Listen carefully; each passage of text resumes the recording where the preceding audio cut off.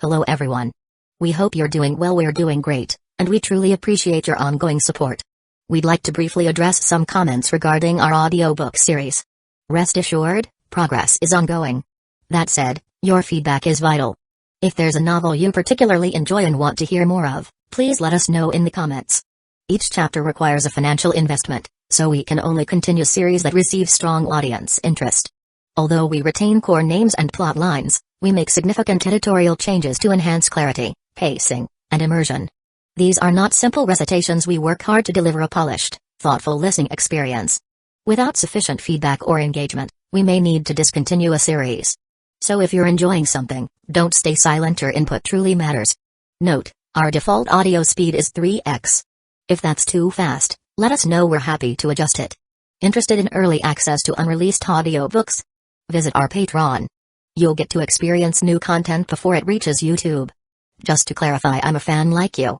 I've purchased these novels and adapted them with care, while respecting all rights and guidelines. For updates, follow us on Facebook and Twitter, X. YouTube update: recently, YouTube flagged some of our content for including mature themes, realistic violence, and darker story elements. As a result, we've decided to stop uploading anything that violates YouTube's guidelines. If you'd like access to the full, uncut versions including the more intense or mature content, you can find them on our Patreon page, where we upload everything first.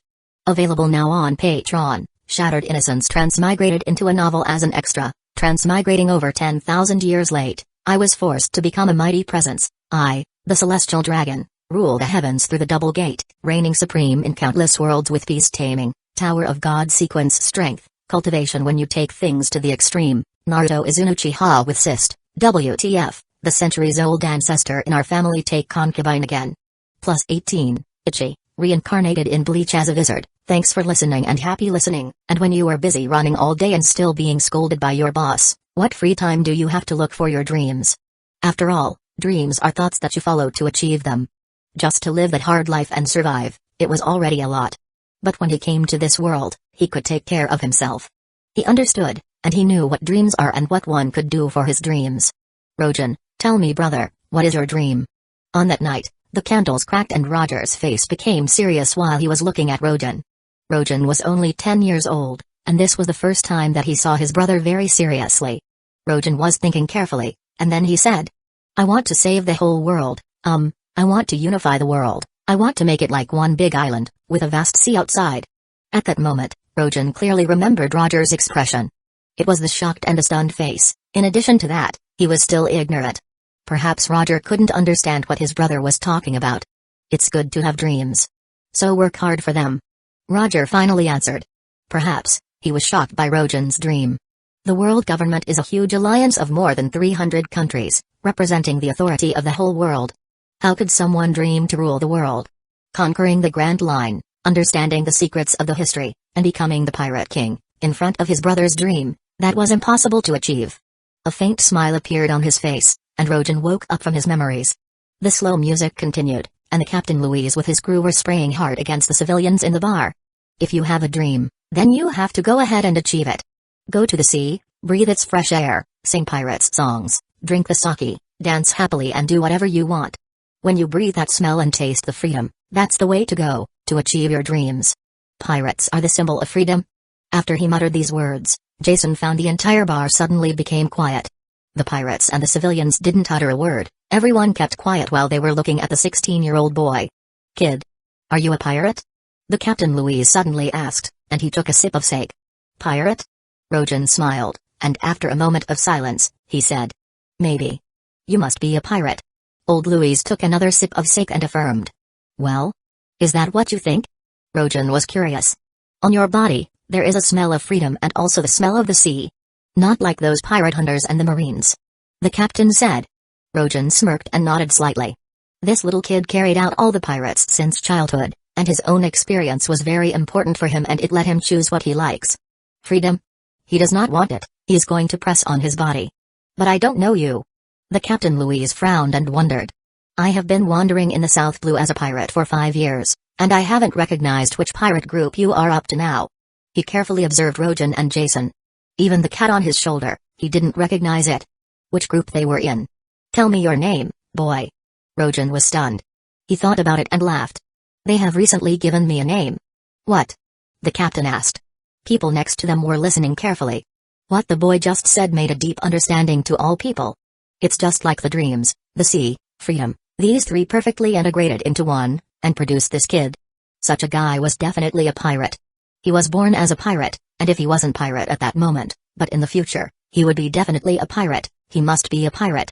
They call me Himura Kenshin. You can call me Himura Kenshin, the sword-drawing manslayer. With a slight smile, Rojan's voice drifted slowly throughout the bar, leaving everyone in silence. Even the captain, he was stiff, he looked pale. Until Rojan and Jason left the bar, everyone was very quiet and didn't react. It turned out to be him. Himura Kenshin was the most recent main wandering in the South Blue. A name that made countless pirates fears him. He killed and destroyed so many pirate groups. In the eyes of everyone, he was very cruel, indifferent and merciless devil. He kills when he sees people and never leave anyone alive. However, old Louise and everyone else who were in the bar didn't expect that. They didn't think that he was Kenshin. So it is, that's what it is. The captain suddenly realized. All the pirates who were killed by him are scum and evil. They were just nails for the Marines, and bring the shame to the pirates. How could such a man, who glorified the pirates' dream, freedom, let them go? This guy. He is a real pirate. The pirates, they are a group of souls floating on the sea. They represent freedom, dreams, and the sea. They are not going against justice, doing anything arbitrary and killing bloody demons. They have faith. They are not worthy of being called pirates. Maybe survivals is more suitable for them. Rojan and Jason strode across the street to the port. Get ready to go on board, we don't have much time. Rojan was serious at the moment. He was more serious when he heard the information in the bar. The Marines were in place. They roughly determined that Portgas de Rouge was in the South Blue, but they had not seen her, neither know exactly where she was. At that moment, Rouge is still safe. However, the child that she was carrying could not delay. It was common sense to conceive in October, but she kept her child Ace inside her for 2 years after the pregnancy period. But that time, she was already dried up. All right, Captain. Jason screamed. Hey you two, wait. Captain Louise told me to give you this. Suddenly a voice came over.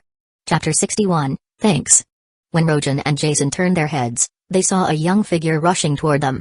They recognized that this person was a member of the old Louise pirates. Huh, that's great, I caught you up. The young crew member had a glimmer of joy on his face. What do you want us to do? Rojan wondered. Our captain, he heard that you are going to Bayterila Island, so he told me to give you this gift. The young crew said with a smile. Gift? Rojan and Jason looked at each other. The young crew quickly took out a chart from his arms. The chart was complete. Rojan could see it as soon as he scanned it. This one was much more comprehensive than his own was.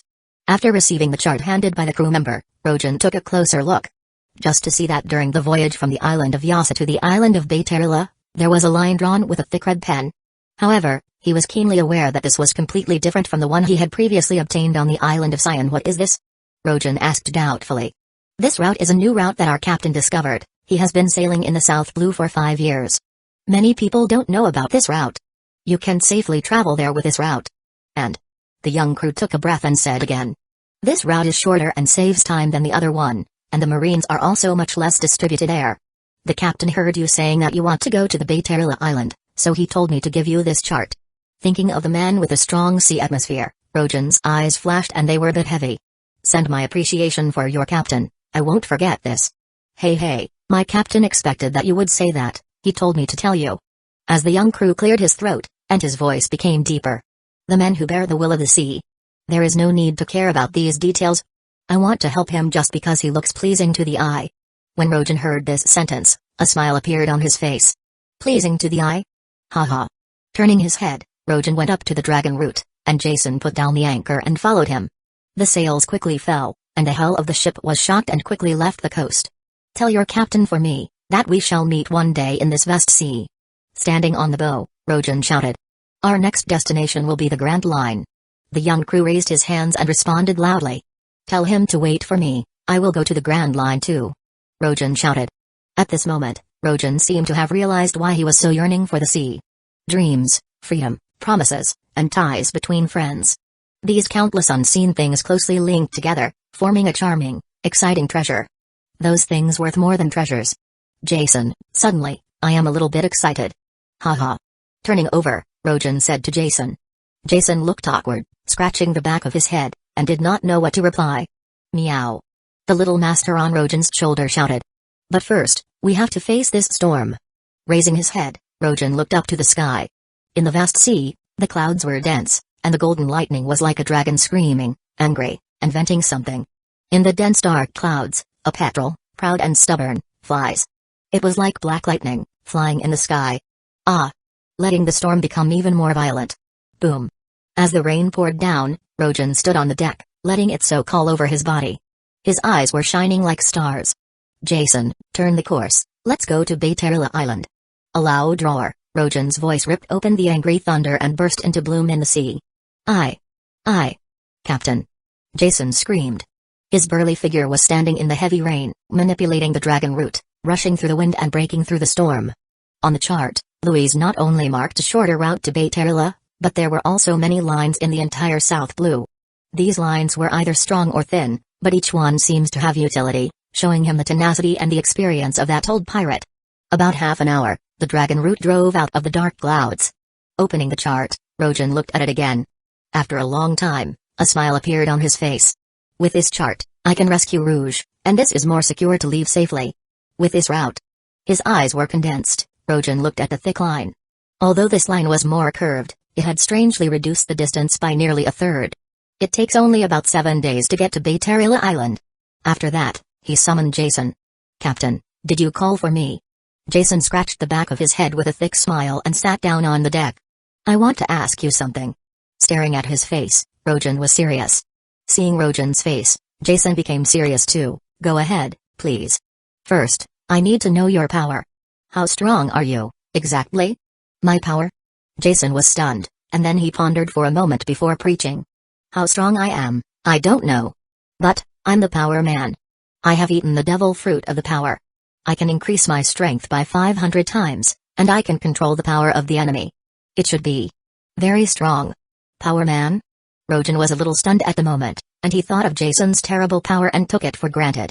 Actually, until now, I have not fought with all my strength. The last time, it was because I had exhausted their strength and had been overcast before I passed out.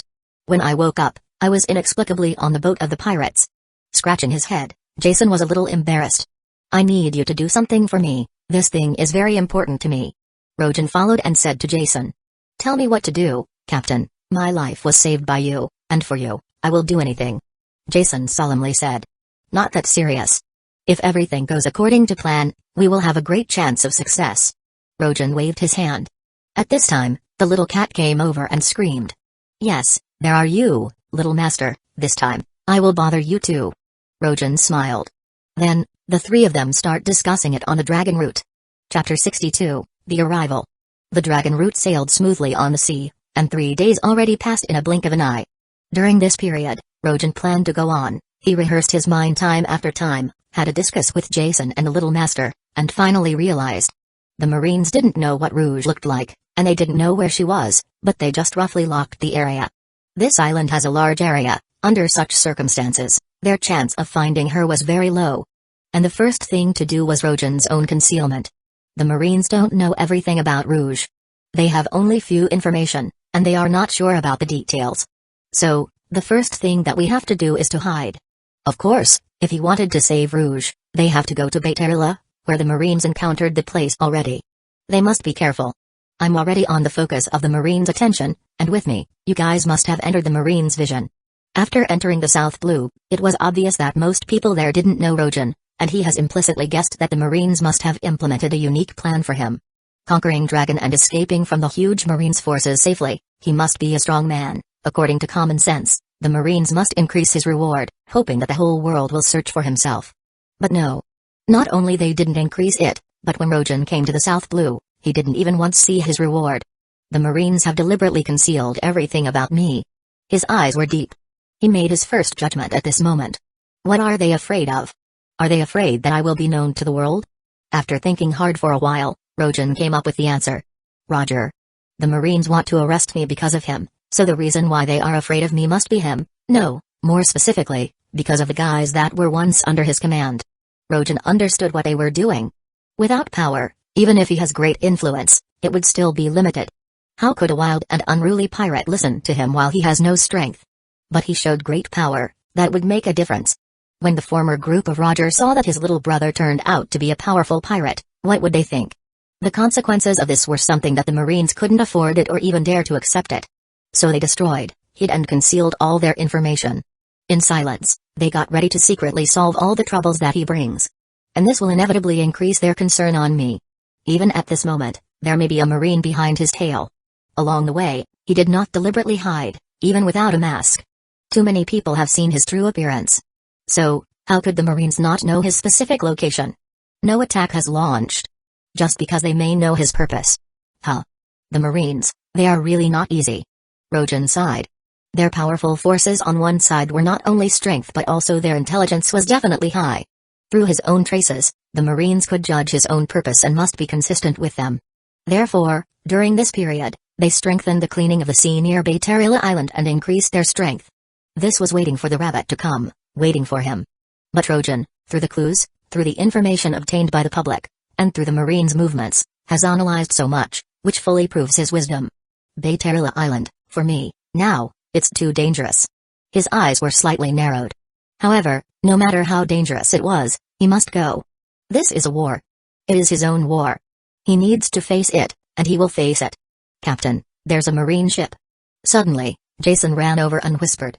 Rojan looked at it, and a warship was sailing fast in the undulating sea ahead. Don't worry, keep sailing. His eyes flashed, and Rojan was faint. Since the Marines know that he will come, then they must be ready to take care of all their actions. All right. Jason shouted loudly, looking at the Marines with narrowed eyes, but there was no fear in his eyes. Then, the Dragon Root and the Marines' warship passed by, and the two sides looked at each other at a distance. Major, do you want to check them? On the Marine warship, the soldier shouted at the red-cheeked colonel, who was drinking and drinking. Check? Check for what? Major, we have to pay attention to all the passing ships during this period to prevent the pirates from entering. The soldier lowered his voice. Look at this ship, just 2 people. Check what? What to check? The major pointed at the Dragon Root and shouted. What a fool, we can't see all the things with one glance, we need to check. The soldier's eyes flashed helplessly, this drunk captain didn't know how to rise to a high rank. Recently, a group of new officers came to the South Blue. These guys were temporarily deployed from the Marines' headquarters. They all shared the common characteristics of high-ranking children, and they had hard workers under their hands.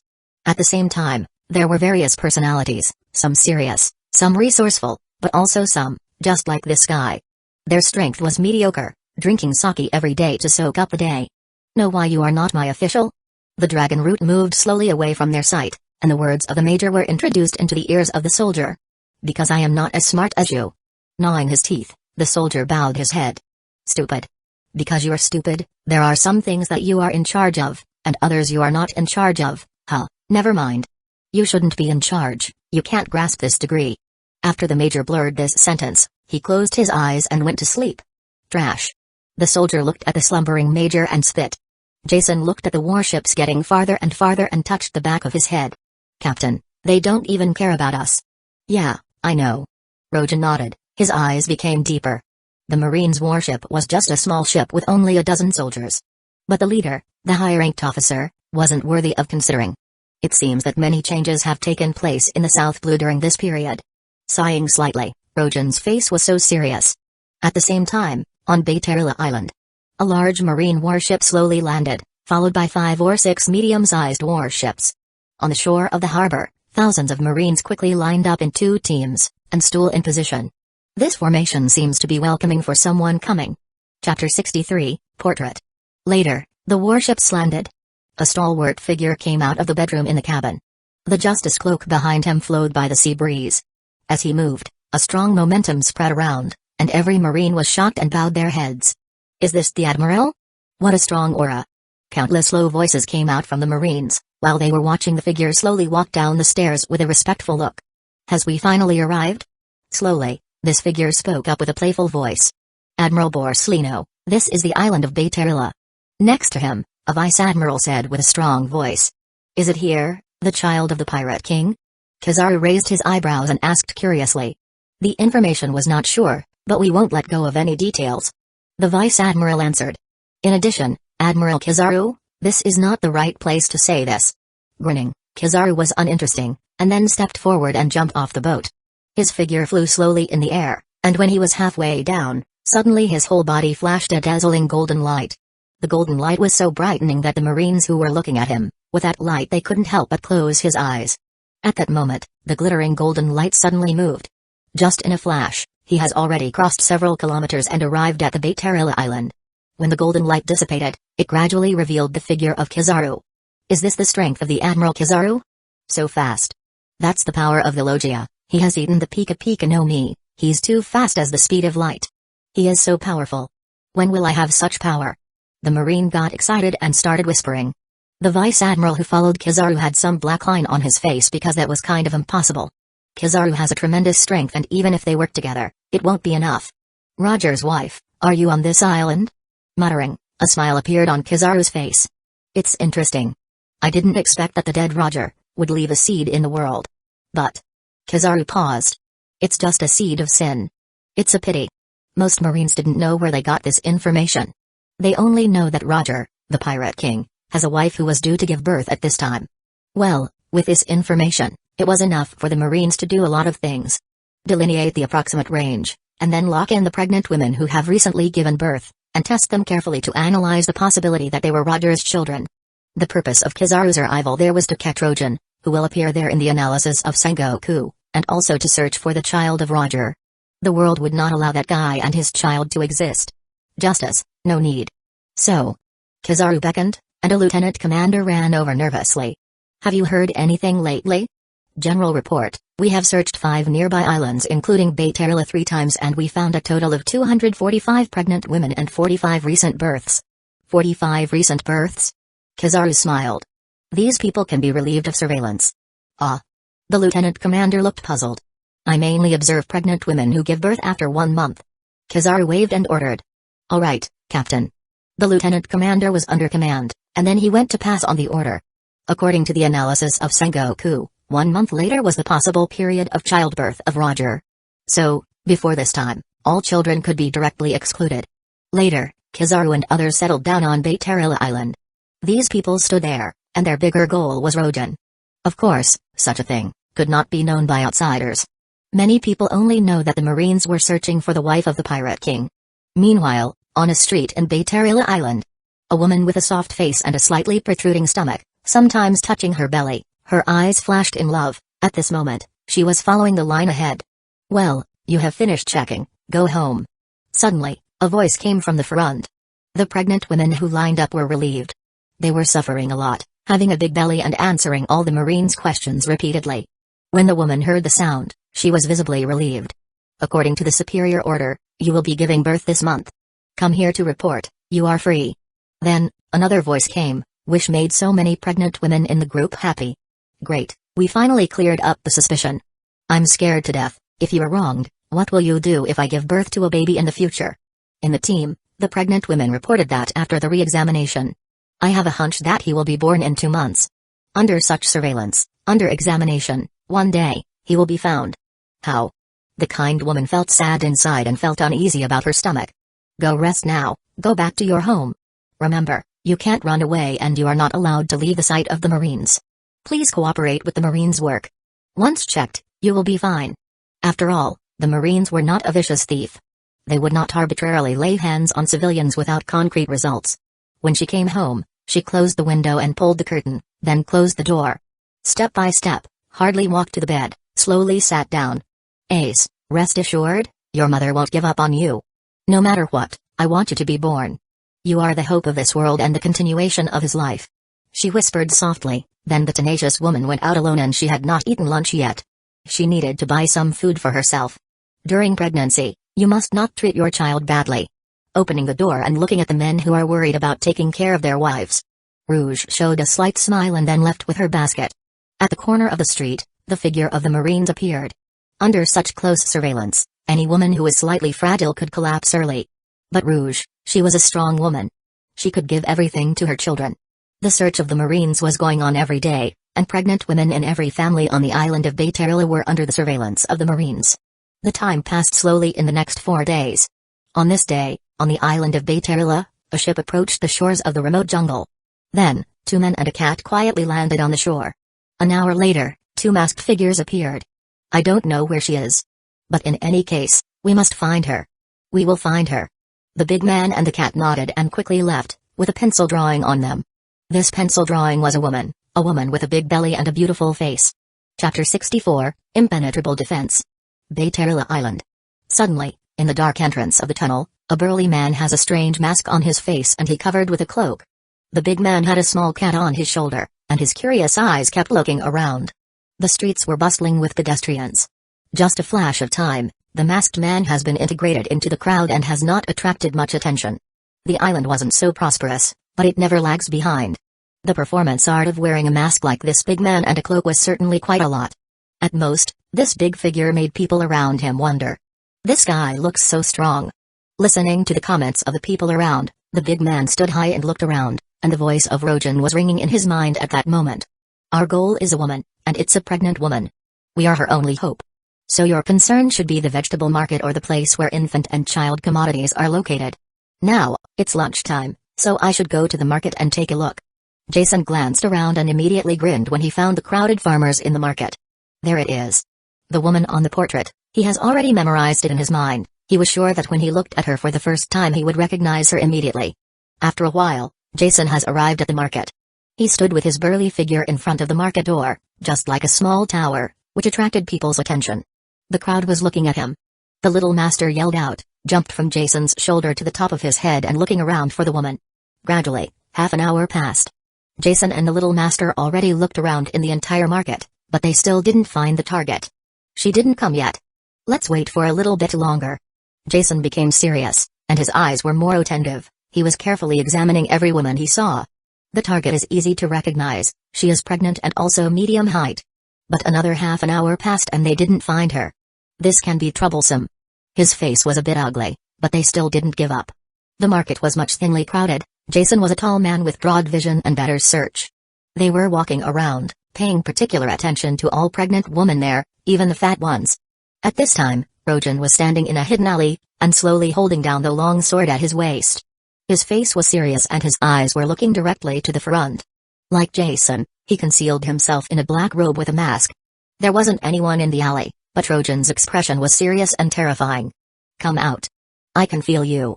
It was quiet everywhere, and no one answered him. Rojan's eyes were even more serious. He lifted his steps and headed toward the town. Just after few steps, his right hand suddenly trembled. Ian. The crisp sound of the sword rang, and a bright light bloomed. The next moment, the sword came back to its sheath.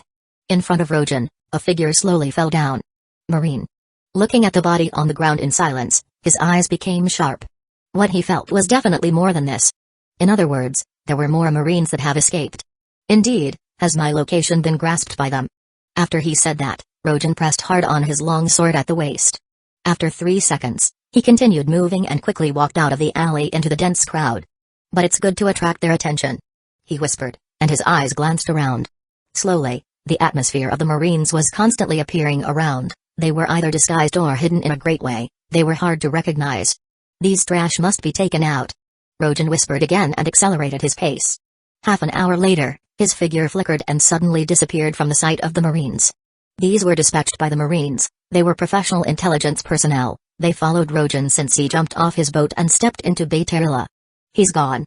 Where does he go? For a moment, the Marines hidden in the darkness were stunned, but after a while, they started looking for him again according to their intuitions. Running all the way, passing through 3 streets in succession, the Marines finally showed themselves. Where did he go? I can't find him. Their faces became anxious, and they didn't expect that he had such a keen instinct and he was able to get rid of them. They looked everywhere, but Rojan seemed to disappear, and they couldn't feel his existence anymore. Walking around, the Marines didn't give up yet. They tried to find the trace of Rojan, but they couldn't. They were disappointed. He is really gone. They said that in desperation's voice. They had to give up. But just in the moment of turning around, their eyes shrank. A figure shrouded in a black robe appeared in front of them, and the indifferent eyes under the mask were looking at them coldly. Are you looking for me? Marines. This voice was very light, but it made them gather around him together. The exposed intelligence personnel were a little bit afraid. Rojan. With hesitated tone, the officer said it. Oh yeah. It's me, but it's a pity. Pressing his hand at his waist, It suddenly trembled, and a touch of sword light flashed by them, and Rojan's figure has changed from the extreme quiet to the speed of light. He was like a phantom. At the next moment, he was standing already behind them. Dragon Howl Strike, Godspeed Sheathed Blade Technique. Peng. Peng. Peng.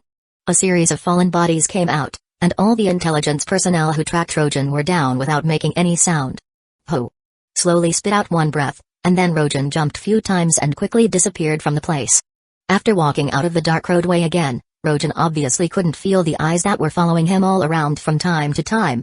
The master of martial arts has a unique perception of the attention behind and around him.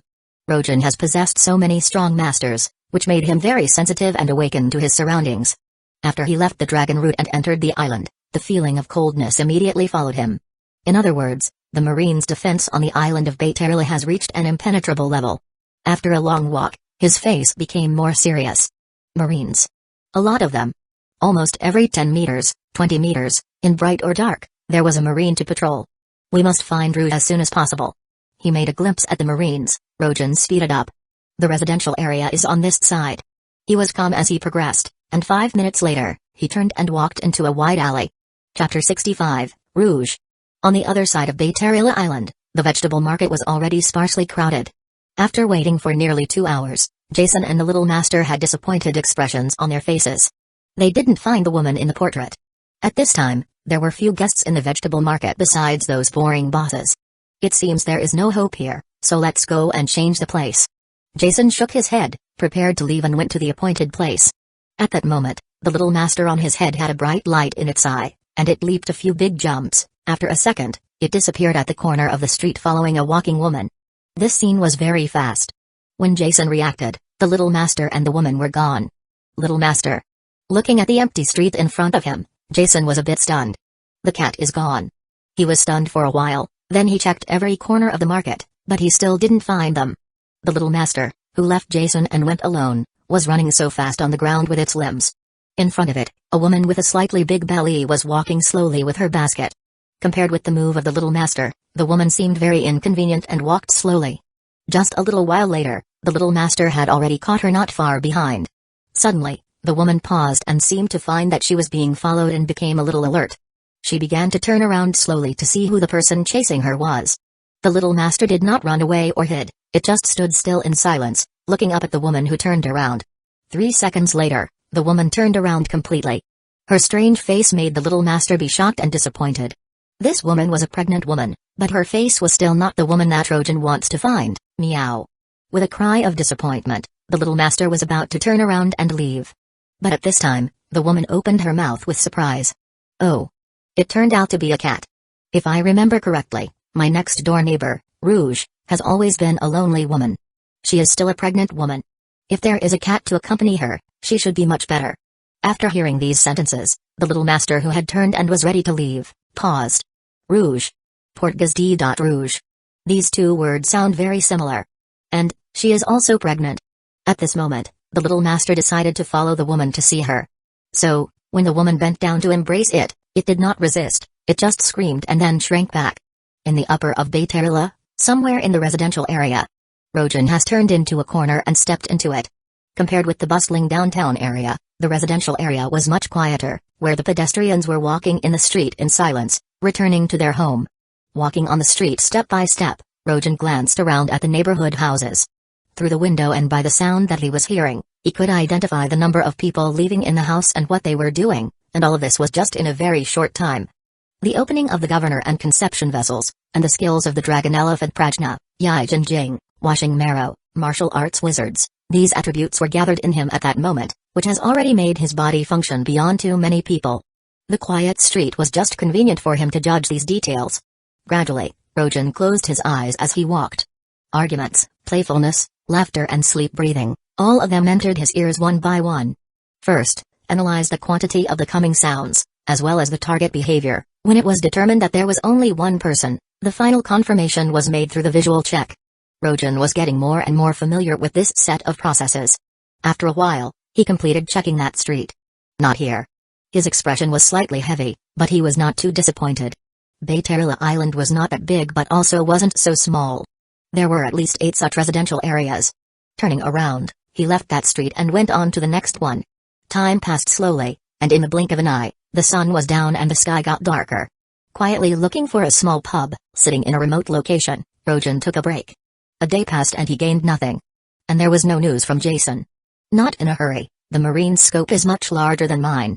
They have to get rid of the nearby islands too. I only have this island, I should be faster than them. With a calm look, Rojan drank his wine on the table. During the day, he pulled out those spies, who were chasing him, one by one. For the next time, he had to be more careful so he won't be spotted by the Marines. That is to say, he was safe for a while. Moreover, he did not find out what news those people passed to the outside world. Finding a random hotel, Rojan began to rest. In another place above the island, below a thick tree. Jason chewed the food in his hands and looked depressed. A day has passed, there is no news, and I lost the little master. This will make the captain think that I'm useless. No, after the dinner, I'll continue looking for them. After a few big bites of his food, and then filling the rest of his stomach with a jar of wine directly, Jason stood up again. Meanwhile, in the middle of the Marine station. You mean, during the day, a group of our intelligence agents was wiped out? The young man with the colonel's epaulet on his shoulders frowned and asked the soldiers in front of him. Yes, 13 agents, their wounds were smooth, and it is suspected that they have been killed by a sword. The soldier said back. Taking a breath, the colonel rubbed his forehead, which was a headache. Strengthen the vigilance, this area is not quiet recently. Because the Marines' cleaning of the pirates, this led to the revenge of the pirates. A few of the Marines on the nearby islands have been killed too. Keep the soldiers safe, the search is important, but their own lives is also important. All right, sir. The soldier's legs were close together, making a pat sound, and he saluted him. His eyes were full of respect. Go on. The colonel waved. The soldier turned around and left quickly. What a mess. Fighting that was supposed to take place at night. But now, they dare to fight in the daytime. Is it a pirate? What a bold man. The colonel looked at the written report on the desk with a pale face. The Admiral Kizaru went to other islands to inspect the situation, and at this moment, there was a vice-admiral defending the island. However, could he deter the bold and unscrupulous pirates? After frowning for a moment, the colonel pulled out the Den Mushi. Notify me with everything, keep guard the main crossings of the island leading overseas. During this period, I don't allow a mosquito to fly out of our sights. Yes, Captain. Inadvertently, the defense of Bayterila Island was tighter. Chapter 66, It's Her. The morning sun shined through the cracks of the branches and leaves, and the mottled shadow was printed on the ground, forming a mysterious pattern. At 5 or 6 o'clock in the morning, a team of the Marines appeared on the streets, and they looked solemn. They were patrolled back and forth. In such case, the residents of Bayterila became familiar with the situation. In the beginning, they were afraid, but after a long time, they discovered that these Marines were there for their safety. The streets on the island, almost every 30 meters you would find a Marine. It can be said that the island has been completely occupied by the Marines at the moment. Even the number of the Marines was more than the number of residents. At this moment, Rojan was standing at the entering of another residential area. He closed his eyes slightly and walked slowly. There was a Marine passing by, and he looked calm and indifferent. The latter looked at him a few times, but he didn't check out carefully the person in front of him, so he passed by without any problem. After the morning, Rojan checked the entire street. At noon, he ate lunch and then he headed for another neighborhood. As before, the third residential area was checked by him, and no trace of Rouge was found. The day was passed like this. Rojan calmed down and passed by the Marines on the street, and then he entered a hotel to rest. On the other side, Jason was very confused at the moment. For 2 days, he kept looking for the little master but there wasn't any news. Also the woman, he didn't found her or even a similar one.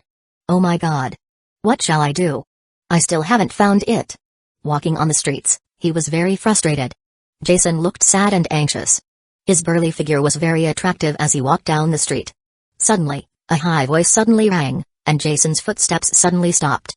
Please pay attention here. A Marine was holding a loudspeaker at this moment. He was shouting loudly on the high ground. Tomorrow morning, at 8 o'clock, all pregnant women are invited to gather here. We need to check. I hope you'll cooperate. Residents, please remember that all pregnant women must arrive, and those who won't come, they will be searched by the Marines and will be in trouble. I hope you will cooperate well. Once you confirm your identity, you will not be subject to any further investigation and will still be protected by the Marines. Soon, a large crowd gathered there. Some of them were interested, some were distressed, and some were bored. The news was quickly spread by the crowd and became known to the entire island. Jason heard the news for the first time, so his eyes immediately lit up. Finally, There's good news. His heart was relieved. When he heard the news, he immediately went to find a hotel and then he took a shower and fell asleep. On the island, in a residential area, a woman with a soft face and a big belly, she was moving from time to time in the house. She was preparing meals for herself. Behind the woman, there was a small cat watching her moving around. This woman is exactly the same as the portrait. This is Rouge. That's what he's looking for. A big smile has appeared in the eyes of the little master. It observed the woman for a long time. It was very sure that this person must be Rojan's target. The kind and loving temperament of her body, as well as her slender shape, and also her strong character, the cat was deeply touched by it. What kind of woman is she? She was facing the marine censorship alone without fear. On the contrary, she has been living in an orderly manner according to her own mind, and her nerves were bigger and bolder more than any man was. Before he comes, I want to protect this woman and her child. The little master made a secret promise in its little heart. Just at first glance, it liked this woman. A gentle and strong woman, made the little master admire her very much. If I'm as strong as this woman, would the result be the same? Unconsciously, the little master actually started to fall into her memories. Haha, fortunately, I have you little cat, I have you accompany me, I'm not so lonely anymore. Rue looked at the little master with flickering eyes and suddenly smiled. Meow. The little caller meowed. Tomorrow they are going to investigate me again, these marines are getting more and more troublesome. In the blink of an eye, Rouge's eyes became serious. Once and for all, maybe she could be concealed, but with the repeated investigation of the marines, eventually, it will reveal clues. What shall I do? Rouge has some anxiety in her eyes, but she wasn't flustered. The island of Bayterla was almost surrounded by the marine. It can be said that this area was almost all marines' territory. Maybe there was a hope to escape from the island, but it was so difficult to escape from the encirclement of the marines. Meow. At this time, the little master meowed, as if it was comforting Rouge. You're telling me not to worry, haha, what a smart cat. Rouge seemed to understand and laughed. Meow, meow, meow. The little cat with his little paws seemed to mark something. Huh? You mean someone is coming to save me? This time, Rouge was surprised. The little master nodded, affirming Rouge's question. Later, Rouge fell into silence and took a deep look at the cat in front of her. This mysterious cat was brought to her by her neighbor Mary. But she was miraculously able to understand her words. You are saying that someone is coming to save me? Who will it be? The figure of the man flashed in her eyes, but in a moment, she shook her head again. That's so hard to know about my existence. Is it your owner? Who on earth will it be? In the blink of an eye, the night has passed. On that day, Jason came to the place that the Marine mentioned yesterday. He crossed his hands, his eyes lit up, and he started scanning at the place carefully. Today, I must find her. Huh? I can't disappoint my captain. Secretly assured in his heart, and his eyes were deadly serious. After a short time, the Marines lined up at the location and they made all the verification arrangements quickly. In less than 10 minutes, a group of pregnant women came there, and they were surrounded by the Marines. Jason's eyes were carefully observing all the women there. However, after the group of pregnant women completed their check, they left, but he still didn't find his target. Why hasn't she come? No. He kept waiting, and then 3 other groups checked out and left. There must be more. Jason held back his anxieties and kept paying attention there. Half an hour later, suddenly Jason heard a slight meow. He turned his head and looked behind. It's her. It must be her. Chapter 67, Listen to Me. Jason looked behind where the sound came from. He immediately saw a group of pregnant women walking slowly ahead of the Marines. Among them, in the rear there was a gentle-looking woman following the group. She looked calm and she wasn't afraid or panicking. On her shoulder, there was a cat waving its claws at him, as if it was calling for him. That face, Jason could recognize it easily. It was definitely her. Rouge. It was the woman that Rojan was looking for. What made Jason even more shocked was that the little master was the one who has found her. Little master. It has been already with her. Jason was curious at the moment, but he didn't act rashly. There were so many Marines there, and if he did anything wrong, it would inevitably lead to the chaos there. Even though he is so strong and big, but that doesn't mean that he has no brain. Holding the excitement in his heart, Jason dropped his hands and looked at the woman from time to time. Time went on, and in a few moments, all the pregnant women in front of Rouge was checked, and it was the turn of Roger's wife. At this time, Jason's eyes became serious. He stared at Rouge and his eyes never blinked. The time passed quickly, and the turn of Rouge has come. The woman's expression was still calm, she wasn't panicking, but she showed a trace of timidity in her eyes, which was the most vivid expression of the timidity in a pregnant woman's role in the Marines' investigation. Name please. The Marine officer looked at Rouge, but he didn't care. He saw hundreds of such expressions. Ordinary women, when they face a Marine officer in this situation, they would have psychological pressure and fear, which is normal. If they show boldness, they will attract their attention. Rouge. The officer nodded and inquired about the last question. You have been checked 3 times, and no problem found every time. The officer put down the documents from his hand, raised his head, and looked at Rouge. So, do you have anything you want to tell us this time? Rouge looked at the Marine's eyes and she tried to say something. But suddenly, her heart shook, and her whole body trembled. The officer stared at her eyes, like a whirlpool, exuding deterrent majesty, as if she lied to him that was disrespecting the gods, making her feel ashamed and timid, so she could not help telling the truth. Do you have anything to do with Pirate King, Roger? At this time, the voice of the officer came out again. The voice was calm and clear to the other's ears, but it was like a thunderbolt in the ear of Rouge, which shook her heart. There was a trace of confusion in Rouge's eyes. It seems that she could not control her mind and she would tell the truth. Not good. Standing in the distance, Jason looked at her with tight eyes. When he saw the situation, he trembled. Tell the truth. The tone of the Marine was still steady, and everyone could hear the harshness of it. This sentence introduced into Rouge's ears, quickly amplified, like thunder, and shocked her whole body. For a moment, it seemed that she almost started telling the truth and explain everything. Just when she spat out a word, then her eyes were immediately restored to the little cat. Meow. The cat on her shoulder, at that moment, screamed loudly in her ear to wake her up. My husband. Rouge said. The officer's eyes condensed and he continued to interrogate. Who is your husband? My husband once lent Roger a sum of money. Rouge showed a timid look, but her eyes were very flustered. Are you trying to hide this? The officer was disappointed. I'm afraid that the Marines will punish me.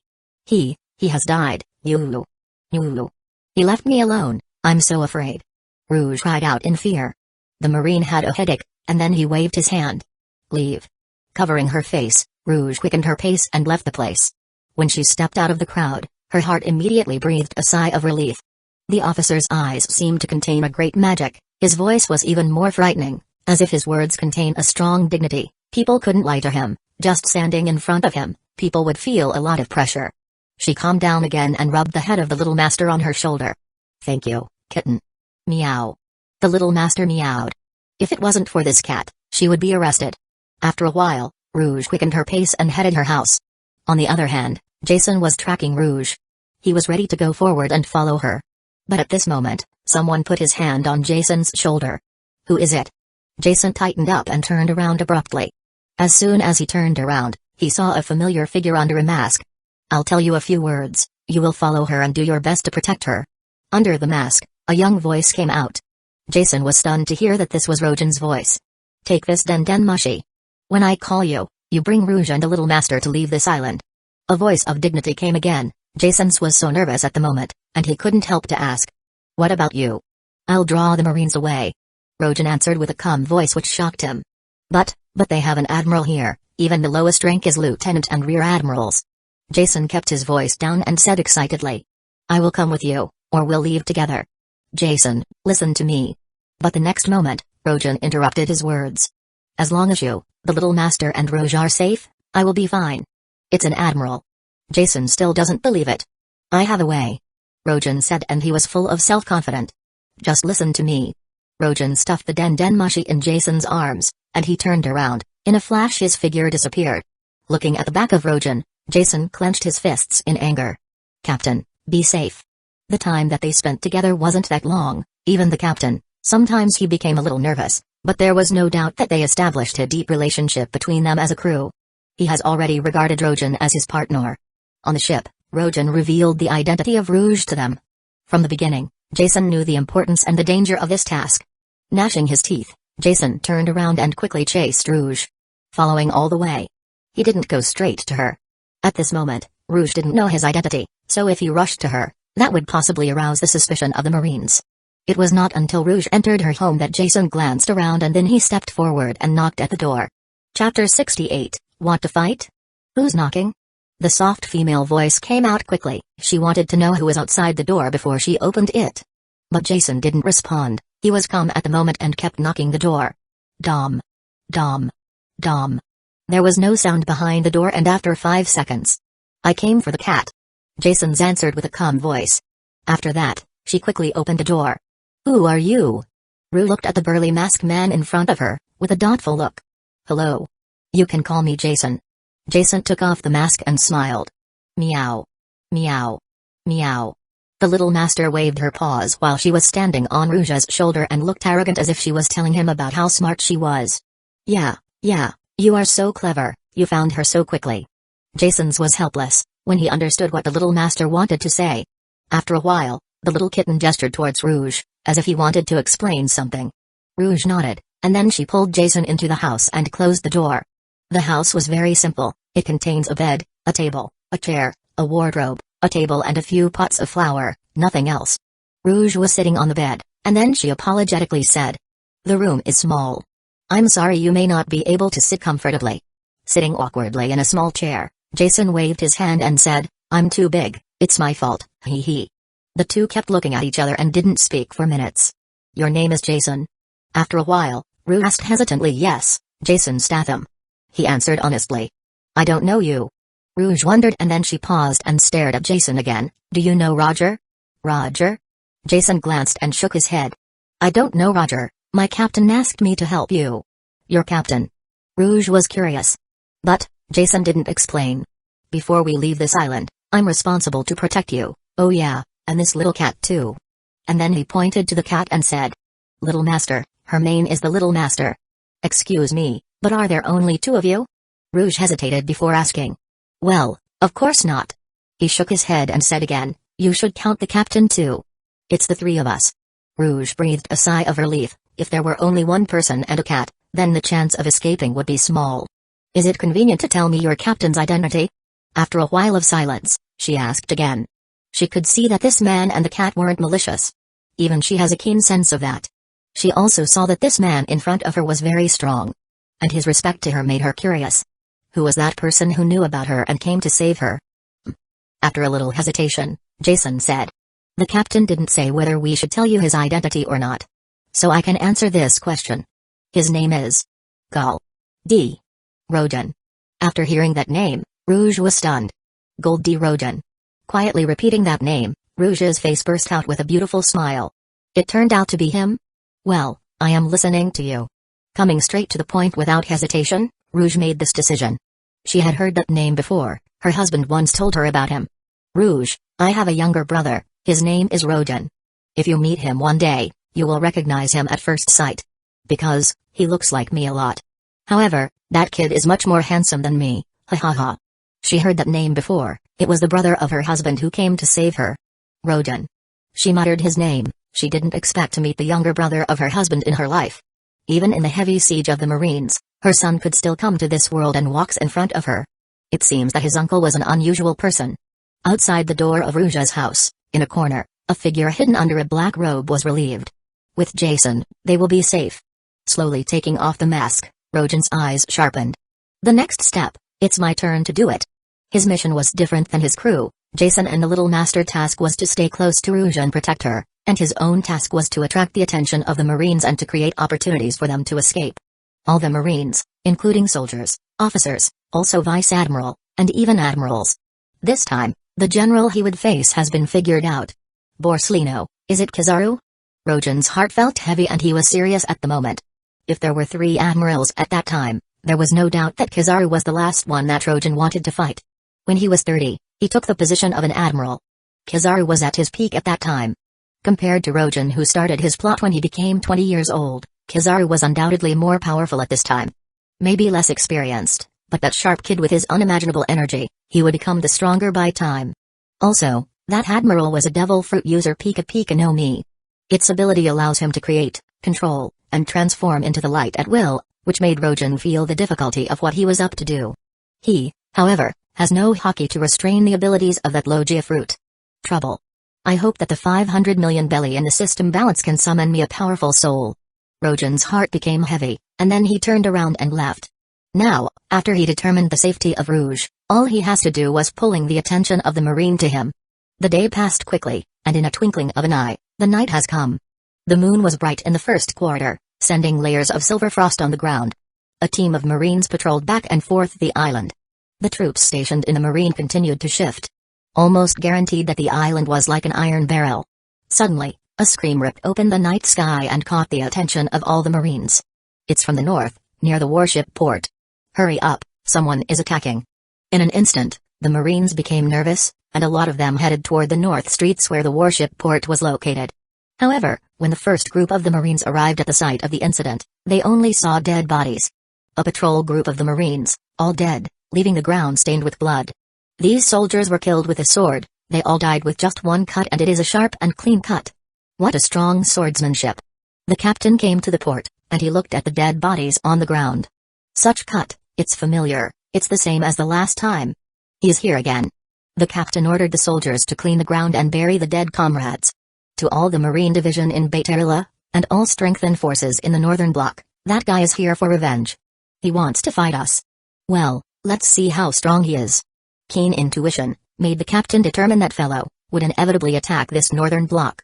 Chapter 69, Panic. The night quietly disappeared, the Marines patrolled overnight, but they didn't find anything, there wasn't any trace of who attacked them. It was like someone suddenly appeared to attack him and disappeared. Marine base, in the office. The colonel was very serious, he was sitting in a chair and looking at the young men in front of him. Please, we can't lose anymore. Understand, sir. All the young men raised their hands and shouted loudly. These guys were all new students of the Marine headquarters. They came here to practice with this base as they approached graduation. Their shoulders were also hung with lieutenant's epaulets. To put it simply, these students of 17 and 18 years old were high-ranking children. They were the next generation of the sea. Their parents were basically officers and commanders of the Marine headquarters. Under such circumstances, they have received the best Marine education since birth. Also, their fighting skills were unusual, and they were only missing some experience. However, the lack of experience doesn't mean that these young Marines were not smart. Compared to Marine officers, they were better than them. After they came to this island, they were left idle, to let them see the complexity of the outside world.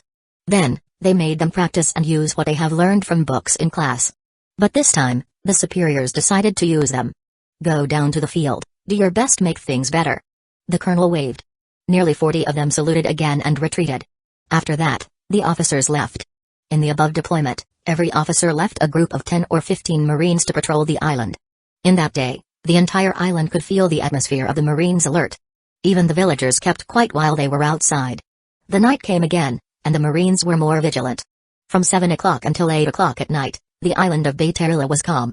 All the officers were serious, they followed their subordinates and patrolled every street. None of them has relaxed. These high-ranking students, each one of them has good strength. If they were placed with pirates, then their average reward would be definitely around 50 million. They were a huge force sent to that island. It can be said that the Marines have paid attention to a considerable degree for the inexplicable sneak attacker. Another hour passed and they didn't discover any trace.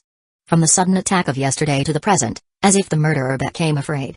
Continue to be vigilant, that guy is very strong. The colonel issued an order, and the Marines still stick to their tasks. Until about 10 o'clock, a team of the Marines passed through a dark alley in the northern block of Baitarila Island. Pata. Suddenly, a slight sound came out. The officer immediately turned his face, and all the group under him raised their rifles and aimed in the dark alley. Who is it? The officer shouted loudly, but he didn't go forward, he just held his weapon. He wanted to quickly inform his colleagues that what the Marines were teaching them, not individualism, but teamwork. At this moment, a shadow appeared at the entrance. The stranger was covered in a black robe with a strange mask. At first glance, a faint light in the lane sprinkled on the person, and it let his whole body emit a terrible mysterious atmosphere. Who are you? The officer asked loudly, and the group behind him raised their weapons nervously and clasped their fingers firmly on the trigger. Who am I? A voice under the mask came out, it was a young voice, which made the officer stunned. Aren't you looking for me? After this sentence, the officer became angry and waved his hand. Shot him. Soldiers immediately pulled the trigger at almost the same time. Bang bang bang bang bang bang. A series of gunshots came from the night. At this moment, the group of the Marine that was patrolling nearby was stunned, and their facial expression has changed. Hurry up, there's something. In our neighborhood, hurry up. Finally, I found him. In the dark laneway, the Marine's eyes suddenly shrank. He ordered the shooting at the first time, and his group followed his orders. However, the shadow was gone. You are too slow. Until then, a voice came out, which did not contain any feelings.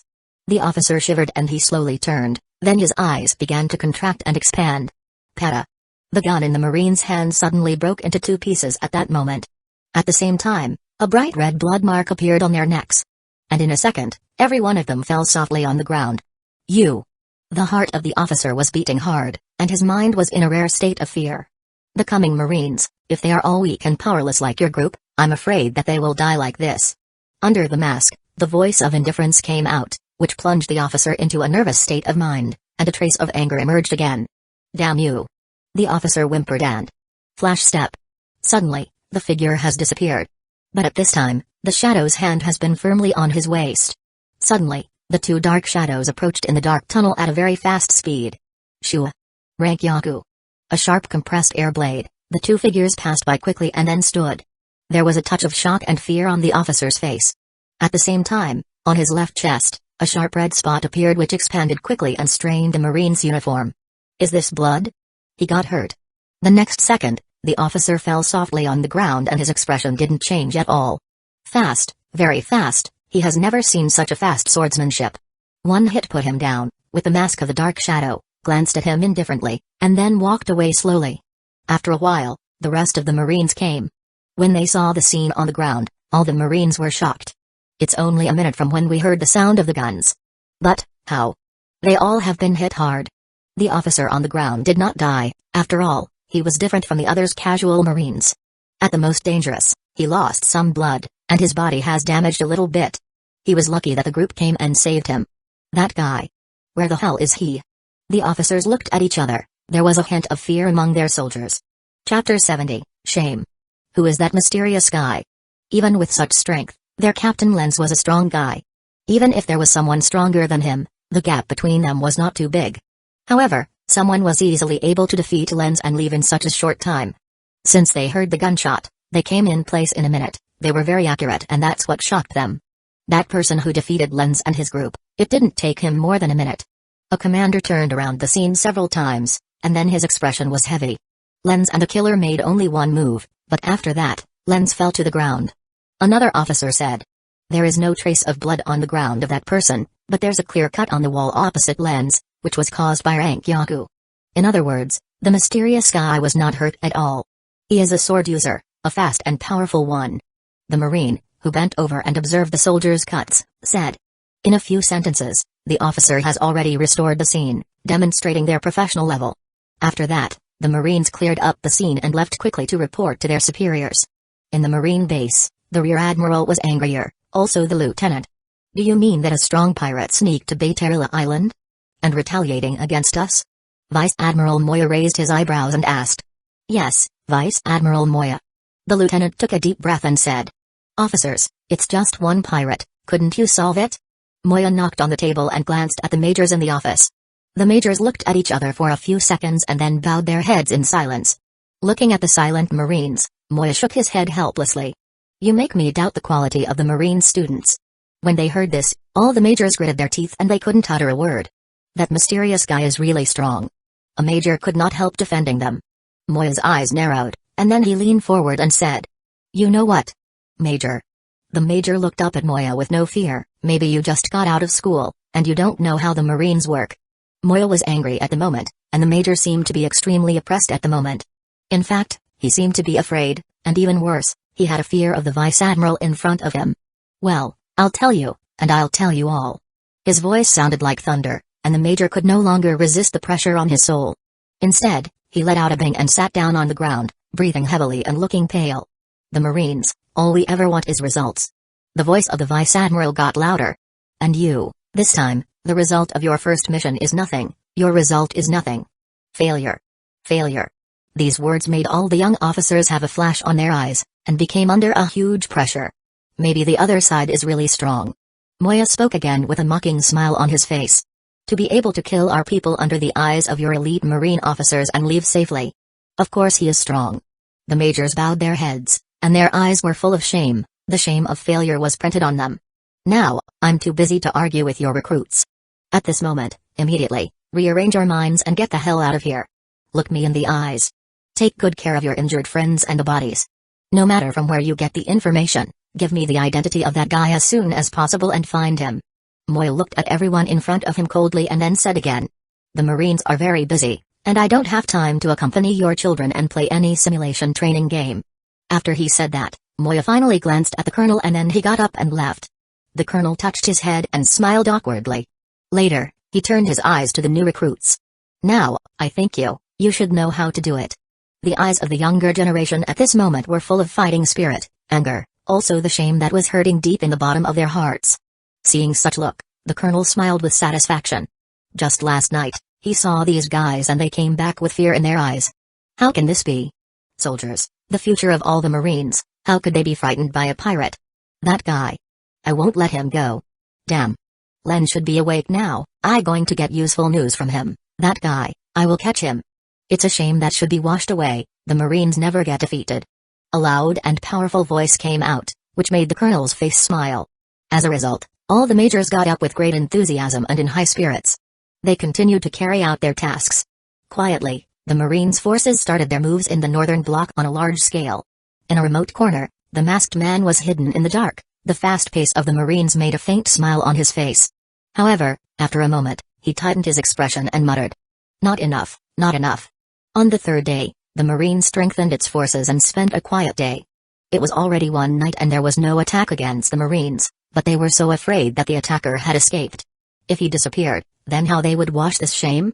On the fourth day, the guy appeared again. But this time he happened during the daytime. Bright and straight, shrouded in black robes, hidden under a mask, one person and one sword. Then, he swept two teams of elite Marines, and he still drifted away. However, the Marines weren't afraid, they began to be bloody. Facts have proved that the guy did not escape. He had the delusion of facing the rigid Marines and fighting them to the end. After that, the fifth day, the mysterious man reappeared, and 3 teams were beaten, and the Marines' casualties were heavy and he left again on the 6th day also, the man appeared again. 5 teams of the Marines met him in the narrow lanes. They attacked him in anger. 3 minutes later, the masked man left the place safely, leaving a lake of blood behind him. The Marines were seriously injured. On the 7th day, the Marines deployed more troops to the northern block. But on that day, Jason, who was protecting Rouge, suddenly shuddered. Chapter 71, The Storm is Coming. It was the 7th day when Jason and others arrived at Bayterila Island and found Rouge. At the noon of that day, Jason, the little master, and Rouge were eating lunch around a small table. Suddenly, Jason's simple expression has changed to extremely serious for an instant. Rouge was puzzled when she saw the look of the honest man. What's wrong? Jason. At the same time, the little master who was drinking milk on his side raised her head and her eyes were serious. Peru. Peru. Peru. The dendenmushi rang. Jason, who was eating a lot with a full mouth, quickly put down his chopsticks and pulled the dendenmushi out of his pocket. For 7 days, the quiet dendenmushi finally rang. Hello. Quickly picked up, Jason's voice was heavy. Take action. Opposite the telephone call, a young voice came, which made Jason breathe a sigh of relief, but also made a big change in his mood too. Over the past few days, he has seen the changes in the southern block of Bayterila Island. From the moment he arrived there was a Marines patrol almost every 10 meters in the southern block. However, that day, the number of Marines has dropped sharply. Every day passes, he saw that the Marines' deployment was getting clear. Jason knew clearly that this must be caused by Rojan.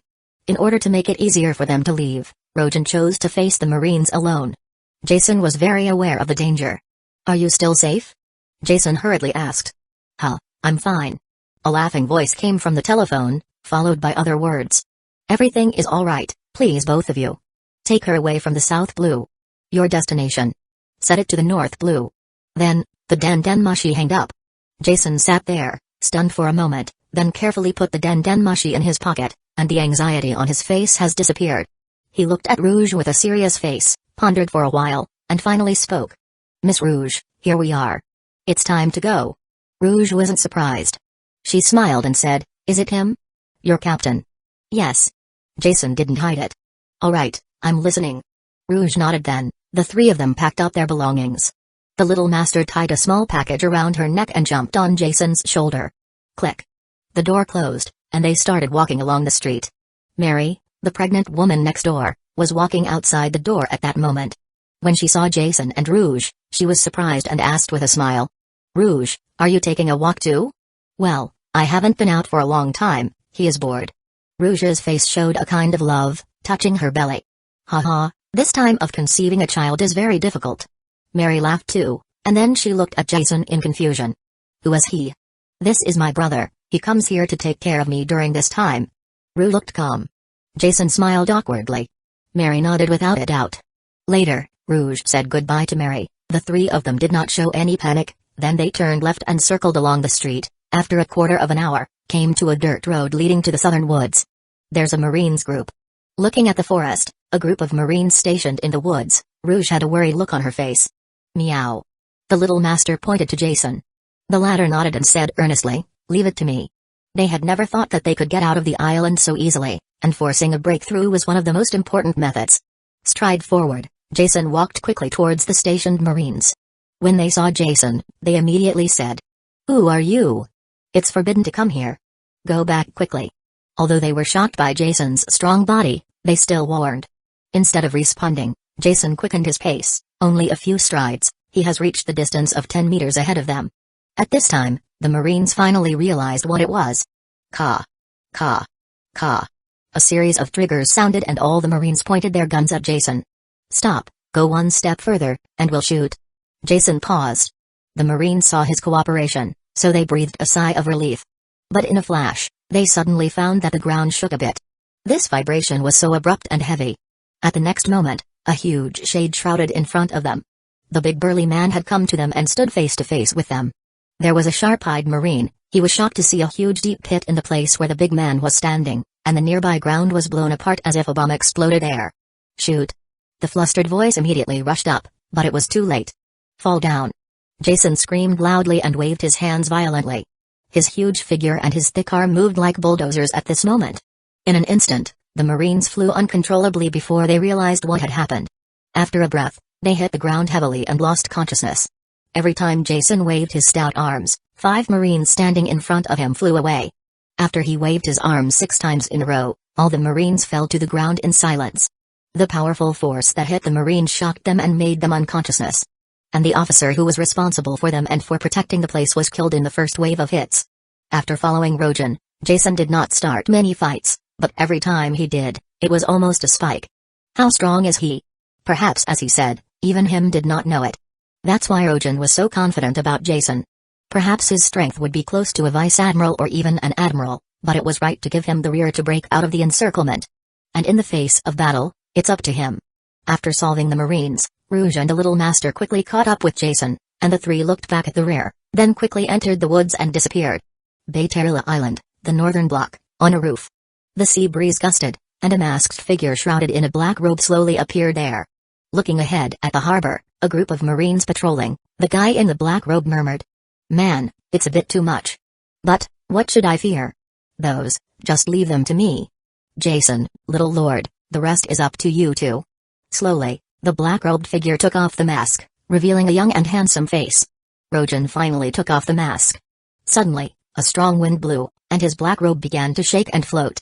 The clouds were changing, and a dark cloud flew over the island of Bayterila. Boom. Looking down with angry eyes, Rojan's voice was so deep. The wind is blowing, the storm is coming. This wind, come because of me. Chapter 72, Here I Am. Boom, in the sky, there was lightning and thunders. Golden lightning was crossing between dark clouds like a dragon roaring and meandering. Over Bayterila, the sky was changing. Quietly looking at the Marines patrolling back and forth, Rojan stood on the roof and his eyes gradually became sharper. Let's get started. The storm is coming. Once again, he looked deeply at the southern block, and with several jumps, he disappeared. From the beginning, he planned for this. On this island, the Marine forces were balanced, 4 blocks, and the strength of each block was not much different. If he wanted to let Rouge and the others left safely and quickly, he must attract as many Marines as he can to his position. However, if he wanted to do this, he had to sacrifice something. There must be a pull of enmity, and it must attract the sight of all the Marines. In 7 days, Rojan accomplished this goal with great fighting power. The Marines thought that he was a pirate targeting them and wanted to destroy them. So they were very angry, they were preparing to fight him back and catch him. However, there was no doubt about the result, the Marines were getting a punch on the face until they were swollen. Hidden in the dark, Rojan was moving like the wind, he was powerful. These young Marines weren't his opponents at all. That day was the day that Rojan will be exposed to the sun to attract the Marines of the entire island, in order to create an opportunity for Jason to escape. There were a lot of Marines in this huge sea area, including Bayterila Island. At this juncture, There must be a dazzling character, a person with the highest hatred value in the Marines, appearing there and turning all the Marine sights around. Only in this way, Rouge would have a chance to leave. After jumping on the roof continuously, he stood near the port where the Marines were stationed. Looking at the dozen warships moored in the port in front of him, and at the Marines who were patrolling below, Rojan's expression became calm like water. That's where I should start. At the next moment, he bent his knees and his whole body suddenly rushed up into the air. After 3 seconds, he was 30 meters away from the ground. 5 seconds later, he got 100 meters high. 10 seconds more, he has reached 200 meters. Boom. Suddenly the rain poured down, and the golden lightning struck behind Rojan high in the sky. At that moment, he was standing high in the sky, with one hand on his chest and a solemn face, and looking down with anger. Then, his head was facing down, stretching one hand, and Rojan started pressing down slowly. VOOO. The Marines were surprised by the thunder and lightning and a sudden burst of weather. In this turbulent rainy weather, besides the sound of rain and thunder, the Marines at the coastal suddenly heard another strange sound. What is that sound? That kind of sounds was for something falling from the sky. It was very strange and hard to describe it. It seems that there's something fallen from the sky. Fee. Some of the Marines lifted their heads, and the rain turned out to be thick lines, which were dropped heavily on the ground. Then, outside the dense rain, they saw a shadow. It's a man. For a moment, all the Marines who saw the figure in the sky, their eyes shrank. Vim, vim, vim. At this moment, the void began to tremble, and a huge wind pressure formed and pressed toward the ground. Boom. Less than 2 seconds, the original continuous rain curtain suddenly twisted. The raindrops on the ground, at this moment, seemed to become more fragmented because of the strong pressure, and there was a tendency that because of this pressure, they are forced to bounce up and fly to the sky and become fragmented. Boom middle dot middle dot middle dot dist middle dot middle dot middle dot pom. From the sky, a faint voice came, like God whispering. All the Marines heard that majestic voice. They immediately looked up. Vim, vim, vim. The strange air pressure was even heavier and even twisted the air. Some Marines overwhelmed to the ground and couldn't stand up again. My God. What is this? The trembling sound came out from the Marines. Some of them saw in the continuous rain a huge shade of pom appeared from a high altitude, and it was constantly pressing down. It's an enemy attack. At this moment, the entire Marine realized from where this strange phenomenon came from. One by one, the Marines were crushed by the pressure and fell to the ground, and then, no word could be heard from them. Phew. A sharp alert sound began to spread throughout the port.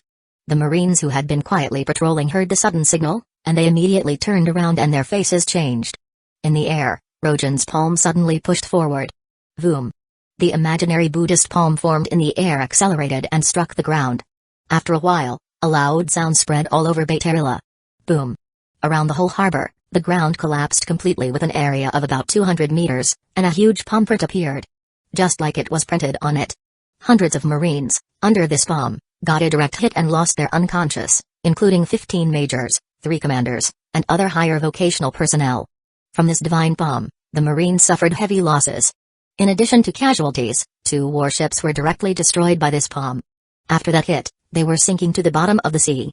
Inside the base, the Vice Admiral Moya suddenly stiffened his body. He stood up and looked out the window. What is this? What he saw was a devastated landscape along the coast, with countless Marines screaming in pain. At the same time, there were other Marines who came to help their colleagues. The scream of pain was incessant. An enemy attack. At that moment, the Vice Admiral Moya reacted. His face was very angry while he was striding outside. As soon as he stepped out of the office door, and all the troops in Baitarila were also coming to reinforce at a tremendous speed. At this moment, almost all the Marine forces were moved except for the person in charge of this area. Along the port, the number of Marines was increasing. From dozens at the beginning to hundreds now, and it kept increasing. However, when all the Marines arrived at the scene, they didn't act on their own. Instead, they took their guns and stared nervously at the scene of the accident. The attacker was in a black robe standing on the top of a warship. He was covering his whole body under the black robe and showing his head slightly so that people couldn't recognize him. Who the hell are you? A major shouted loudly. Making them lose their prestige, the reason for the Marine shame appeared finally. Who was he? Hearing this question, the guy raised his head slowly. Then, reflected in the eyes of all the Marines, a familiar young face but strange. You all have been always looking for me. Now, here I am. Chapter 73, Eyes of the Soul. The rainstorms poured, lightning and thunder filling the sky, and the strong wind slanted the rain.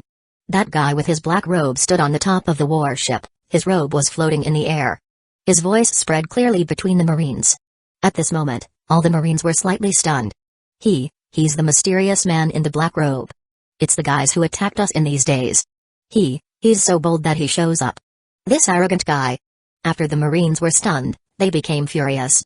They never imagined that this fellow was so bold and arrogant that he dared to appear in front of them. And what made them furious was what he has done. After that bomb, the port of Baitarila, which was temporarily established by the Marines, collapsed directly. Several warships could not be used anymore and dozens of them were injured and lost their consciousness. But for a while, no one in the Marines had acted rashly, because to be able to toss the Marines on the island into such a situation, and he was still intact, this was enough to prove his strength. This is definitely not the enemy that the ordinary Marines could fight. Wait a minute. Look at his face. Suddenly, a young major was stunned when he looked at his face and felt very familiar. Gradually, his mouth grew bigger, and eventually, his whole body trembled. I remember. He is. Then his voice has fainted away, so the Marines around him turned their eyes to him. Who is he? The other team's major asked loudly. He is Ruji-in. Huh? Rojan. The major's voice was very loud and all the Marines around him were stunned. Rojan? Who is he? Some Marines were confused for a while but then shocked looks appeared on their faces. It's him. At this moment, countless information emerged in the minds of many Marines. Rojan, Roger's younger brother, was mysterious and powerful. He fought the Rear Admiral Dragon in Logan Town, and he was so strong that even Dragon had suffered heavy loss. Currently his tentatively bounty was 110 million belly. Of course, this information was high-level information circulating in the Marines, and many Marines didn't even know who was that person. But this man, without any doubt, means a lot to the Marines. Surround him, don't let him get away now. Immediately, a major shouted loudly. No matter how much it costs, arrest him. He made another loud scream, and in this torrential rain, it seemed more majestic and dignified. At the same time, entering the rainy curtain, the Vice Admiral Moya came there with a calm expression. He was followed by 5 Commodores, and their faces were dignified, looking at the figure above the warship. He is Rojan? The legendary brother of the Pirate King. Dragon was unable to arrest him and he escaped smoothly. Moya muttered. Admiral Kizaru's goal of this trip seems to be this fellow, Vice Admiral Moya, would you like to inform him? Behind him, a Commodore said. Notification naturally is what we need to do, though. Moya had a smirk on her face. He paused and said again. After I have seen his strength, it is not too late to inform.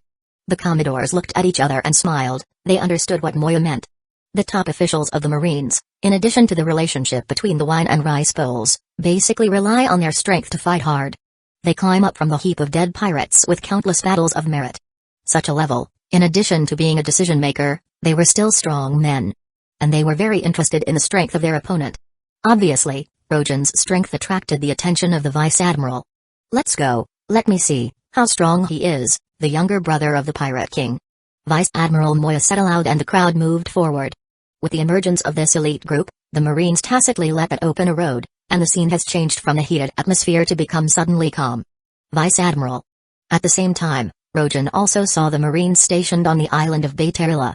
He saw in the others waist on both sides of the Vice Admiral, each one with a short sword, a strong body, a majestic face, and between their moves, the Justice Cloak was flapping behind, their momentum was very powerful. His face became unsteady and so serious. He fought and barely won against the Rear Admiral Dragon, but a Vice Admiral, what strength does he have? Is he his opponent? Vice Admiral Moya marched forward, passing the calm Marines, and then stood in front the warship where Rojan was. Looking at the scene that had been destroyed into ruins, Vice Admiral Moya's eyes showed a trace of surprise. Are you responsible for this? Rojan. Rojan's eyes flashed, he kept silent, just watching him quietly. Moya didn't care either. He stepped up to the warship and then went to the front of Rojan. They were only 4 or 5 steps away from each other. The cloak of justice floating behind him, with the formation of sea breeze, heavy rain, and lightning, the tremor became more intense. Tell me what you're trying to do, Rojan.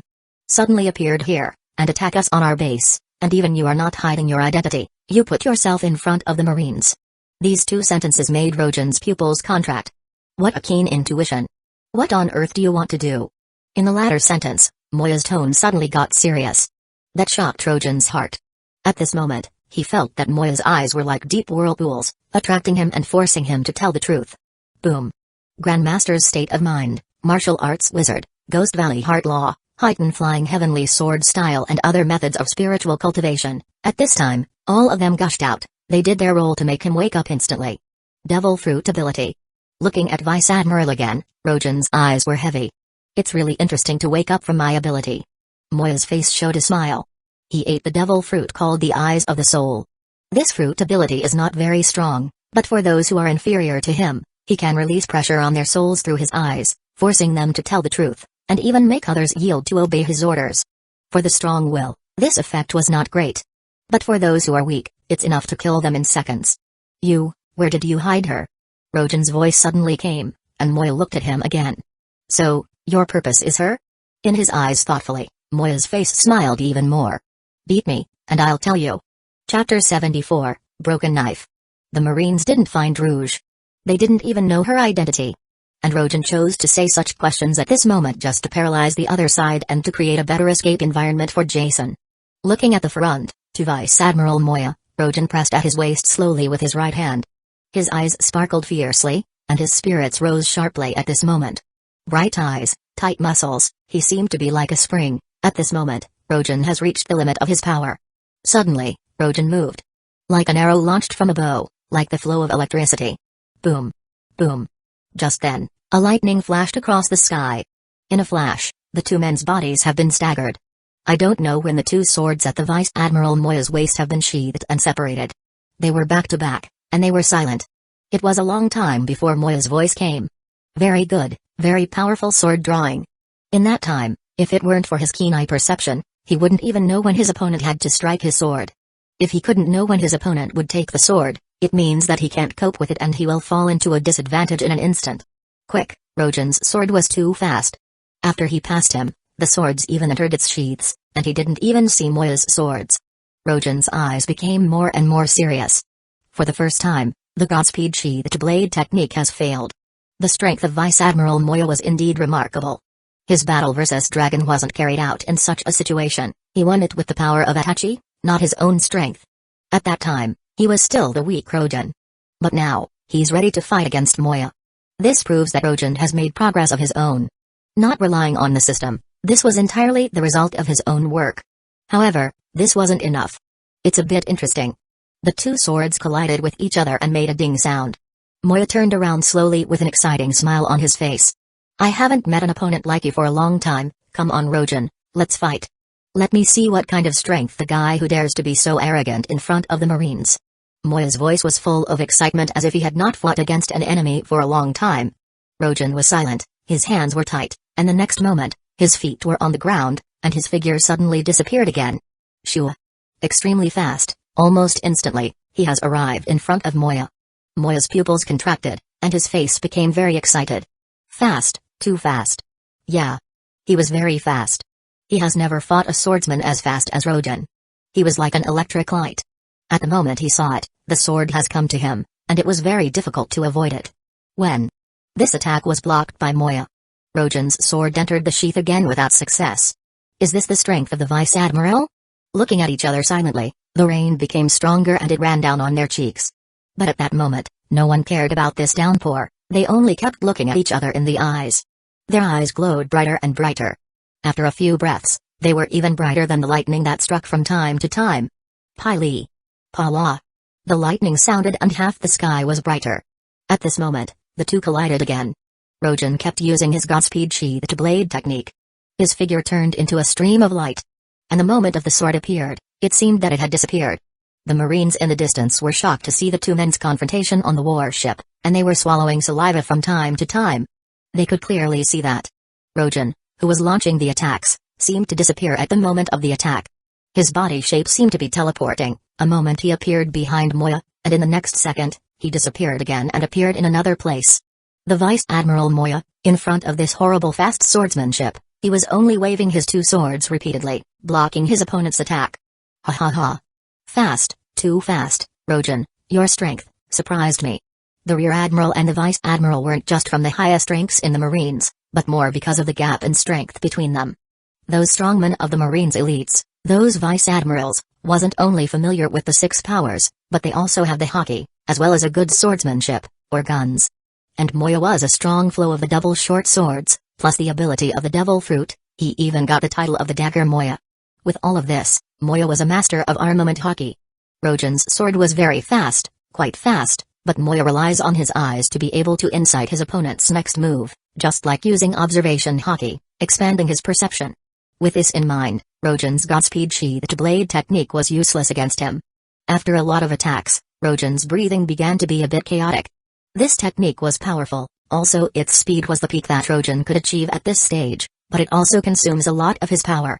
I can't use it anymore. Rojan was very clear about his stamina, and his face immediately became very serious. At the next moment, Vice Admiral Moya burst out laughing and rushed over. Haha, what's wrong, Rojan? Can you still use your extraction technique? The weakness of the sheathed blade technique, many people know that once a blow does not work, then the next thing to meet will be death. Because concentrating on one thing, we must abandon a lot, so that we can gain the strength of this point. The next moment, Rojan's Yuanhong's sword came out of its sheath. Shua. A bright rainbow was shining, and the rain curtain was torn open by the sharp blade of that sword. Then, the sword was spinning and went toward Moya at a very fast speed. With the sword cut past Moya, his pupil shrank and his face was shocked. Is this? Yin. The clear sound of sword ringing lasted for a short time, and Rojan said with a low voice. Broken knife. Dang. Dang. Suddenly, the sound of iron clashing came out, which made Moya's face change and he stepped back. He noticed the horror swordsmanship of his opponent. At the moment of contact, he had the feeling of disengaging the handle from his hands. Fortunately, his strength was astonishing and he firmly grasped the handle. What kind of swordsmanship is this? Moya asked loudly. He took a step back and paid more attention to Rojan. Huh. After he breathed out heavily and calmed the boiling air that was coming from his body. Moya was only shocked, which made Rojan felt that it was not going well. Lone Nine Swords. He whispered slowly. What we have just used is the broken knife style of the Lone Nine Swords. However, it has failed. In the mind of the Vice Admiral, this delicate swordsmanship has failed unexpectedly. Have to say that this guy in the pirates' world is really strong? Comparing with the strength of this Vice Admiral, it has reached the limit of the 10th of his power. Now, this is trouble. Rojan whispered away and his eyes shrank. Chapter 75, Serious Injury. When Rojan fell into a confrontation with the Vice Admiral, the southern coast of Bayterila Island. Heavy rain poured down, lightning and thunder in the air. Jason, Rouge and the little cat were running quickly towards a hidden forest. The little master squatted on Rouge's shoulder and held an umbrella her. Boom. Suddenly, a strong sound came. Even from a far distance, the three could feel the tremor of the whole island, and their pupils shrank. That's his trick? Jason and the little master looked at each other, and their faces became more serious. In order to make them leave safer, that guy did not hesitate to be exposed to the light and went to fight the enemies face to face. Go. With a low cream, they accelerated their pace again. After 10 minutes, Rue looked strangely into the jungle ahead. This place was already a very remote place on Bayterila Island, and almost no one has come here. However, at this moment, she actually saw a strange thing there. A ship. She wasn't surprised why there's a ship there. What she was more curious about was how the ship got ashore. The ship was not big, it was only about 20 or 30 meters long. But it has terrible weight. Once it was put into the sea, that would be very difficult to get ashore again. And here, Rue looked at the sea 300 meters away from the boat, and her mind was stunned. There was nothing else around.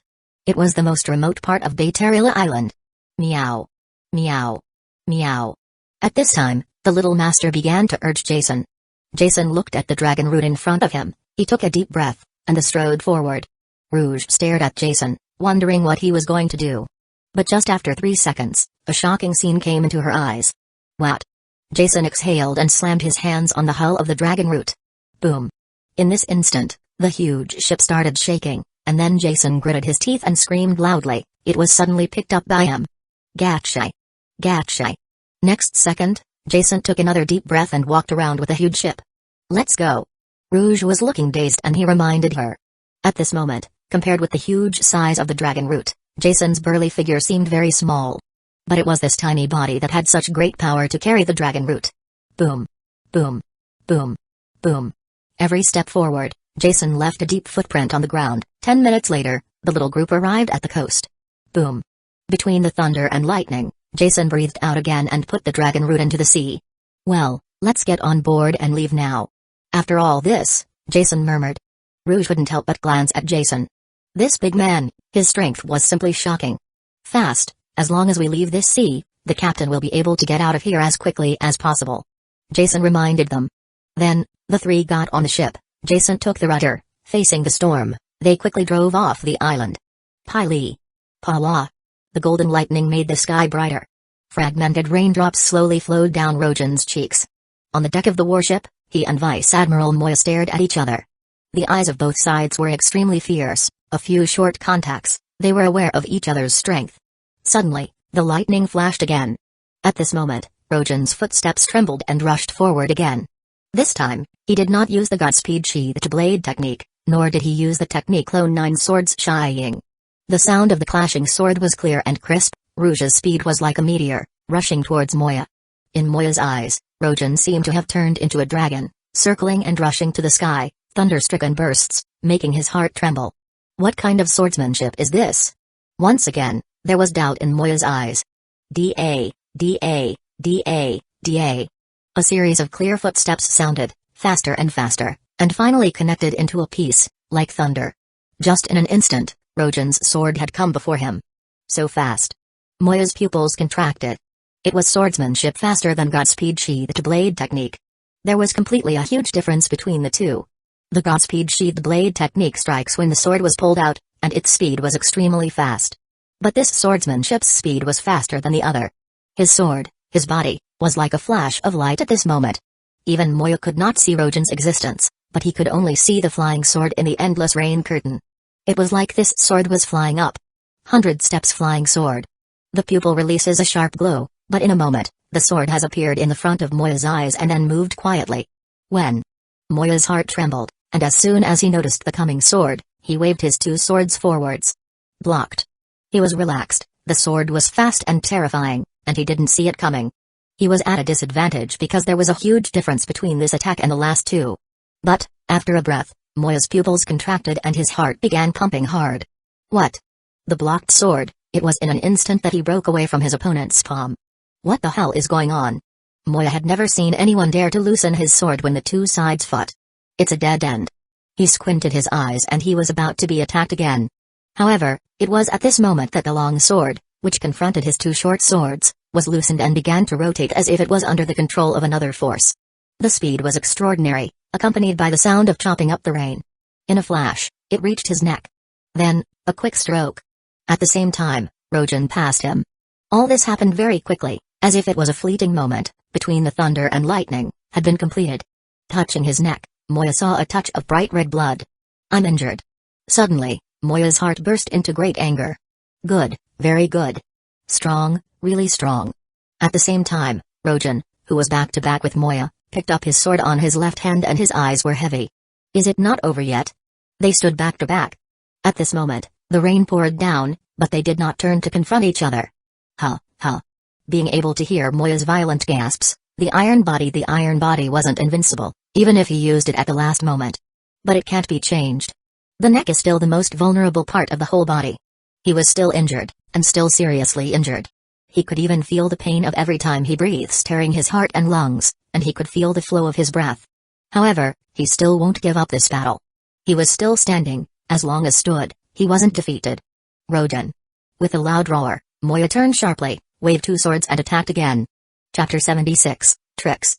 From the beginning of the battle, Moya never expected that he would get hurt by his enemy. He even felt that facing a 16-year-old boy, even if he could fight against Dragon, he would not pose a threat to him. He was careless. He didn't even use his famous swordsmanship. Godspeed sheath-to-blade technique, the broken knife, and even the 100 steps flying swords. The rhythm of the battle has always been controlled by Rojan. Although Rojan wasn't as good as the Vice Admiral in terms of power, he wasn't weak either. After a series of exchanges, he had already got rid of his frail body. If we classified him by bounty, he would be absolutely in the range of 150 million pirates. His strength has become stronger and his moves became more subtle. If Moya wasn't very strong like that, then it wouldn't take seconds under Rojan's hands to be defeated. Moya under his anger has already put away his contemptuous heart, even the wound on his neck was temporarily sealed with a strange force and no more blood flowed out. Rojan, you must die. His figure suddenly turned around, and the black spiral on the two swords began to revolve around, and even his eyes were shining like stars. When Rojan looked at Moya's eyes, they appeared a trance of hypnotized. The two swords technique, hallucination. Chop. Moya yelled, and the two swords shrouded. Bang! With instinct, Rojan took the blow with his sword. But at the same time as the weapons clashed, he felt a huge force that was coming from Moya, immense, powerful and seemingly endless. Boom! In an instant, he was hit and flew out, crashing into the wooden wall behind the cabin, causing the entire cabin to burst open. Cough! Rojan spat out some blood and he stood up slowly. His pupils contracted slightly when he saw the black aura surrounding his opponent's swords. Armament hockey. Die! With a loud roar, Vice Admiral Moya rushed over again. At this moment, he was like an angry tiger. Under the wrath, his power was greatly increased, which made everyone became frightened. Rojan's figure drifted. He was no longer looking at Moya's eyes, thinking quickly about the countermeasures in his heart. Hallucination, armament hockey, and great physical power. Moya, who has been serious, has exerted his greatest strength. On the positive side, Rojan was definitely not his opponent. And possession, it couldn't be used at this time. Kizaru hasn't appeared yet, even if his opponent was a strong vice admiral, if he summons any soul, it would be wasteful. Rojan was changing between his swordsmanship, and all kinds of swordsmanship must immediately burst out. Compared with the pirate world, most of the swordsmen were simple and very rough, they only relied on their physical strength when they used the sword, but Rojan's hands, there was no doubt that it was more sophisticated. Swordsman stunned, after a move, there is no follow-up. And Rojan's swordsmanship, one struck after another, in that world, this was called routine. Huashan swordsmanship. A series of swords appeared, and with his delicate swordsmanship, Rojan used 4 or more sets and began to introduce Moya fall into the routine. Then, Moya was full of anger when he found out that he was led by Rojan's swords. Obviously, he could kill Rojan with a single hit, but he has fallen in strange routine, continuous long swords, from all angles, all directions followed him by a strange force. Damn it! Moya's voice was so loud, his 2 black swords were very strong, he struck back using them. Boom! Rojan was beaten hard by tremendous force and his legs scratched a mark on the deck. Huashan swordsmanship failed. However, it doesn't matter. Immediately, Rojan took his sword again. Songshan swordsmanship. Moya once again fell in Rojan's tricks, so he got angry and roared. After a while, Moya broke the Songshan swordsmanship. However, Rojan's eyes were calm, and he made a different set of swordsmanship. The breeze swordsmanship. Failed. 13 swords. Failed again. The evil spirits. Failed again. In a twinkling of an eye, Rojan's swordsmanship changed, and more than a dozen sets of swordsmanship have been launched. Moya the Vice Admiral was shocked, and he couldn't even touch Rojan. Every time he tried to hit Rojan, he failed because he fell in a different set of swordsmanship, which made him very angry. Who the hell are you, kid? Moya was shocked. Actually, he wasn't an idiot, he was a great fighter. Naturally, Rojan's swordsmanship wasn't so powerful, but it was exquisite, and in this short period of time, he used more than a dozen sets of swordsmanship in different genres. This kid, what the hell is going on? Ordinary people, to master one set of swordsmanship, they need to practice for a long time, but this kid was abnormal. Even himself, he didn't dare to call himself the great swordsman, even with his devil fruit, the 6 powers, and the amazing swordsmanship. He wasn't familiar with such swordsmanship. Rojan kept silent and raised his sword again. All the swordsmanship of the Uchiha swordsman school was exerted by him, including all kinds of swordsmanship routines he had learned from the previous souls. At this moment, he tried all of them on Moya one by one. Once these swordsmanships were performed by him, he did them with high performance. There was no doubt that he mastered them all as if he had been integrated with them. This was the great thing of the martial arts wizard, no matter what martial arts, once he tried to learn it, he mastered it very fast. After that, the two were standing in front of each other. When Rojan was using all of his moves, Moya was suppressed by him. The suppression wasn't because Moya was weak, but because of the kendo used by Rojan. Rojan understood the realm of martial art from the first time he learned the kendo. Even though he was not as good as Moya in strength, but he has been perfectly crushed in terms of skill. Below, the Marines were watching the battle and they couldn't do anything. Moya, the Vice Admiral, The Major trembled and said that he couldn't believe it at all. On the deck, the two figures were fast and constantly colliding, but everyone could clearly see that the battle was deflecting toward Rojan. That guy, can he beat the Vice Admiral? Where is the Den Mushi? He took a deep breath and asked if he should inform the Admiral Kizaru about the situation. Here it's. Another major watched the battle on deck in shock. Give it to me. He grabbed the Den Mushi and quickly dialed it quickly. Mosh mosh. The unique sound of Kizaru came from the Den Mushi. Several majors were looking at the Den Mushi and the mood somehow got a little excited. It was the Admiral. Admiral Borsellino. On Bayterla Island, We found Rojan. At the same time, not far from the island. Oh? The admiral standing on the deck, his original dull look immediately condensed. Haha, a little interesting. Chapter 77, Blood. As the sea breeze blew, Kizaru's robe was floating, facing the sun on the top of his head, and his sunglasses shone with a mysterious light. What's wrong? Admiral? Behind him, a vice admiral asked curiously. There's news from Baitarila Island. Kizaru stretched without a hint of anxiety on his face and behaved slowly. Huh? The vice admiral and a group of high-ranking marines beside him looked at the admiral. Rojan has appeared there. After that sentence, all the marines officials around him were stunned. All of them were very aware that the most important purpose of this trip to the South Blue was Rojan. As for Rouge, but it was just in passing. There was a flash of enmity for the Pirate King younger brother, and Rouge's rank in the Marines had dropped a lot. Now, they get the information about their target. Then, we? The Vice Admiral turned his doubtful eyes to Kizaru. Naturally, we must go to catch him. These are the order of the Fleet Admiral, and I didn't want to violate it. Kizaru said with his casual tone. After that, he looked at the crowd, then he yawned as if he was about to fall asleep, with a slight twinkle in his eyes, and then he smiled. Rear Admiral Kusn. The young Marine did not seem to hear the Kizaru's call, but he was still standing there as if he had fallen asleep. All the Marines beside him had some black lines of their faces, but they did not say much. They know that this person, extremely strong, coupled with excessive youth, sooner or later, he was going to rise high. Naturally, they were not willing to offend him if it was not necessary. Okiji. Kizaru's eyes flashed a trace of helplessness. Both the Marines and the pirates knew that this fellow is a weirdo. There was no doubt that this fellow was a weirdo in their eyes. He is a very strange person. What? Okiji just seemed to hear him calling, and he answered in a sleepy and depressed way. You have a task to do.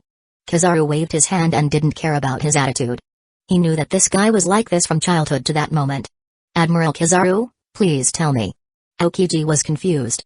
Rojan has appeared on Baitarila Island, so. At this point, a smile appeared on his face.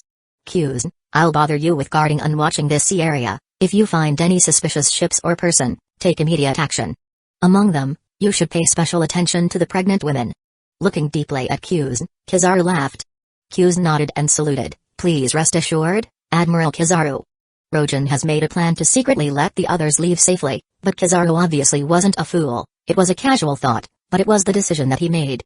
Whether Rojan was deliberately exposed or not for another purpose, as long as this area was under the control of the Marines, then nothing must happen. After the two sides completed a handover, Kusn left in another warship. Go ahead to Baitarila Island. With this command, Kizaru and his crew quickly headed toward Baitarila Island. The sky was clear on Kizaru's side, but over Baitarila Island, there was thunder and lightning and torrential rain. On the warship, the two stared at each other, with dignity on their faces. Boom. Lightning continued to shine, reflecting in their faces. The battle was still not over. As a vice admiral of the Marines, Moya, even in the presence of the bottom of the vice admirals, only mastered the armament hockey and shallow swordsmanship, but his physical quality far exceeded that of Rojan. Rojan, even with exquisite tricks, but physically he was still a long way to go with Moya. This battle turned into a stalemate. Dang. Dang. Dang. The two kept colliding, and every time, the sparks sprang up. As the battle progressed, Rojan's eyes became more and more serious. This guy. Because of the initial enemy, Moya almost lost his life. Moya, who was serious, even if he only has about 40% of the original strength, he could still compete with Rojan. Huh. A set of swordsmanship was used, and as time passed, Rojan's breathing began to rush. In the end, he was inferior to Moya in terms of physical fitness. If he had practiced internal strength, then he would not lose his stamina, but at this time, he was still slightly worse by virtue of his physical qualities. Dragon Elephant Prajna, Yaijin Jing, Washing Marrow and other martial arts landscape were exquisite, but Rojan's contact time was too short to achieve great success. But contrary to him, Moya's breath remained as primitive as ever, breathing vigorously, smoothly, and the only change was his violent anger. Abominable boy. He was a vice admiral and there was no way that he would lose against a 16-year-old child. But because of his carelessness, he suffered serious injury. If his colleagues saw this, they would laugh to death.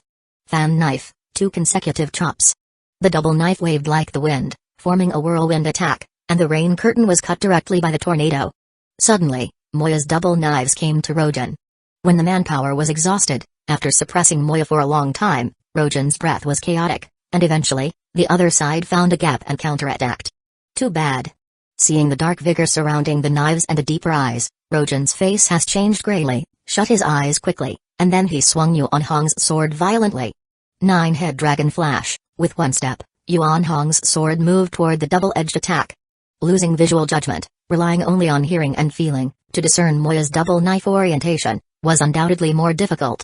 Plus the thunder in the sky and the mixed sound of raindrops falling on the ground made it even harder. At the critical moment, Rojan only judged the offensive of this attack according to all kinds of sword theory. Dang. After a breath, the two sides collided. The next moment, Rojan opened his eyes. Tick-tock.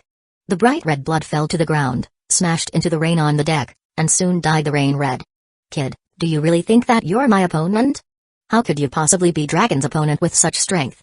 Even though he was suppressed for a long time by Rojan, Moya got serious. Naturally, the other side had just delicate moves, but it was far from true strength. Dragon was an elite of the younger generation of the Marines. Although he was only a rear admiral, he was probably much stronger than he was. How could such a fellow be defeated by the kid in front of him? Or do you have other secrets? Moya's eyes were fixed on Rojan again. Chapter 78, Been Fooled. What kind of persons was Dragon? When the son of the Vice Admiral Garp became a Marine, he showed outstanding performance and amazing strength. He was regarded as a talented person, trained for the future of the Marines. Even if he was unwilling to accept it, but Moya has to admit that Dragon was indeed much stronger than himself. However, such a person, how could he be defeated by this kid? He doesn't believe it. With this kid's exquisite swordsmanship skills, he could only suppress him no more, even though he has been seriously injured for a while. Didn't Dragon fight him while he was daydreaming? Up to now, even Rojan was unable to fight against him because of physical problems, and he was breathing heavily. This kid is almost as the strength of a captain. He is definitely not Dragon's opponent. So, here came the problem. The biggest possibility was that Rojan has a hidden power. Are you hiding your true power? Let it out, let me see. Moya yelled and waved his two swords again. Tick-tock. The bright red blood dripped, and Rojan took a step back and avoided the blow. His expression was very serious. Above his cheeks, a bright red stain was constantly oozing blood out. Rojan was injured. In the previous attack, the double knife was heading to his neck, but when he avoided it, it wounded his cheek. At this moment, Rojan has a deep understanding of the Vice Admiral's strength. In the battle with Dragon, he relied on the system's power, an inflated, exaggerated force, to be exact, the power of Itachi Uchiha. But in this battle, he was fighting someone who was weaker than Dragon, and he used his own strength. Obviously, his strength at this time was far from enough to confront the Vice Admiral. My physical strength is almost coming to its limit. Moya took his two swords and rushed toward Rojan again and again. His pace wasn't so urgent, but it was full of compression. Even the wounded tiger still a tiger. Moya was moving like a tiger. The injured tiger faced a wolf alone, and he could finish him with one slap. Though he has been entangled for a long time, at this moment, Rojan was about to reach his limit. Summon? This word came to his mind, and Rojan shook his head violently. No, this power must be used only against the Admiral. 500 million belly, whether it was divided into two parts, or used at that moment, no doubt it was not cost-effective. How strong was Kizaru? It was impossible to judge based on what is shown in the manga or the anime. The reality and the second element are different after all. The strength of Kizaru, at this moment, Rojan simply couldn't accurately define. Then, quietly, Rojan tuned his gaze to the interior of Bayterila Island. Jason and the others, they should have left the island, as long as don't leave the island. That's fine. Having this battle, Rojan's important objective of this battle was to drag the attention of all the Marines, and didn't leave time for them to take care of Rouge, and to create a good condition for Jason and the other to leave safely. Boom. With the thunders and lightning, the island flickered. Standing on the deck, after Rojan's eyes twinkled, and he suddenly raised his head and looked directly into Moya's eyes. Before that, he was bowing his head instead of looking at him. Moya's psychedelic eyes, like a weasel's illusion, having the functions of deterrence, fear, dizziness, etc. It was very dangerous to be invaded by him when fighting. But at this moment, Rojan confronted him directly. You want to know my true power? In his voice, with endless indifference, Rojan's momentum suddenly increased at this moment. Huh? Moya was stunned and stopped moving forward. Somehow, he felt that the other side became very dangerous. You want me to use all my cards? Moya was very alert and used Iron Body. After that, Rojan's expression became serious, and his palm moved slowly to stand on his chest. If this ability didn't kill you, I'll spare you. At this moment, Rojan looked at Moya with a look of contempt, hegemony, and his eyes contained a hint of scorn for Moya. You're going to use your best move? Was Dragon also defeated in this way? Moya was serious and also he was careful. In the next moment, Rojan's palm standing on his chest suddenly trembled and slowly pushed forward. Them. The void trembled, Moya's expression shocked, feeling the tremor of the air around him. Subsequently, Rojan suddenly pressed out his palm. Buddhist palm. These fate two words, like a god whispering. At this moment, Moya seemed to see this rain curtain shining in countless Sanskrit. Above the warship, there was a sudden light. Boom. The huge Buddha's palm appeared in the void, about 20 or 30 meters in diameter.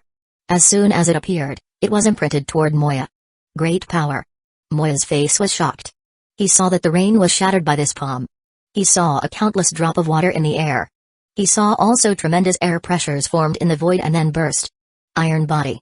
Armament hockey. Fan knife, 2 consecutive chops. How powerful this strange hand was, it looked so magnificent and powerful, like a god strike, which made Moya's face suddenly change color. He shouted 3 times and rushed at the huge hand in front of him with all his strength. After a breath, the giant palm rushed over him. Them. The void shuddered, the tremendous power immediately made Moya rise to the sky, and he was blown away. Then, the trend of the palm print didn't decrease, and the bow of the warship behind him was directly broken, and then it gradually dissipated. After a few moments, Moya, who had fallen heavily on the deck, sprang up. I'm all right.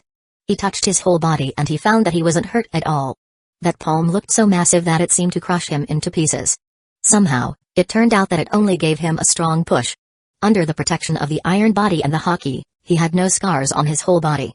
Captain. Vice Admiral Moya. Hurry up, hurry up. A group of the Marines below, seeing Moya being shot off, responded and rushed to the warship.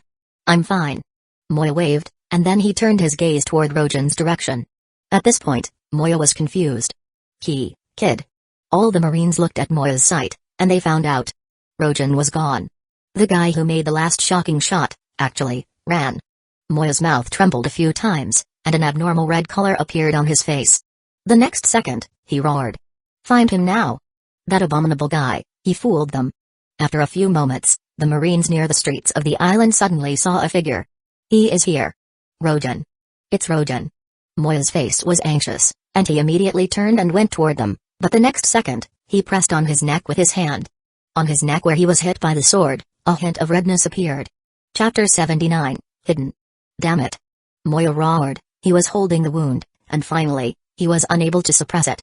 The bright red blood was oozing out from his neck and he looked shocked. Doctor. When the Marines on the other side saw this, they immediately yelled and the scene became chaotic.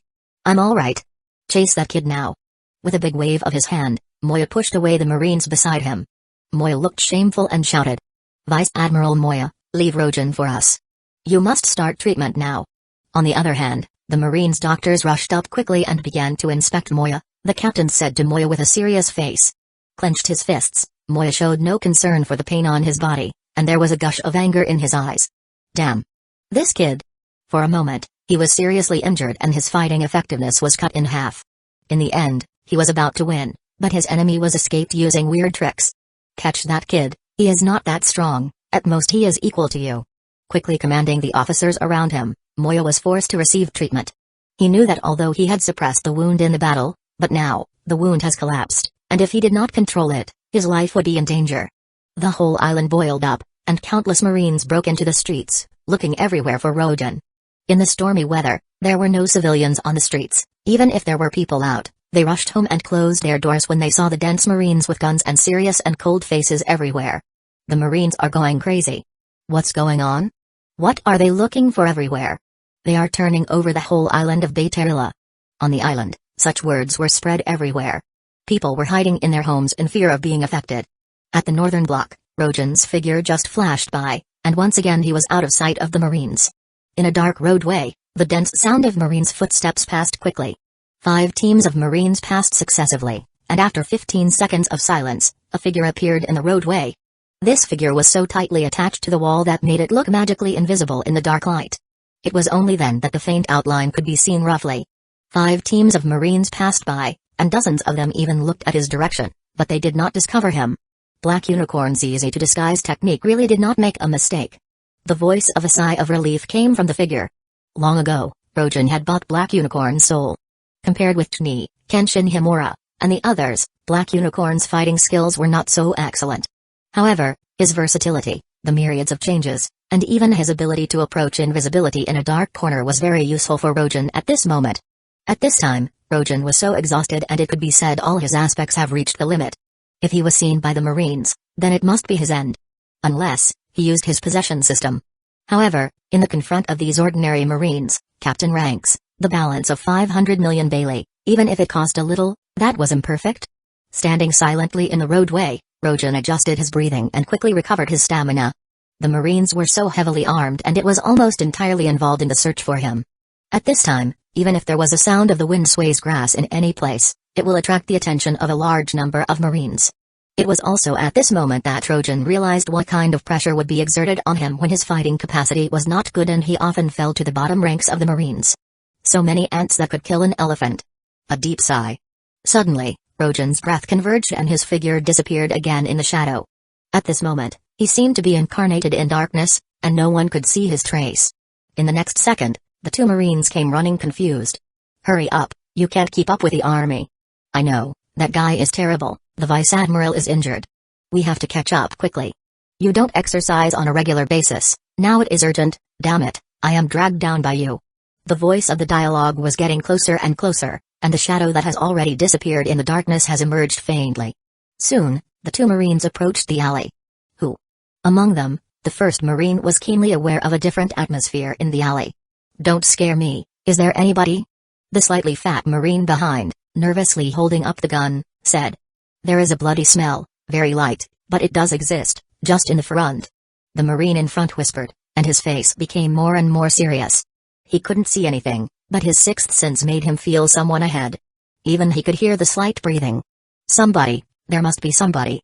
But why couldn't he see him? There was a little doubt on the Marine's face, but the shade in his heart was bigger, and the gun in his hand was tighter. Seeing the soldier in the front, the fatter Marine in the rear was also more nervous. Suddenly, the front Marine's face was full of shock, and his body was a stiff. "Hey, what's the matter with you?" The slightly fat soldier saw the other one suddenly stop moving and asked in a low voice. You. The Marine ahead was full of horror and the cold air was coming from his back. In front of him, in the empty alley, a transparent outline emerged suddenly. Then, in one breath, the outline became more and more obvious, and finally turned into a person. There was a pale blood stain on his face, and his eyes were so cold, but his appearance was particularly young. Rojin. Under the horror of the Marine in front, he would yell out, but at this moment, the figure was just a squat. Bang! The Marine turned his eyes and immediately fell to the ground. As soon as the Marine fell down, the fat one in the rear saw it immediately, and was shocked even more. He put his right hand on the trigger, he was about to shoot. But Rojin strode forward and struck again. The fat Marine almost just reacted and lost consciousness. In just 2 instants, the two Marines were easily overthrown by Rojin. Then he dragged them into the alley and disappeared into the darkness. After about 10 seconds, a slightly fatter Marine wiped the sweat from his forehead and stepped out of the alley. After looking around, the fat Marine took a deep look at the roadway and then quickly walked toward the front route. This fat Marine was just Rojin after using the easy-to-disguise technique. The Black Unicorn's easy-to-disguise technique was quite amazing. After using it, he seemed almost the same as the target. Later, the fat Marine followed the big army and searched for Rojin with them. In this process, Rojin quickly adjusted his breath and restored his strength. "It only takes me 6 hours to recover." Feeling inside, Rojin's eyes twinkled, he temporarily relieved. Chapter 80, Take a Rest. It has to be said that Black Unicorn's easy-to-disguise technique was really amazing. At this moment, Rojin was standing in the middle of the Marines, but none of the surroundings recognized him. There was a tall and thin Marine whispering in a low voice towards him. "Hey Fat, you are late as always, fortunately, the captain didn't see you." Rojin duly showed the timid look of the fat man, and he muttered in a low voice. "I don't really want to find Rojin, that guy, he is powerful, I don't know if I will stay alive when I run into him." The skinny Marine sneered, then he turned his head and ignored him. "Huh, chicken, I really don't know how you became one of us." Rojin grinned and didn't respond. The other Marines ignored him, and that's what Rojin wanted. Following the group, Rojin started to shuttle back and forth along the large army in that street area. In any case, I am afraid that they did not think that their target would be among their army. After 2 hours, the dark clouds over the island began to disperse, revealing the blue sky. "This damn rainstorm has finally stopped." One Marine complained while they were taking off their raincoats, and then they lined up neatly. After the call of their superiors they began to gather. Rojin followed the marine team, which regrouped in the central area of Bayterila. With a cursory sweep, his eyes became so serious. Damn it, there is still so many marines. He sighed and he felt a little depressed in his heart. This huge square covered an area of 3,000 square meters. At this moment, it was in the middle of the island. The marines there were organized and strong, with an equal distance between them. There were almost about 5,000 people. Rojin was mixed between the marines, his legs straddled, and he looked ahead with a calm expression. On such occasions, he did not care if someone could recognize him. After 3 or 4 minutes later, a group of marines wearing the cloak of justice came to the square. Rojin's eyes were condensed. He saw at the center Vice Admiral Moya, who fought against him before. At this point, he had a bandage on his neck. However, his spirit was full and his strength seemed to have recovered 80%. His recovering is very fast. Rojin was exhausted and it took him 6 hours to recover. However, Vice Admiral Moya, who was badly injured and almost had his own throat was cut by Rojin's sword, seemed to be normal at that moment. Everyone, listen. The Vice Admiral Moya went to the platform and immediately screamed with a high voice to attract the attention of all the marines. His voice was very powerful, and it was spread all over the area. Even his voice lasted for a long time. Rojin is still on this island. You must not slack off, and look for him carefully. All the ports, including the main roads, all of them must be blocked. Even a bird can't fly out of this island now. You don't need to doubt his whereabouts, he is on this island. Even if he digs down 3 meters, you must find him. Residents, homes, street crossings, woods, caves, search in every place possible to hide in it, search them all carefully. Moya's voice was harsh, and a touch of indignation that was hard to detect. Of course, he was very angry. Although he has been very restrained, for Moya, the battle against Rojin was a shame. Listening quietly to Moya's words on the stage, Rojin's heart was very calm. He was very confident that if he didn't want to be exposed, then hiding between the marine was the best way. On the stage, suddenly fell into calm. After Moya's words, a young major suddenly came up. What's wrong? For being interrupted, there was some discontent in Moya's voice. Admiral Kizaru is here. The major lowered his voice and said in Moya's ear. What? Moya was shocked and immediately said, where is he now? His warship on the shore. The major answered quickly. Moya looked down at the marines and then he left the place. Behind him, the colonels were following him closely. Rojin saw Moya talking and suddenly left, with deep eyes and trembling heart. Not many people on this island or even the sea could make the vice admiral interrupt his speech or even leave. Unless it was an admiral. Kizaru. Is he here? In addition to this possibility, there may be other reasons, but for the moment, the possibility of this was the biggest. The feeling in Rojin's heart couldn't be described at this moment. Is it fear, nervous or excitement? What kind of strength and power does the Marine's admiral have? He already knew because of his fight against Dragon and Vice Admiral Moya, that kind of strength was indeed powerful and far beyond his own strength. By his own strength, he wasn't able to compete with it at all. However, he still has the system power. He has been preparing for this day for a long time ago. At the port of Bayterila Island, a medium-sized warship slowly landed. But when they reached the coast, they found that their boat couldn't berth. Haha, it seems that we are late, we have missed many interesting scenes. Casually laughing, Kizaru glanced at the ruins in front of him. On that port, a huge handprint was clearly visible. Despite the ferocity of the storm, the mark of this palm was hard to cover up. Admiral Kizaru. At this time, Moya with a group of high-ranked marines behind him and rushed to welcome Kizaru. Oh? You are hurt, Vice Admiral Moya. Kizaru raised his eyebrows and asked curiously. Moya's heart was full of rage when he mentioned this. It's that kid, I wasn't careful for a moment and he got me. Kizaru heard Moya's explanation and smiled. Vice Admiral Moya, there is no need to be angry. At first, I didn't think that you could deal with him. Behind him, all the marines were surprised. They didn't think that the 16-year-old boy was so important for the Admiral Kizaru. Moya was even more stagnation, he couldn't say anything, as if something was stuck in his throat. Did Kizaru disdain them? Or was it all about that guy? At that moment, Moya was confused. What about the others? Being entangled in his heart, Kizaru's words suddenly came out, which made Moya embarrassed again. We didn't found them yet, but they must be on this island. Laughing again, Kizaru was too lazy to ask for any more information. Of course, there are on this island. By now, Kizaru was almost 100% sure that this cunning kid had other purposes. Is it that woman? Kizaru was very curious but was not sure. I'll find him as fast as I can. Moya said with a low voice. Haha, Vice Admiral Moya, you're injured. You have to take a rest. Kizaru waved his hands and quietly refused. Chapter 81, The Meeting. Moya still wanted to say something, but Kizaru already left the warship. In a while, he was already standing in Baitarila Island. The other officers on the warship looked at Moya, and all of them disembarked. Moya, you have to listen to Kizaru, take a rest. The neck is the most fragile part of the human body. And they were afraid that Moya's injury became very serious if he didn't rest to heal. Damn it. Looking at the Marines leaving, Moya clenched his fist and felt very unwilling. Kizaru first came to Baitarila Island. With a few steps, in the twinkling light, he was standing on the streets of that island.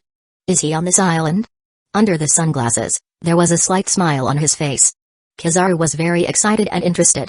Kizaru was very impressed with the black flame used on Dragon. It would be hard to get rid of it if it weren't for the strong haki of Garp. If he couldn't solve the strange black flames, he was afraid that he will become nourishment for the flame. Moya had no way for defeating Rojan, and Kizaru had known it long before he answered the call. But although he had eaten a sturdy fruit, he was still a slowpoke man, so it took him nearly 2 or 3 hours to get there. However, he wasn't urgent, he was lazy as always. As long as he is on this island, it would be easy. Step by step, Kizaru's eyes became so relaxed, and he took things slow. He was very fast as the light, he was able to teleport through the streets. When he moved at high speed, no one could see his figure at all, unimaginable fast. This was the speed of the light. When he sees his opponent, at the exact time his opponent will find him just on his side. After searching for half an hour, he didn't find Rojan's atmosphere. Kizaru was not in a hurry. He even had leisure and entered a coffee shop. When the waiter brought up the coffee, Kizaru stirred the sugar in the coffee and showed a satisfied smile. The weather in Baitarila is a bit moist, but the coffee is exceptionally fragrant. It's a special product here. It seemed that he did not pay any special attention to Rojan. Your Majesty, you don't seem to be anxious.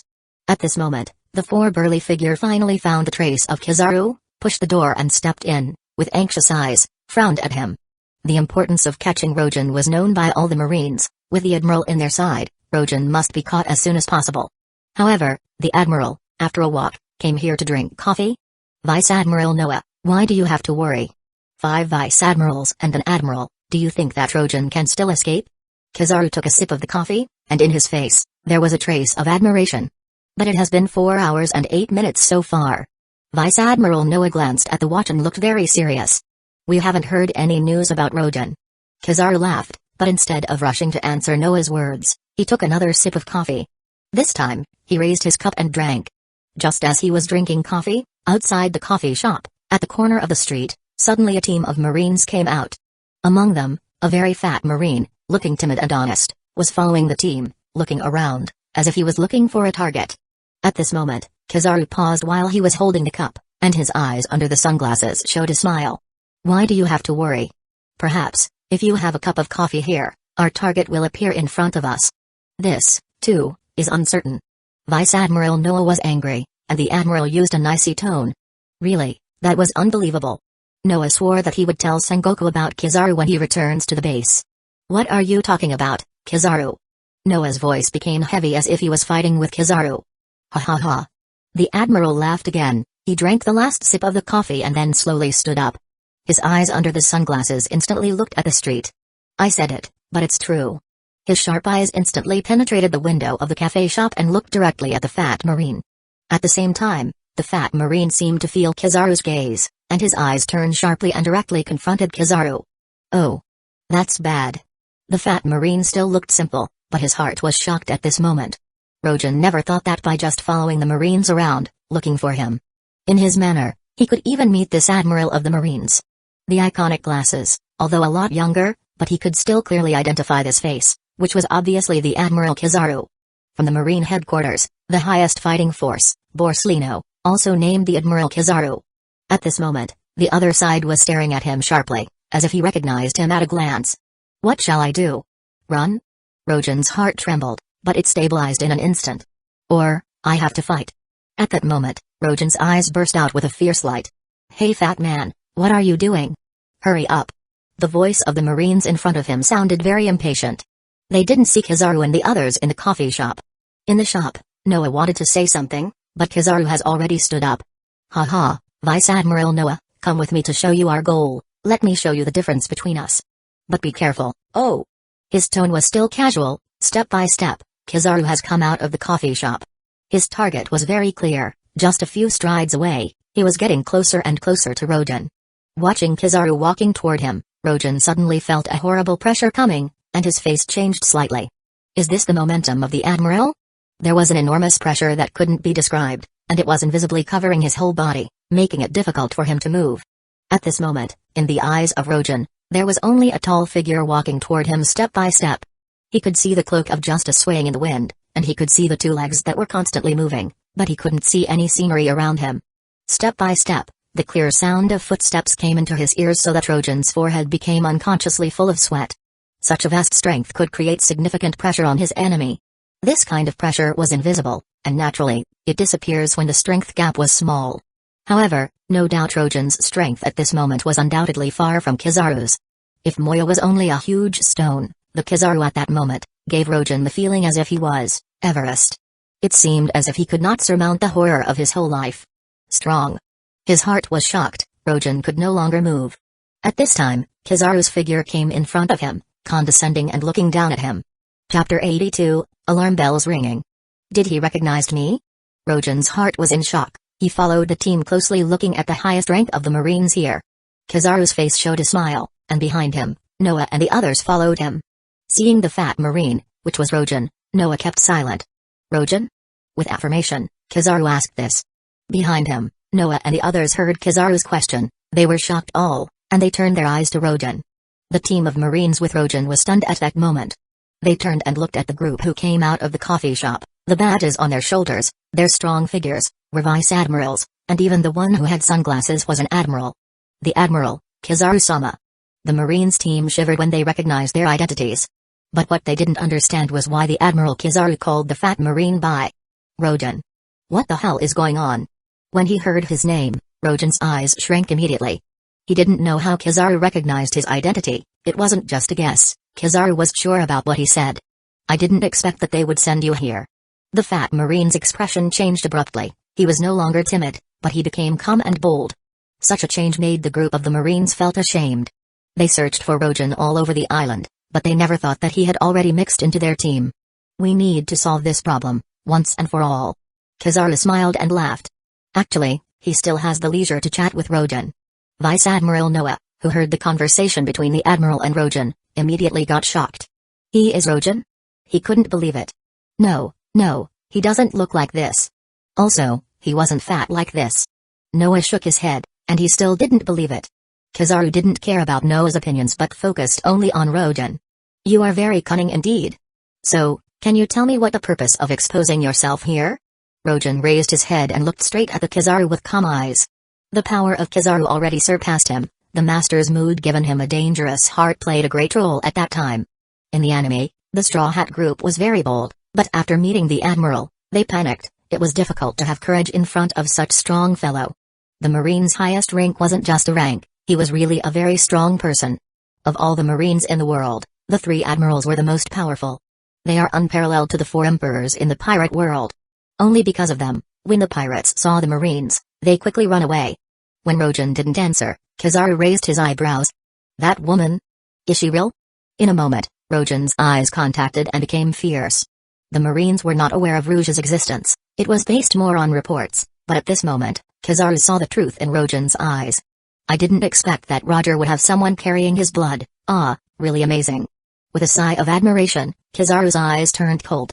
Tell me, where is she? I'm afraid that she already left the island with your help. Did you expose yourself just for her?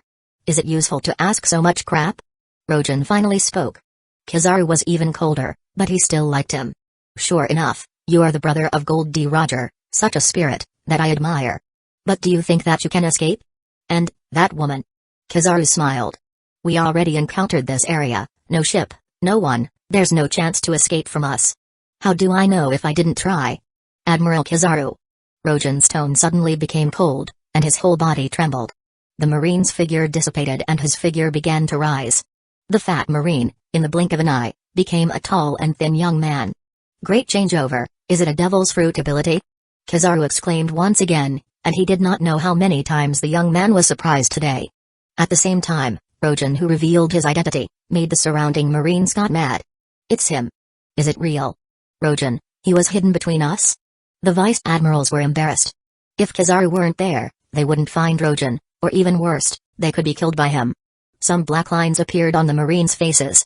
Rojan, I can give you another chance, tell me where that woman is, and you'll come with me to the Marine headquarters. Kizaru said quietly. And if I don't? Rojan smiled. Then you will regret that. Kizaru sighed and spread his hands. In such a close range, it's difficult for anyone to escape my attack. Kizaru said it quietly, and his right foot suddenly burst into golden light. Rojan's eyes shrank, and his heart was beating hard, and his whole body was on guard. Have you ever been kicked by the speed of light? The faint voice introduced into Rojan's ears, and his muscles suddenly tensed, almost under the conditioned reflex. He pulled out his sword and waved it out. Bang! In the twinkling of an eye, Rojan flew out. That sword clashed the right foot of Kizaru, but it couldn't resist the tremendous force of the Admiral. With this move, Rojan directly destroyed 5 buildings. When his reaction came, faint blood spurted out of Rojan's mouth. It was only a moment, and Rojan was seriously injured. He was shocked, and thoroughly understood the power of the Admiral. Too strong. At that moment, he couldn't even react, but relied on the body's induction of danger and forced to pull out his sword at high speed. But even so, he was still not the opponent of the other side. With one hit, he was seriously injured. The great power at high speed turned to be horrible energy, and it broke out at that moment. It was even more terrible than a huge bomb. System, I need to summon a soul. Looking at Kizaru coming slowly, Rojan felt that the threat between life and death was rising rapidly. The Admiral seemed to be lazy and slow, but when he attacks, his opponent won't find time to react. Unfortunately, I can only deal with you on behalf of the Marines and the Justice. With a touch of light, Kizaru's voice passed over. The dangerous spell was ringing more and more quickly, and Rojan's whole body was trembling. It was fear, nervousness, confusion. System. Summon 500 million soul. In his heart, Rojan uttered a roar. Chapter 83, Break the Road. The pressure of terror shrouded Rojan's whole body, and the momentum of Kizaru made him even shake uncontrollably. Admiral's pressures are as strict as prison. I'll fight you until you are half dead and take you back to the Marine headquarters. The guys in our department will naturally have a way to open your mouth and know the location of that woman. Step by step, slowly stride, the words in Kizaru's mouth were very casual. Suddenly, his eyes suddenly became grave and stopped moving forward. This kid. At this moment, Rojan, who had been seriously injured in front of him, broke out with an incomparable momentum. Conqueror's hockey? No, no. Kizaru instantly denied that it was a strong and overbearing atmosphere. A strange spiritual force that could suppress the human spirit, but it was not hockey. Tick-tock, the blood dripping from the corner of his mouth fell to the ground, and Rojan raised his head slowly. Suddenly, the corners of his mouth burst into bloom, and a smile appeared on his face. This smile is so confident, uninhibited, even contains a trace of excitement. Yes, Rojan was shaking with excitement at the moment. He slowly lowered the Yuan Hong sword in his right hand, and his eyes were soft. Yuan Hong, you have to rest for a while. Then he raised his head and looked straight at Kizaru, which had stopped moving because of prudence. Admiral Kizaru, let me see your strength. Kizaru raised his eyebrows and felt something strange in his heart. Voom. The next second, a tremendous spiritual pressure came out. All the Marines in the scene, their faces suddenly changed sharply. They stared at Rojan, who was bending down because of serious injuries at the moment, and all of them trembled. This is an entirely new power, totally different from Conqueror's hockey, which exploded in Rojan's body. Even his surroundings' faces were reflected in blue, as if there were blue flashes of light. Slowly, Rojan stretched out his right hand. A cane consisting of countless fire red and purple particles appeared in his right hand. Now, let me show you my true strength, Kizaru. The corner of his mouth showed an unbridled smile, and Rojan slowly opened his mouth. I hope you're not too surprised. Kizaru was about to say something, but shut up quickly. His eyes became deeper and deeper. In his heart, he felt that this boy had suddenly changed, not only in terms of strength but also on the spiritual level. In front of him, Rojan's dress has changed into a black robe. Outside the black robe, a white feather robe was scattered, and it was blowing by the breeze, just like the Marine's cloak. Secondly, Rojan's body was recovering rapidly. His wounds and blood at the corners of his mouth were turning into a little light and merging with him quickly. It seems as if, at this moment, Rojan's body had changed, as if it were composed of a magical particle. Rojan, standing in front of the Kizaru, was closing his eyes slightly, with a faint smile on his face. He was not at all worried about the presence of the Marines, or even the sneaky attack of the Admiral. At this moment, he was slowly perceiving this new power. After that big bang, the system immediately gave him a random possession.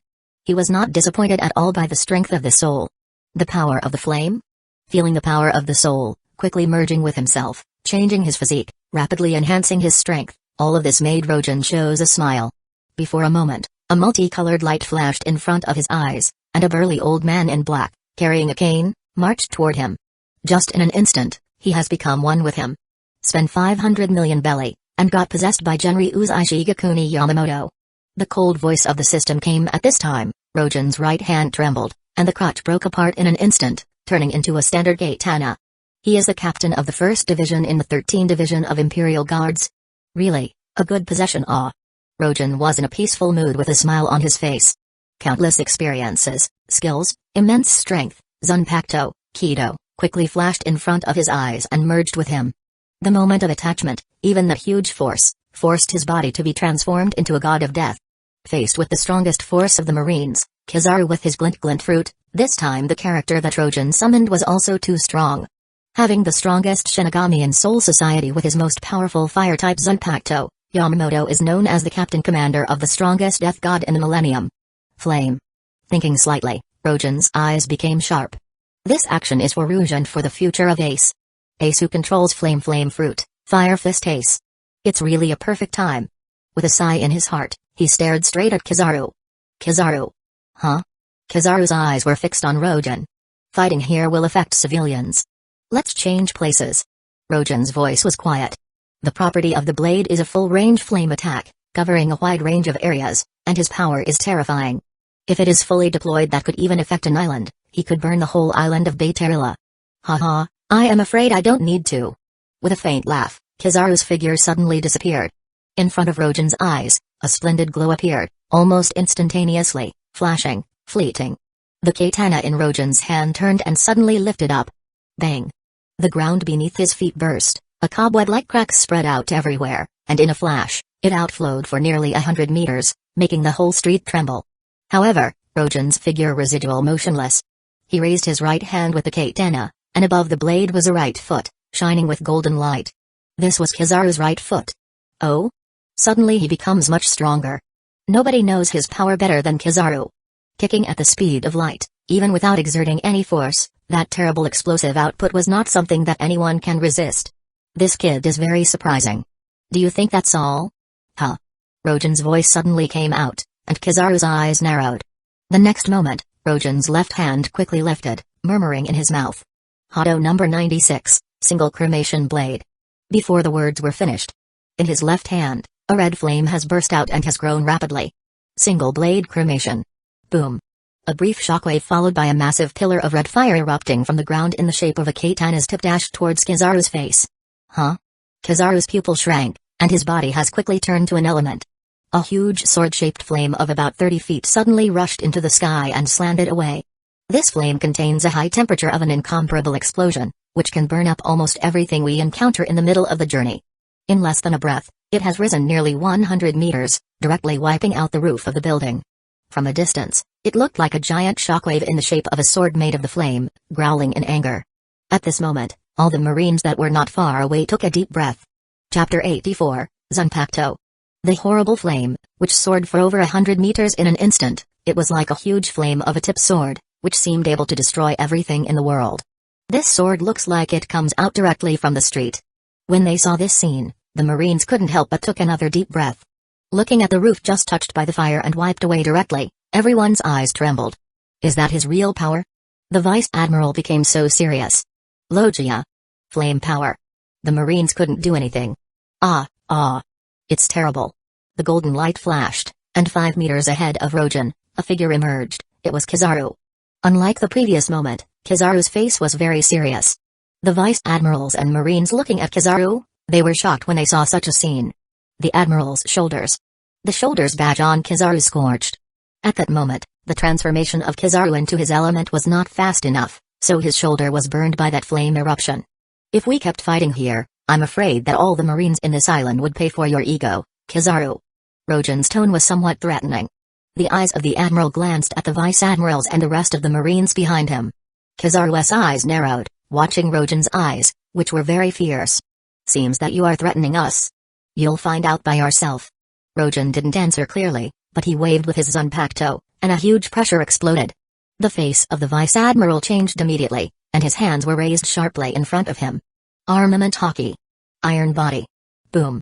The air pressure swept over the Vice Admiral's arms directly, causing his body to slide toward the rear and draw straight for nearly 10 meters before stopping. Your strength is soaring fast. Kizaru looked at the Vice Admiral and saw that he wasn't injured, so he turned his gaze and stared at Rogen. You have to choose, Admiral Kizaru. Rogen faintly said. Tightly staring at Rogen, Kizaru's body suddenly turned into golden light. Alright then.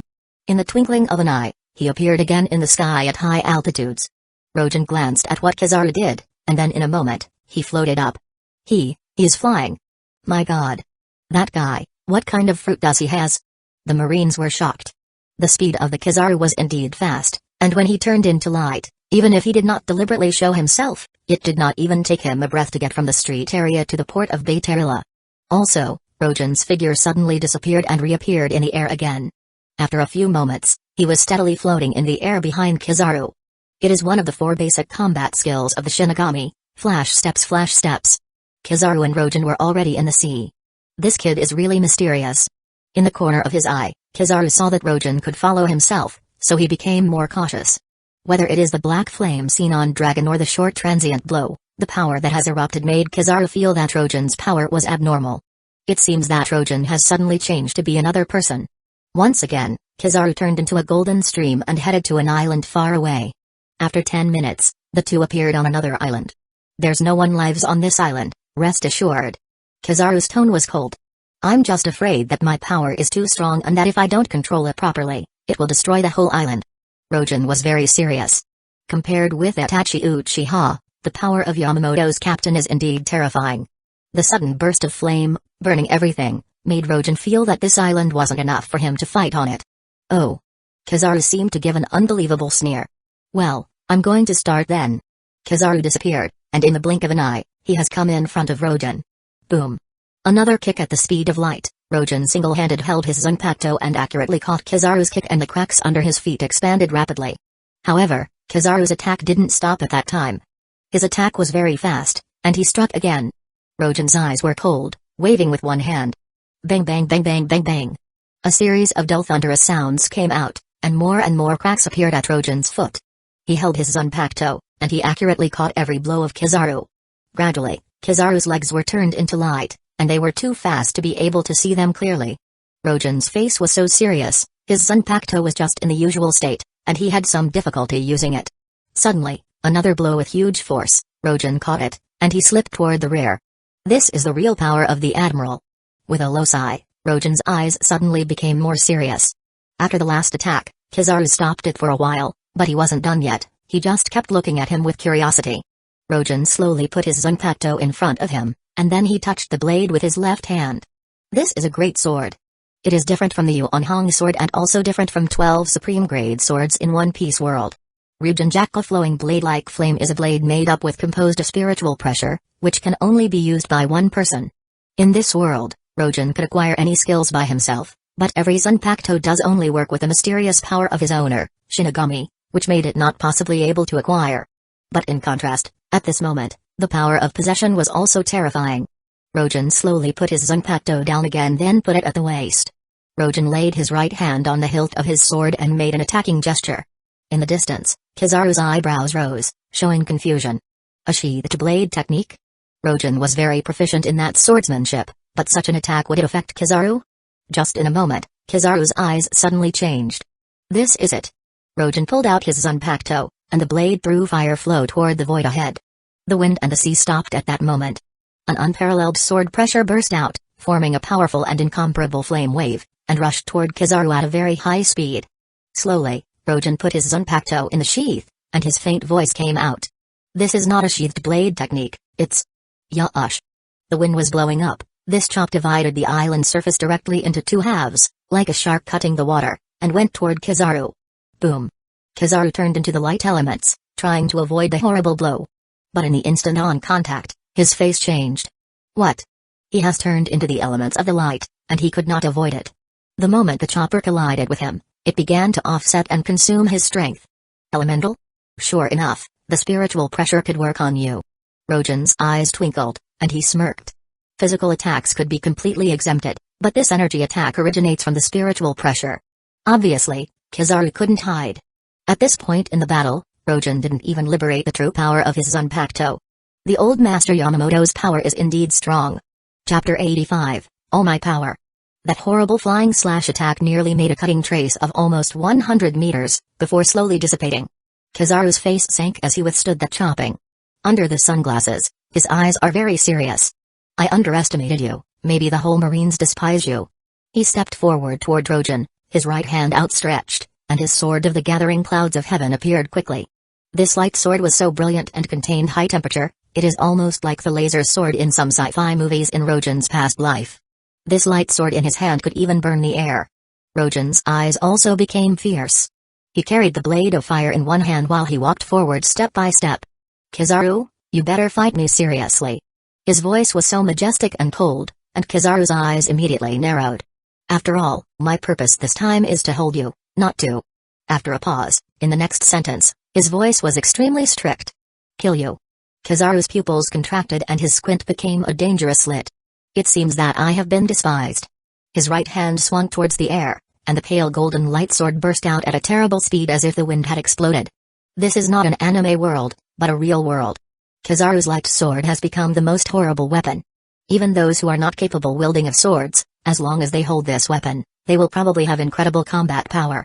How dare you lie about being able to kill me? No matter what, I'm an admiral. Kizaru strode forward, and his expression becomes fierce. Rojin's pupils shrank, holding slightly tight his Zanpakuto with his right hand. At this moment, both of them looked casual and did not launch an attack. But they know very well that when the battle begins, it must be an incomparable burst. After 3 seconds, they almost stopped at the same time. Then, their eyes were suddenly wide open. Shoo! The virtual air pressure was actually giving this crisp sound. It was the noise of the cracked air. Because of this high speed, this violent voice was breaking the void. Looking at the place again, the two of them had stopped their steps, and then they disappeared completely.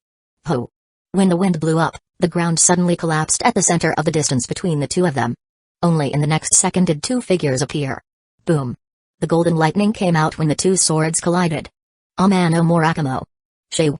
The bursting lightning quickly spread from the position where the two have met, and the ground under their feet began to shatter.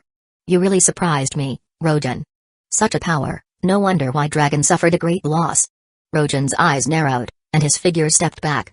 Am I supposed to say too, that you are really strong as an admiral? At the moment when they collided, nearly 20 meters behind Kizaru, all the trees were broken, and countless cracks appeared on the ground. But behind Rojin, it was quiet, there was no sign of destruction. Rojin knows clearly that it was not that the destructive power of Kizaru was not as good as him, but it was because the other side has concentrated his power entirely to attack him. This power only broke out at the moment of collation. With a tight eye, Rojin drifted backward and stood on the ground straight out of 10 meters, only until then that huge force was unloaded. Great way to unload the force.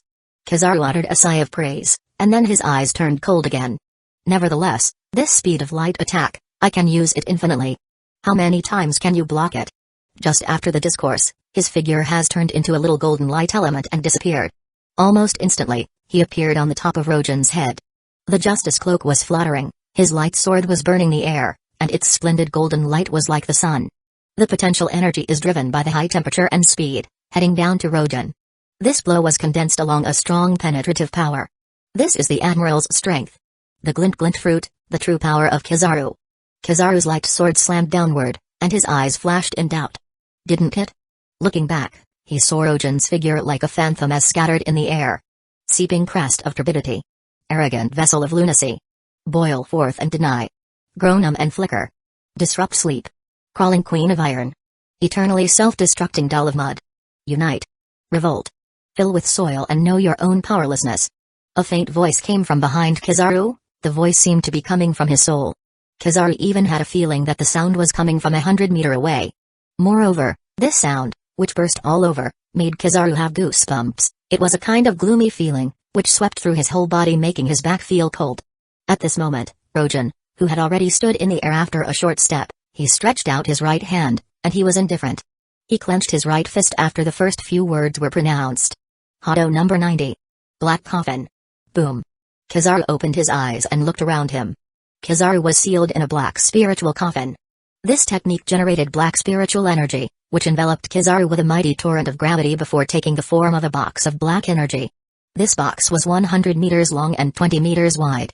And Kizaru, at this time, was in the midst of this box. Voom. Voom. Voom. The void shuddered. Kizaru suddenly raised his head, and his pupils contracted immediately. Is this a coffin?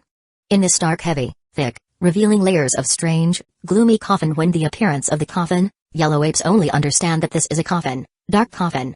In this dark, heavy, thick, revealing layer of weirdness, the sinister coffin appeared. At that time, Kizaru understand that this was a coffin, dark coffin. I am surrounded by a black coffin. In the distance, Rojan's voice was cold. Boom. The dust was flying, and the whole unknown island almost got an earthquake. Kizaru's figure was wrapped entirely in the black coffin and disappeared. Hado number 90 black coffin. Rojan did not give him face. The first step was breaking the path. Through Kido, the Shinigami could even use power as strong as their Zanpakutos. Yamamoto's physical strength is so terrifying, let him alone using Kido. This horrible attack burst out in an instant. Standing in the middle of the black coffin, looking at the coffin's walls, from all sides burst out with countless shadow blades, the overwhelming attack came. Kizaru's face immediately changed. What a strange technique. Kizaru swore that he had never seen such an attack before. Where did that kid come from? Almost, he is not this world. I have to admit that I can't really understand him. Standing in the air, Rojan looked down. After the 5 seconds. Boom. The ray of light erupted, the dark coffin, under this endless golden light, as if it had been melted, and it disappeared quickly. A golden light stepped out, behind the shadow the cloak of justice was fluttering. Rojan, you are very strong. There was an indifferent voice, which came from that shadow. So I decided to use all my power. Against you. Chapter 86, Excitement. In the anime, when Kizaru appeared, he came in an invincible manner. It can be said that the three admirals has the highest combat power. Except in the battle against the Whitebeard, they appeared in an invincible way. At that time, Kizaru was in his 50s, and he was called by the old man. However, at this time, Kizaru was in his peak period. Whether it was his fighting spirit or fighting power, he was strong enough to be a monster. The black coffin was replaced by the dazzling golden light. In the endless light, a figure slowly stepped out. After several steps, the light gradually disappeared and revealed Kizaru's figure. All his clothes were neat and tidy, with no trace of injury. Compared with the previous strikes, Kizaru almost didn't receive a hint of harm. If anything were different from before, it would be his eyes. Previously, although he always praised Rojan's strength verbally and said how important he is, his mind was still very casual. But at this moment, his eyes became extremely serious. Kizaru actually treated Rojan as a competitor of the same level. Boo. The dazzling light made Rojan, who was standing in the air, unable to keep his eyes open. Kizaru's right hand was like a small sun, shining to the extreme. The next moment, he pointed the finger at Rojan. Shoo. That speed was terrible. Rojan immediately tilted his head a little. The laser light directly shattered the end of his black hair, and then drew an arc and exploded the forest behind him. Boom. The flames swept up from behind Rojan. The blow was like a giant bomb. 100 meters above the island, a brilliant light burst out. Yasukani no Magatomikama Jewel of 8 Shaku. The faint voice of Kizaru came out, which made Rojan's eyes froze. A few rays of light was refracted in the empty sky, even less than 1,000th of a second has not been passed, and they have come to his eyes. The golden light was very shining, which made Rojan unable to open his eyes. So fast. Light speed kick. Kizaru's figure emerged from the behind. Then he ruthlessly kicked Rojan's head with his left foot. This foot wasn't like the previous attacks, it shined with a dazzling light and a silent laser beam. It was conceivable that if this foot were hit him, Rojan's body would explode in an instant. Bakudo number 81. Danku. This time, Rojan directly murmured these words and shot it forward with one hand. A huge defensive wall suddenly appeared in front of Kizaru. Then, as time slowed down, Kizaru's head was tilted a little bit, but he did not hesitate, he fiercely kicked the wall that suddenly appeared in front of him. Boom. The defense wall that has not yet been completely formed was strong, but the speed and strength of the enemy's foot burst it into pieces. However, this action created an opportunity for Rojan, even if it was only 1 second. In the sky, the dazzling golden light and the massive explosion that just happened in a moment were quite shocking. In a low humming, a majestic and dignified low voice came just like death praying. All things of this world, turn to ashes, Ryujin Jakka. Shikai. Rojan's eyes became fierce, and his Ryutsu rose sharply again. He held his Zanpakuto with a single hand. With a burning sound, an indescribable flame rose. This flame was still very weak at that time, but it was full of vitality, as if every moment will be turned into a blaze, burning the whole sky. In the next moment, Kizaru's face appeared in front of his enemy's eyes, and under the sunglasses, he looked at him with cold eyes. That foot kick that I showed the stern majesty of the admirals. And with a wave of his right hand, Kizaru's light sword cut through the void and fell on Rogen's head. Torch. A touch of flame kept rising, following the Zanpakuto's blade, rushed out from it a great inferno with a wave, and in a blink of an eye, it covered the void ahead. In a few moments, the flame has spread from 100 meters ahead in the sky, and the trend of this extension was still moving forward. Flame. Kizaru's eyes were shrinking, and his Ama no More Akamo sword was forced to terminate. His figure turned into the light again and teleported. After 3 seconds, he has emerged behind Rogen. Boo. The laser light was re-released. Aimatsu. In the empty sky ahead, Rogen didn't turn around, his lips slightly opened, and the flames of Rogen jacket trembled incessantly as if it was excited. Boom.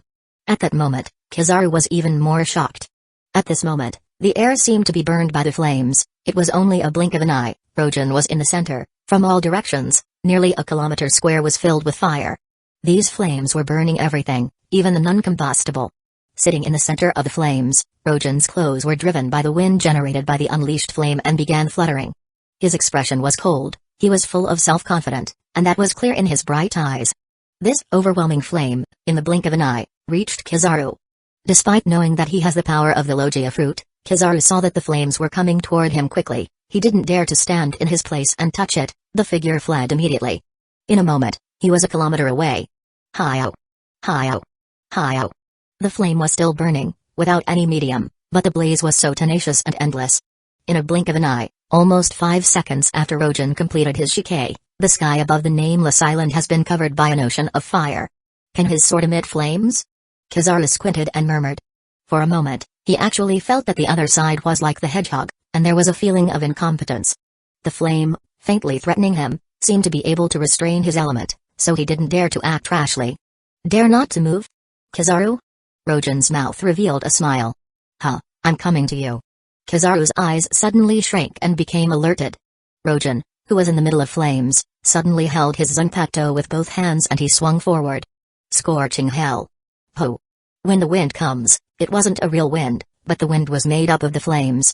Kizaru's eyes shrank and immediately saw that the fire separated from the middle and then an invisible force reached in front of him. Boom. Boom. Boom. Boom. A spark of liquid fire branches off in intricate circle pattern formations and creates several immense pillars of flame suddenly raised around him. All happened in moments. There were dozens of fire column. Paying attention to it, Kizaru found out that this fire blocked him. Wow! What a spectacular scene! Kizaru's eyes stunned, and he muttered. Looking at these pillars of fire, the whole island seemed to turn into hell, and he suddenly felt excited.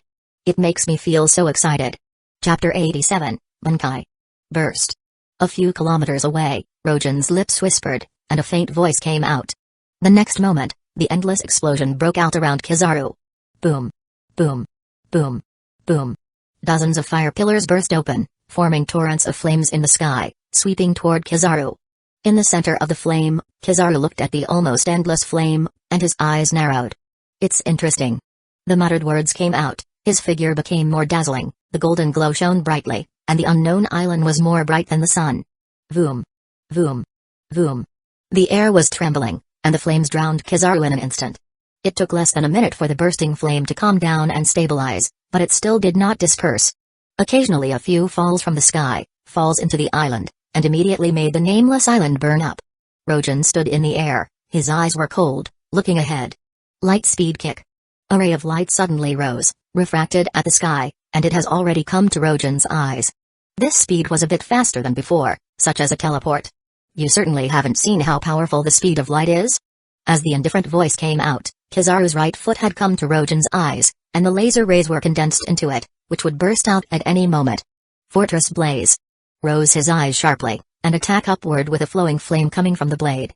The fire was towering again, but Kizaru's light kick also erupted at the same time. Boom. Rogen was directly kicked down like a shell and hit the ground hard. The burning flame instantly destroyed a large area, the unknown island was shocked, and a large pit about 30 meters square appeared. Your flame is fierce, but it's not enough to hurt me. Although there is mysterious power in it. Kizaru turned into the light element, and the next second, he has been turned into a stream of light standing on the ground. He stood in the flame with a golden sparkle all over his body, and the whole man became a bright shadow. The fire was so hot, but it couldn't burn him. At the same time, Rojin stood up slowly, his eyes were fixed Kizaru. Fast, as expected, he has an exaggeration speed. His speed, which was almost indistinguishable from the instantaneous motion, made it impossible for Rojin to respond at all. I have no time to waste. Muttering, Rojin suddenly inserted the fire flow of the blade into the ground. Kizaru, don't blame me when you die. Lightly the sound entered Kizaru's ears, made his pupils shrink again. At this time, Rojin had already grasped the handle of the Zanpakuto with both hands and shouted. Bunkai. Boom. An incomparable spiritual pressure suddenly emanated from his body. Its breathtaking atmosphere suppressed all the flames on the surrounding islands and even brought a gust of wind. In the face of this pressure, Kizaru saw that the airflow around Rojin had been distorted, and his eyes were all contracted. This was an atmosphere he has never seen before, but deep down he could feel it. It was very powerful. As he stepped out, his whole body glowed with golden light, and he disappeared in place immediately. On the top of Rojin's head, a little light appeared, and then the light became larger and bigger. It was Kizaru, and his hands were moving forward. Boo! The laser light burst out, the light emitted at this speed of light and seemed to be impossible to escape it. But in this instant, Rojin's right hand suddenly grasped the handle of Zanpakuto. The black robe was fluttering, and his Zanpakuto swung out. This blow was targeted at the laser beam. Boom! The precise sword collided with the laser beam and rubbed against it. Shoo! Shoo! Shoo!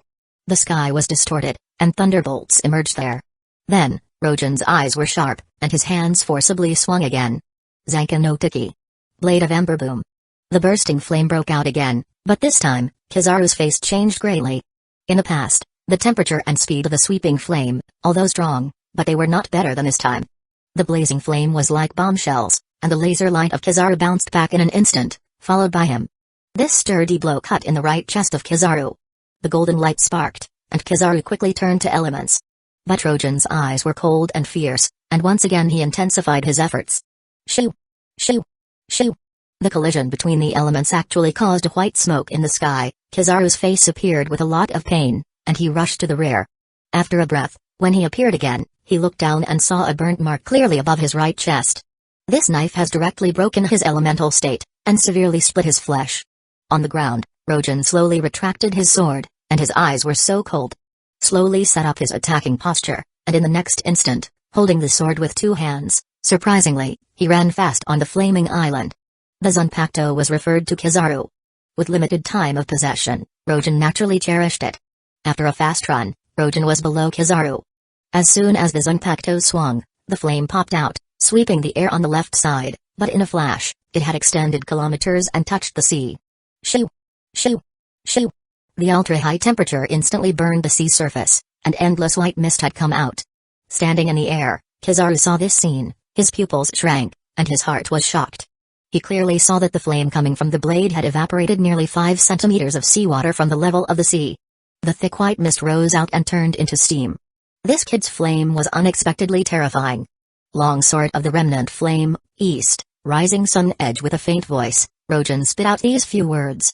The next second, he suddenly raised his head and looked straight at Kizaru. With his knees bent, he shot straight up like a shell. When Kizaru waved his light sword and confronted with Rojin's sword. Ultra-high-speed swaying happened between the two, Kizaru's eyes condensed, and the sweat on his forehead was constantly emerging. This kid is simply not himself. Such a horrible attack could not be believed to have been made by such a young man. He was sure that this sword looked normal, but after the contact, he could immediately feel the high temperature that almost burns everything. The flame. He compressed all the flames into the blade. No wonder why you can hurt me. Kizaru mentioned that he was 100% caution, but such an attack, if it just scratches his skin a little bit, I am afraid he will burn directly. Ho! Suddenly, with a chop, Kizaru's face changed, and he was almost a millimeter far from the blow. His golden checked suit, however, burst into flames with a poof. Then, the sword blew a strong wind. The gale blew down and headed straight for the island. After 3 seconds, the wind suddenly burst into an endless flame, covering the whole island in a flash. In the twinkling of an eye, the nameless island turned to inferno. It was full of fire. Chapter 88, Good Luck. Kizaru, next time, you have to be careful. Don't let me get you, just one chop. And your destiny will be like this island. A faint voice came from Rojin, and Kizaru's forehead sweated straight, and his eyes were extremely serious. The horrible flame was even more terrifying after Rojin had done something to his sword. The Zanpakuto has terrible energy that made the whole island burn up. At the same time, about 2 or 3 kilometers from that island, a warship came. When the scout group on the warship saw the burning flame in the sea, their pupils contracted. What the hell is that? Flames, the flame reached the sky. How can there be so many flames above the sea? No, it's an island that is burned by fire. I remember very well that there's an unknown island over there. After a few words, all the Marines looked at each other in shock. How could such a huge fire break out on the island? Look over there. At the moment, a Marine soldier pointed at the sky above the vast flames. 2 figures were colliding quickly, they were separated and then crashed several times again. That's Admiral Kizaru. The Marine soldier recognized the Admiral and was horrified. Another figure, it's Rojin. Full of incredible voices, everyone kept silent at the next moment. It was Moya the Vice Admiral who said that he couldn't believe what he saw. Unbelievable, Rojin could actually fight against an admiral. It has been more than 20 minutes since they set off. Rojin fought against the general for such a long time. That was simply incredible. Everyone knows that the fruit of Kizaru was Pika Pika no Mi, which is light fruit. But that island was filled with flames that reached the sky. Whose power was that? They were afraid that this question answered itself. Rojin could actually use fire attacks. Above the distant island, the 2 figures were still colliding quickly. The Marines kept looking, and after a few moments, it became clear for them. Kizaru is at a disadvantage. Noah's hands were trembling, he couldn't believe what he saw. Despite the battle in the air, the 2 men were trying to do their best to collide, but the sharp-eyed Marine on the warship noticed that Kizaru was avoiding subconsciously. What does it mean? Kizaru didn't dare to confront Rojin, and he was only avoiding Rojin's attacks. What exactly is going on? In the sky, Kizaru felt the pain in his chest. That Zanpakuto that condensed the strength of a certain amount of fire posed a tremendous threat to him. You can't hold on for long, Kizaru. His eyes flashed, and Kizaru seemed to be confused. He turned into light elements and went high in the sky. Rojin was about to catch up, but the figure ahead was already bright, so he had to stop. Yasukani no Magatama. Kame Jewel of 8 Shaku. The golden glow suddenly appeared in the sky. Kizaru's figure was a little flickering, and it had spread all over the front. The countless golden glow came out from his body and rushed toward Rojin. Really helpless, With a sigh, Rugen burst forward with the sharp Zanpakuto in his hand. Long sword of the remnant flame, west, remnant sun prison garb Kai.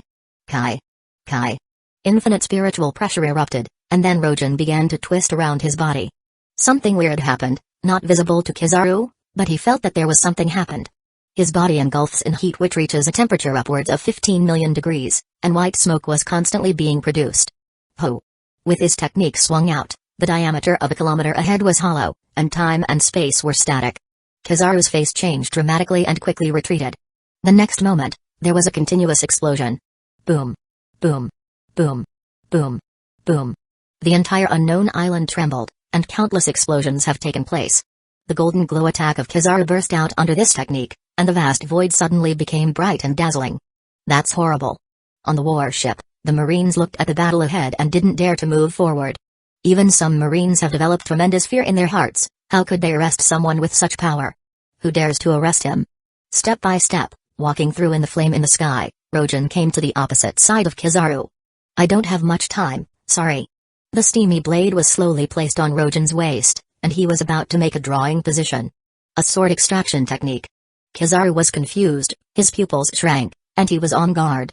If you aren't dead. Rojin's words were insipid, and his eyes became fierce. Well, then, be thankful for the rest of your life. Yamamoto's attacks were really able to withstand the immortal, either very strong or, that's life. Suddenly, Kizaru's pupils opened wide. He saw a stream of light, and then his body was under his control and began to glow. Elemental. Shiu. Rojin's figure, who was making the pull-out momentum in front of him, twisted his body and turned into a red light, and like an explosion, the Zanpakuto swung out. In less than 1,000th of a second, Rojin has stood behind Kizaru. What's the name of this trick? Kizaru didn't bow his head, but his pupil trembled violently and asked. Long sword of the remnant flame, north, heaven and earth and in ashes, Rojin whispered. You are very good. He couldn't help but mention it again. Haha, really? Kizaru smiled. His figure was already a shadow of light, but it was useless. It was clear that his waist position could constantly split, and he was healing hard, But Trojan's power was the thing that could destroy the healing ability and made the slitting technique collapse. With this strike, if it weren't for his element's transformation, it would cut his body into two halves. Behind that attack, a kilometer of the sea, the flames were tumbling, seemed like the end of the world. At this moment, the seawater also had burned. Good luck for you. Trojan's faint voice came, and at the next moment, he had stepped out, leaving Kizaru behind. Under the ultimate blow, if Kizaru survives, then he must be really lucky. After a few steps, Trojan came above the sea near the warship. Why don't you give me some free possession coins? Trojan's eyes flashed, and he smiled. The blade was still on fire and then wedged into the void ahead. Below, the Marines' faces above the warship have changed. Kizaru-sama, actually lost. Just a second ago, they saw the figure shining all over, and then unexpectedly fell down. And in this second, a bigger crisis was coming. A sword-shaped flame blow, nearly a kilometer long, chopped straight towards them. No one could stop it. It can't be stopped. Chapter 89, Chasing the Ship. The blade of hot flame, like the whistle of a gale, instantly fell from the sky and then hurled into the warships. Boom. Boom. Boom. Boom. A series of explosions occurred. It was a calm sea surface. It was immediately boiled up by high temperature, a continuous stream of white fog rushed upwards toward a high altitude. Help. It's on fire, it's all on fire. Jump into the sea, jump down. The voice of the high-ranked Marines came from time to time, and their faces were blue and stunned. No one could have imagined that Trojan's blow had such power. 5 vice admirals were standing there, but in the face of that invincible attack, they didn't know how to resist it. A flame blow, which has spread for thousands of meters, seemed like it was coming from the hell, and like the gods were angry. They have nothing to do. That cut, fast and deadly, like a meteorite landing, straight into the sea, landed on the warship. In an instant, 8 warships were split in two, followed by inferno flames burning into the sky. One blow, just a blow, and thousands of Marines' forces collapsed. Hearing the cold voice in his mind, Trojan laughed and then his figure disappeared quickly from there by just a step. It was almost 6 hours since Jason and the others left the island. The rest of the seas would be much more sparse than the following dense Marines' distribution of Bayterilla. In this way, Jason and the others should be safe at the moment. Silently relieved, Trojan took out the Den Mushi in his arms. Peru. Peru. Peru. After 5 seconds, Trojan frowned. No one answered. He called the same Den Mushi in the past, and now there was no response. What happened to Jason? With a flash in his eyes, Trojan's face cooled down, his figure unfolded, and he flew fast through the air. He gave Jason the chart, so their approximate route was still clear to Trojan. Just after Trojan left, the golden light suddenly blossomed on the flaming island. A burly figure of light stepped out. Only a few refractions of light, and had come to the burning, blazing flame. Admiral Kizaru. It's Kizaru-sama. Great, he is all right. The flustered Marines looked up at the golden light figure in the sky, and their faces were full of excitement and happiness. Yasukani no Magatama. Kame Jewel of 8 Shaku. The indifferent voice descended from the sky, countless lights shone, and in a moment, it landed on the flaming warships. After 3 seconds, the flames gradually extinguished and the Marines' screams stopped. Stepping down on a fairly complete warship, at this time, the 5 vice admirals came to the Admiral Kizaru. Trojan ran? He seemed to be sure, but also seemed to be puzzled. He is too strong. We haven't had time to react. The warship was on fire, and there was no time to chase him. Noah's was dignified. Forget it, doesn't matter, the Marines' intelligence is wrong, Trojan's strength is not small at all. Even if it were me, it would be dangerous if it weren't for another breakthrough at the last minute. Kizaru's face was full of seriousness, no longer has his old foolish expression like the past. What should we do now? Noah couldn't help but ask. No one who saw this big fight just now will probably have the courage to confront that fellow. The great admiral almost got cut off directly. What the fuck was that? Hurry up, contact Q's, let him pay attention and be safe. Kizaru squinted and quickly ordered. He was about the same age as Q's and had the same fighting power. Although there were some differences in official positions between him and Q's, it was also because he was a little older. He is not the boy's opponent. With the help of last-minute breakthroughs, I just survived. But if Q's encounters him, whether he has such good luck or not is really not sure? Yes, sir. The Vice Admiral answered quickly and then called him by the Den Mushi. After 6 seconds of ringing, it just got through. Mushi. Mushi. The dull voice sounded, and the tone was filled with impatience as if the person who answered the phone had just woken up. Q's, what are you doing? The Vice Admiral asked aloud. I have encountered some situations, hang up. Kyuzen's iconic voice came, and the conversation was crisp. He said hang up. The Vice Admiral just wanted to ask what happened, but on the opposite side, he has already hung up. The Vice Admiral blinked his eyes, shook his mouth and clenched his fists. If Kyuzen were in front of him, he would not hesitate to smash last night's clean rum bottle on Kyuzen's head. Kizaru frowned. Find out where Kyuzen is, and speed up to support him. Yes, sir. The Marines acted immediately. Kyuzen's position is easy to find, he is too lazy to communicate with these guys, but his subordinates dare not disobey their superiors. On the vast sea, seagulls soared high in the sky, occasionally making one or two high chirping. In the sea, fish jumped out of the sea from time to time, and then pop into the sea, and disappeared. Just after the fish disappeared into the sea, a pair of cold feet stepped on the surface of the sea with cold air. These feet contain unimaginable low temperatures. Step by step and the sea's surface freezes rapidly, forming an ice track about 1 meter wide. Da. Da. Da. The owner of both feet stepped on the frozen ice step by step. His speed seemed slow, but it was bizarre and quick, which made people feel dizzy. In the blink of an eye, the figure was already thousands of meters away and could not be seen clearly. Only the sea's surface, a long ice road, slowly melted into seawater as time passed, once again hidden. I saw him. In the twinkling of an eye, a wooden boat sailing against the wind appeared in front of the owner of both feet. The wooden sails were pure color, without any pattern, neither a chamber of commerce nor a pirate group, and it seemed unremarkable. The figure looked at the wooden boat that appeared in the field of his vision. His face seemed a little complicated, but his footsteps did not stop, watching the wooden boat getting closer. Is that her? Garp-sensei asked me to come here for this time. The murmuring way in the mouth, the figure was swaying, and he was about 300 meters away. Behind him, on a medium-sized warship about 10 kilometers away, a team of Marines was busy making a lot of calls. Hey, hello, the South Blue Division Major. I don't care what you are, tell me clearly, where is that kid Kyuzen? The extremely impatient voice of the Den Mushi came out, and the majesty contained in it immediately made him muddled. Who? So arrogant. Vice Admiral. Next to him, a colleague whispered a quick reminder in his ear. Grant trembled all over and made a smart move. Damn it, talk. In the Den Mushi, the impatient voice comes out again. Kyuzen, Rear Admiral Kyuzen is going to chase a boat. Chasing a boat? Chapter 90, that's terrifying power. The voice from the Den Mushi was obviously somewhat confused, and he couldn't help but ask. What ship? A wooden boat. Grant quickly replied subconsciously. He was only a major talking to the Vice Admiral of the headquarters.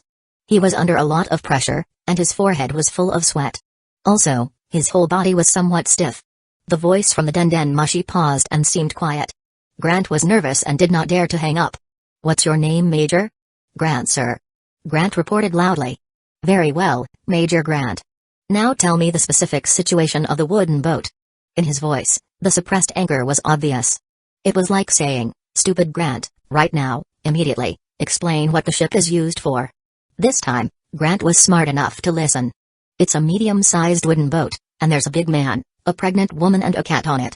He trembled a little but answered. In the corner of his eye, he had seen his colleagues close to him slapping their foreheads, and seemed to have a headache for his stupidity. Pat. The Den Mushi hung up and lost its voice. Grant swayed his body and forced out a smile to face his colleagues. I said this, is there anything wrong with it?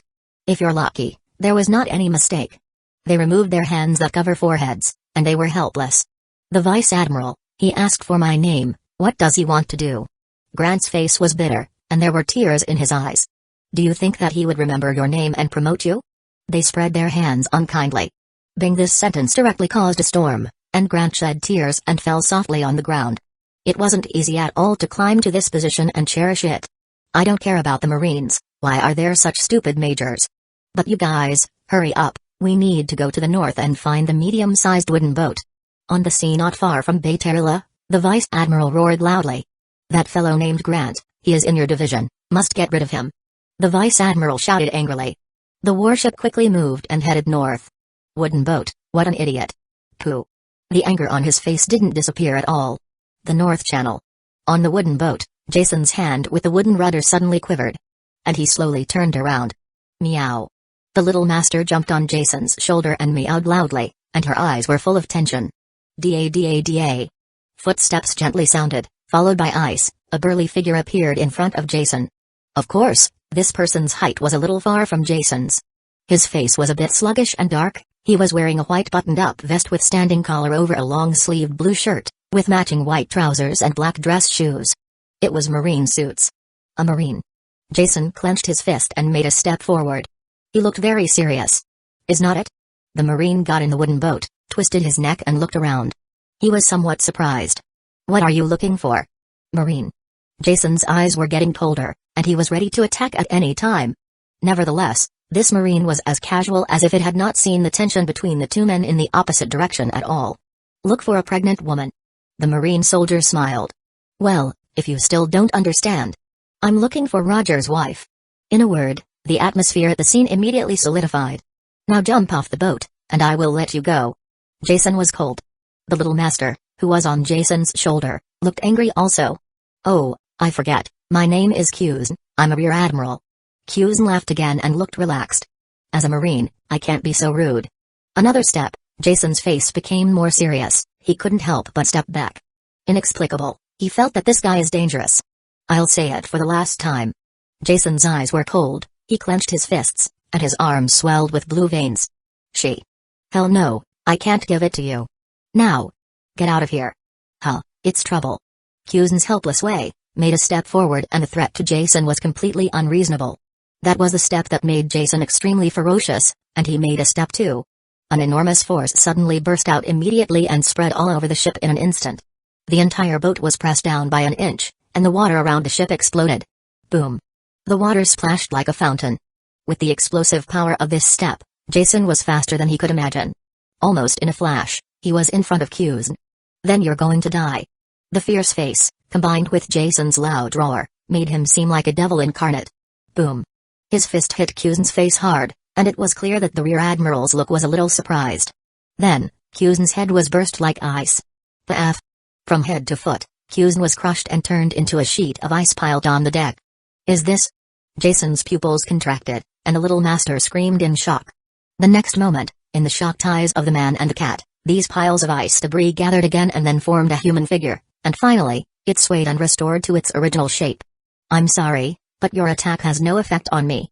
After calmly saying this, Kusn stepped again. And immediately, he was standing face to face with Jason. Jason's face changed and punched again. Boom. This time, Kusn raised his fists to block that punch. However, Kusn's pupils contracted.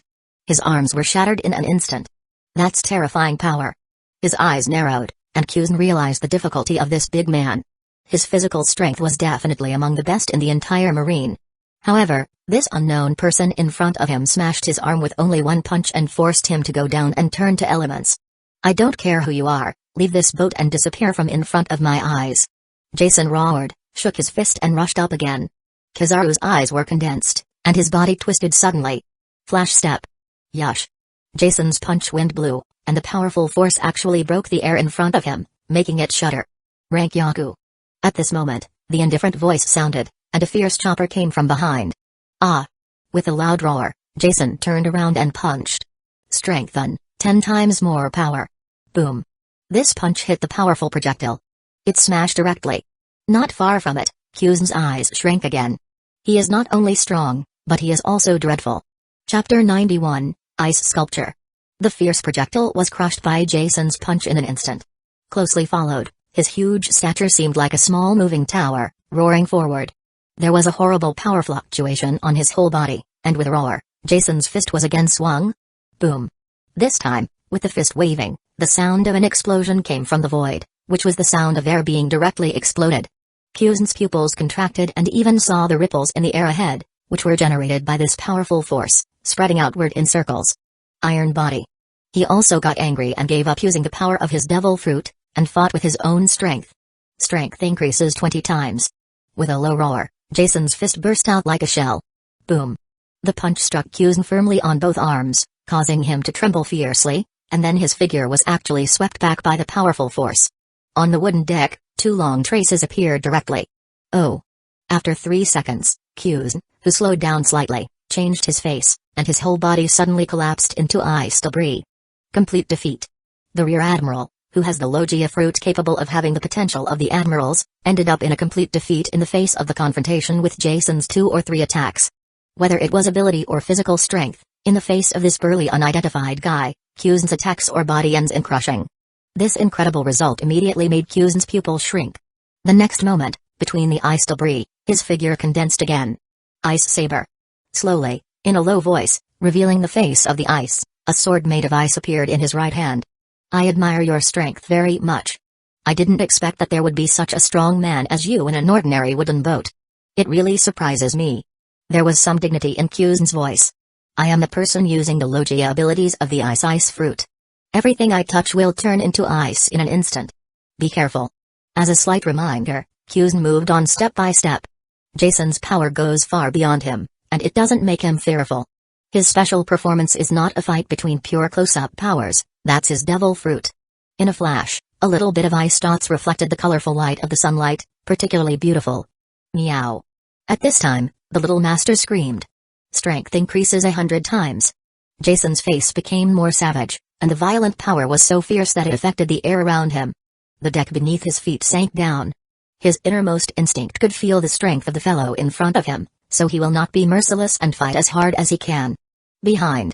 With a loud roar, Jason slammed his fist and hit it toward the rear. At the same time, his waist was hard, twisted, and the whole body was moving fast. Voom. Behind him, the air raged and ran irregularly, making a sharp sound. The airflow was changing rapidly, this void, because Jason's violent power has changed dramatically. Kuzen's face was more serious, and he found that the strength of the man in front of him far exceeded his expectations. He has fought many enemies and seen all kinds of enemies. But this was his first time to come across with such a purely strong guy. Yes, this guy is very pure. He has no moves, all he has is the power of horror to despair. He has only physical strength, but this power was enough to push him to a high peak. When you reach the realm of Jason, you don't even need any tricks. Any punch of Jason contains terrible potential energy, kinetic energy, and could break everything. Bang. The air was suddenly tightened and then exploded. Kuzen used Flash Step to go close to Jason's back and was directly shattered by this fist. His body was shattering, but the power of this punch has not yet ended. His chest, abdomen, legs, middle and lower parts, everything was crushing. But at this moment, Kuzen just marveled at Jason's increased strength again, and his right hand, which was still intact, suddenly extended out. Shoo! His right hand holding the ice saber just came to Jason's eyes in an instant, causing the latter's pupils to shrink. Quick! He worthy of being an outstanding marine seed, and Kuzen's experience was crisp. Jason stepped back and avoided the ice saber by a millimeter. Only the tip of the blade did wipe Jason's body. I got you. Kuzen's expression was cold, and his tone was light. Visible to the naked eye, Jason's clothes had a terrible low temperature on its corner, but in an instant, the low temperature spread quickly and reached his entire abdomen and chest. Is this? Jason stepped back and looked shocked. But the cold ice has not stopped spreading. Kuzen stepped forward, and as he stepped forward, there was frost on the deck, and the temperature of the whole wooden ship dropped suddenly. Kotick. Tick. Jason stepped 3 steps back, in which time the ice had spread to his neck. Da. After another step back, the ice had covered all Jason. Jason, who was nearly 2.5 meters tall, was completely frozen after being touched by Kuzen's saber in a few seconds. Very strong guy. With a sigh, Kuzen stepped over and stood next to Jason. It's just that you are a little bit weaker. After fighting for such a short time, he naturally saw that the other side was a pure power user. As for Haki, it will not be used. Even without using Haki, it has almost decided the outcome of this battle. Any non-Haki user, or someone who does not have the ability to restrain the Logia power, facing the Logia users, he will be inherently suppressed. So, cute kitten, can you tell me where that woman is? Step by step, Kuzen slowly squatted down in front of the little master. Behind him, a nice blue sculpture, shining in the sunshine, was beautiful and charming. Looking at this slightly dull black face, the hair on the little master's body was blown up. Fear swept through her heart. How powerful Jason is, she naturally knew, but such a strong fellow, facing this person, did not even survive a minute. Squeak. Just then, the door of the bedroom on the wooden boat opened. Kuzen's body trembled, and his eyes became deep. So, she is here? Slowly, he turned his head and looked at the door. Chapter 92, Memorial. The door opened, and a woman's figure slowly came out. When she saw the frozen Jason and the frightened little master, she didn't have much fear and no surprise on her face. Have you find her? Rouge muttered while she was looking at Kuzen. I'll go with you, don't hurt them.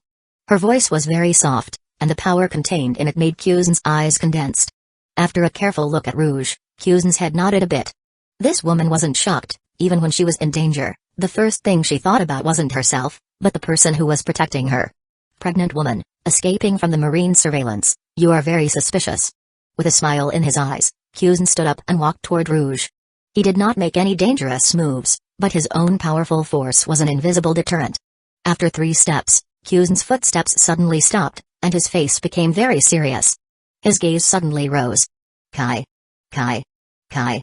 A blazing flame swept from the sky and went straight toward him. His pupils shrank when he saw the flames. Kuzen immediately jumped and retreated toward the back. Just a leap, Kuzen stood on the edge of the wooden boat. The flame rushed down, and as it approached the deck, it turned sharply, crossing in a U-shaped arc and rushed toward Kuzen again. His expression became serious. Instead of choosing to be elements, Kuzen's figure flashed and escaped the flame once again. Until then, Kuzen, who stood slowly on the edge of the ship, looked up to see the figure in the air. You are? With doubts, Kuzen looked up at the strange figure holding a long sword.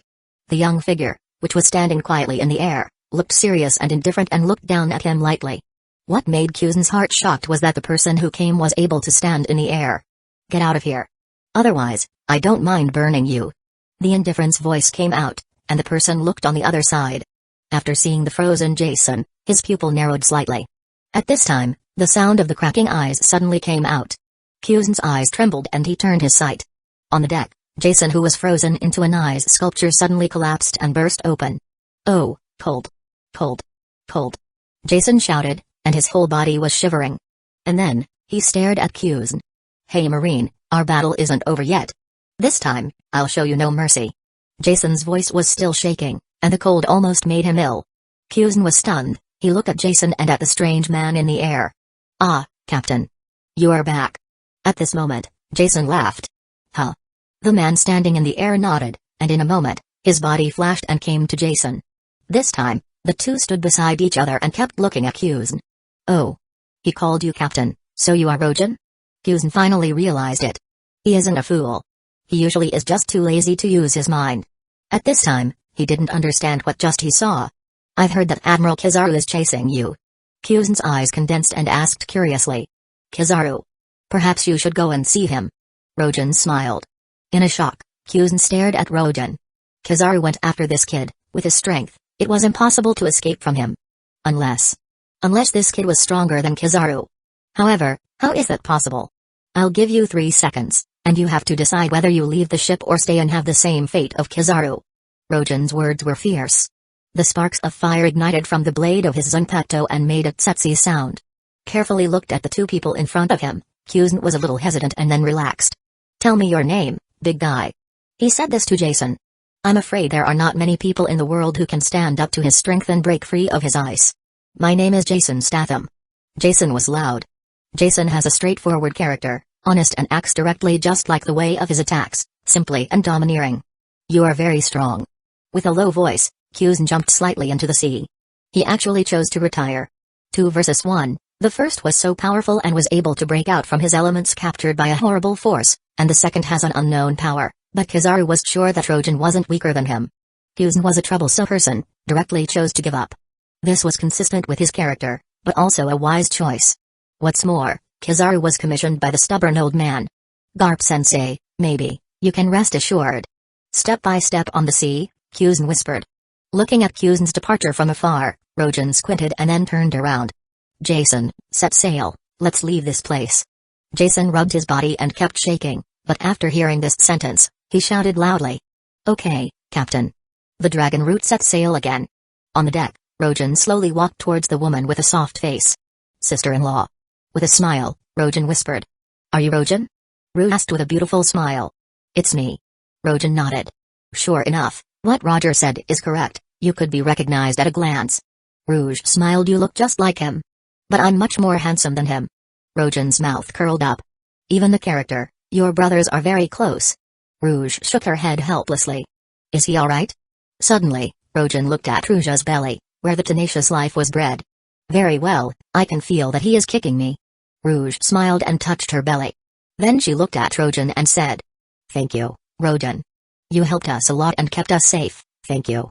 Rojan's eyes were complicated, and he whispered. It's God's will to rescue you. His sword was still on fire, and Rojan once again looked at Rouge's belly. What is his name? Ace. Ru looked down at her stomach and affirmed. It's providence. Looking at the vast sea, Rojan muttered. Meeting you with the flame, bring it to you, bring you hope. Does this please you? Walking gently to the center of the ship, Rojan inserted the blade into the deck. Then, he brought a huge sake jar and slammed it into the floor, while he made Jason look at it. Puff. The flame rose from the katana, but it didn't burn the deck. Rest in peace, old brother. A bowl of wine fell, spilled on the deck, and dripped into the sea. Take the flame as a sacrifice and take the bowl of wine as a foundation. This was a memorial to that person.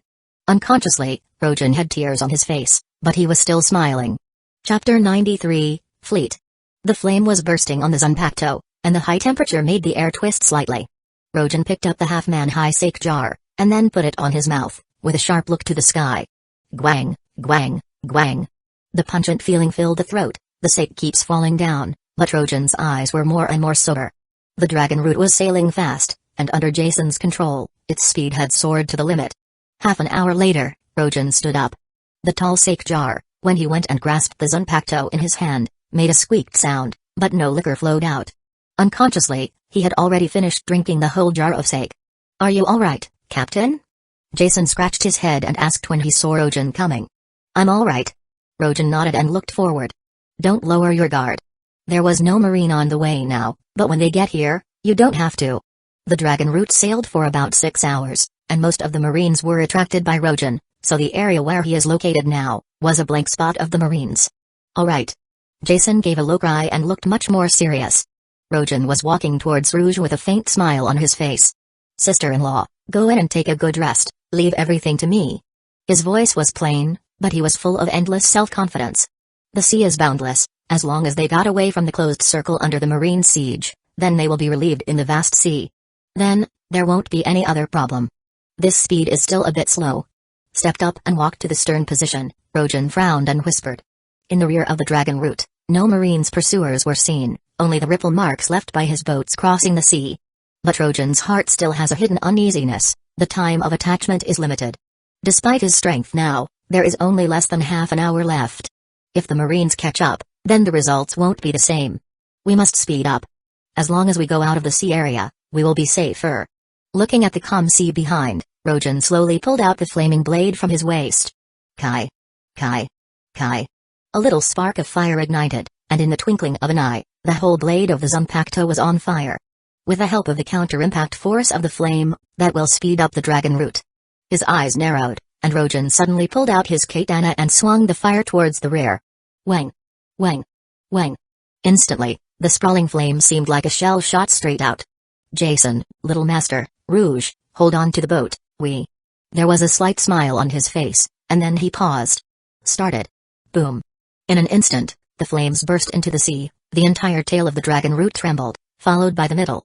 Finally, the whole boat buzzed and trembled, and a powerful force was generated in an instant. Then, the dragon root flared up. It roared, and turned into a long arrow that was thrown from a bow. It went so straight, and it shot out at high speed. The canvas had already bulged high in the strong wind generated by this impact, and even the mast was slightly distorted. Quickly, the dragon root seemed to turn into a streamer at this moment and sprinted unscrupulously on the sea. Along the way, the power of the flame was almost endless, and a lot of white fog was produced. The sea was continually boiling, and the ship's tail seemed to be on fire. In just 5 minutes, Jason and others had seen dozens of warships sailing side by side in a dense fleet. Suddenly, the eyes of all the people on board were serious. They thought that the Marines must have laid heavy troops on the edge of this sea area, but such forces still made them a little shocked. Although these dozens of warships were small vessels, their number was very unusual. That was almost a third of the ship used in the Buster Call attack. Captain. Marines. Jason shouted, and his expression was a little nervous. His strength was good, his attack power was superb, but in the face of such a huge fleet, it won't be the same. Rojan, standing at the stern of the boat, heard the voice and slowly retracted his Zanpakuto and his eyes became fierce. Go ahead and leave them to me. A faint voice came into Jason's ear, but Luochen's figure had already passed him and stood at the bow of the boat. Is this the final part? Once a ship starts sailing in the sea, it is difficult to find it. Then, as long as they sail past these fleets, this plan will be a perfect success. There's still a short period of time. That's enough. Muttering, Rojan stood at the bow of the boat, holding the Zanpakuto in his hand. A black robe, he was wearing a leather coat, At this moment, there seems to be a kind of overwhelming hegemony. 4,500 meters away, on one of the dozens of warships at the center of the fleet, a colonel's face was sweaty, and he looked nervously at the dendenmushi in his hand. "It's Vice Admiral Noah. I'm listening." Just when he found the fast-sailing wooden boat, which nearly split the sea in half, the colonel had called the Marines' headquarters, and it was Vice Admiral Noah who answered the call. The news has already spread, saying that the guy on the wooden boat was able to fight the admiral and escaped from the impenetrable encirclement around the island of Bayterila. He's not a fool. Naturally, he knows what it means. These guys have terrible strength. When he heard the news, the colonel trembled, and then he called the headquarters. He did not want to rush up and command the Marines to intercept the other side, let alone to reap any credit. At this moment, he heard this voice from the dendenmushi, and his heart was inexplicably relieved. Great, it's through. I don't need to carry the pot at last. The colonel had no confidence in stopping the other side. Once the other side fled, the pot would surely be his. The colonel was unwilling to do silly things and been blamed for. Even if it had a 1% chance, he was reluctant to try. "Listen to my command, get ready to fire." In the dendenmushi, Noah's majestic voice came out again. "Yes, sir." With a loud cry, the colonel immediately ordered the ships to be ready. At this moment, nearly 20 warships' hulls rumbled, and black cannons were quickly protruding from the shell, and then turned their muzzles, all aimed at the dragon root. Number 1 warship is in place. Number 4 is in place.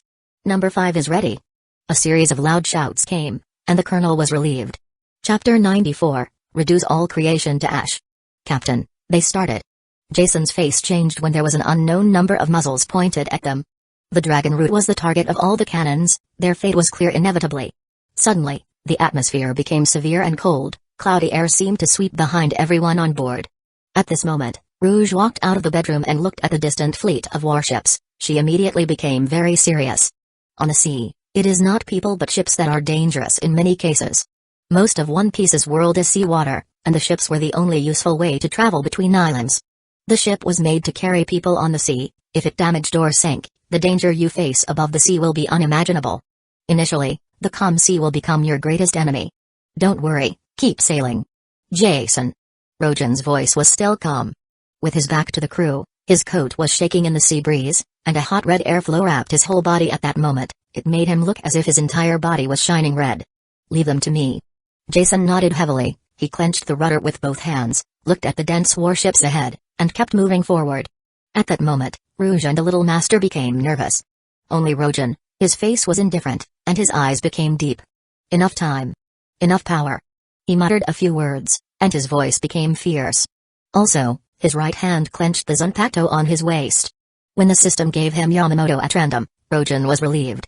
The randomness of the system was very large, which he already knew for a long time. After all, it was higher than spending double the price to make a specific category call. He tried this when he practiced swordsmanship. In the same price range, among the souls of the same rank, such characteristics were more visible. For example, he could randomly summon with 10,000 berries, which the soul would be from the red category. It is possible, then, that he will summon 10,000 or 20,000 values of possessed souls, but at the same time, he may summon the strongest soul of 90,000 souls. This time, he spent 500 million berries so the summoned soul would came to between 100 million and 900 million berries. The randomness is great. Of course, the more money, the more the summoned soul, will be more in line with the price paid. For example, if he calls for 500 million berries soul, the possibility of summoning 500 million souls or more will be relatively greater. But it is not impossible to summon 100 million soul. So, this time, Rojan said that this was God's will. According to this estimation, the old man Yamamoto was at the top level in Shinigami's world. Such status was similar to the Whitebeard in One Piece world. How can he be called by less than 900 million people? Or even a billion? Knocked out such a strong admiral in this short period, it can be said that he was so lucky when the system gave him such a powerful soul. There is no doubt that if Captain Yamamoto was exerting all his strength, it would definitely be the same as the power of the four emperors. Looking at the manga, the Whitebeard when he fought the admirals, he was like adult bullying children, and now, Yamamoto appeared, then this plan has been more than half successful. The only thing to worry about was time. But when the dragon route sailed already, this problem has been solved. This plan, we can say, has been successful. Among the sea, the distance between them and the Marines' warships was getting closer and closer. Rojan held his Zanpakuto in his right hand, and the flames were burning fiercely, and his eyes were getting more and more dangerous. In the middle warship, the captain was very nervous. He took his dendenmushi and said, "Vice Admiral Noah, the distance between Rojan and us is 2 kilometers. Keep waiting." Noah's voice was steady. 1.5 kilometers. Wait. Compared to the calm voice of Noah, the captain was very nervous. "Noah-sama, it's 1 kilometer." Seeing the wooden boat getting closer and closer, there was a hint of dread came to the captain's heart. Because he clearly saw the face of the young man in the black robe on the bow. It's Rojan. His heart trembled and his whole body was shaking. Who was Rojan? Maybe others didn't know about him, but he already knows what Rojan could do. The younger brother of the Pirate King, Roger. As soon as he thought of that kid, the captain couldn't hide his fear. In the era when the influence of the Pirate King has not yet experienced plummeted, it is legendary to have a slight connection with Roger. How could the colonel not be shocked and frightened when a living legend appeared before him? Literally, we are fucked. The Marines are really arresting him. The admirals couldn't deal with him. Just thinking about this fact, the captain couldn't help but take a breath. Unconsciously, the distance has reached 800 meters. "Captain, distance." Suddenly a voice came from the dendenmushi and woke up the captain. 800 meters, sir." The captain answered quickly in shock. "Prepare yourselves, and listen to my instruction. You have only one attack." The voice of Noah was very serious. "Yes, sir." The captain was nervous and stared at the approaching of the ordinary wooden boat. The eyes of the captain were full of endless fear. He didn't know how long it took and the captain suddenly heard the thick voice of Noah. "Fire." Like a reflex, the colonel raised his head to the sky and screamed. "Fire." Suddenly, the sea seemed static.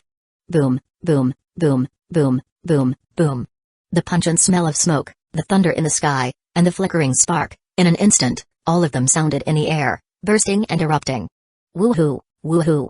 Dark lines quickly formed over the sea, staggered, and then drew a parabola and went toward the dragon route.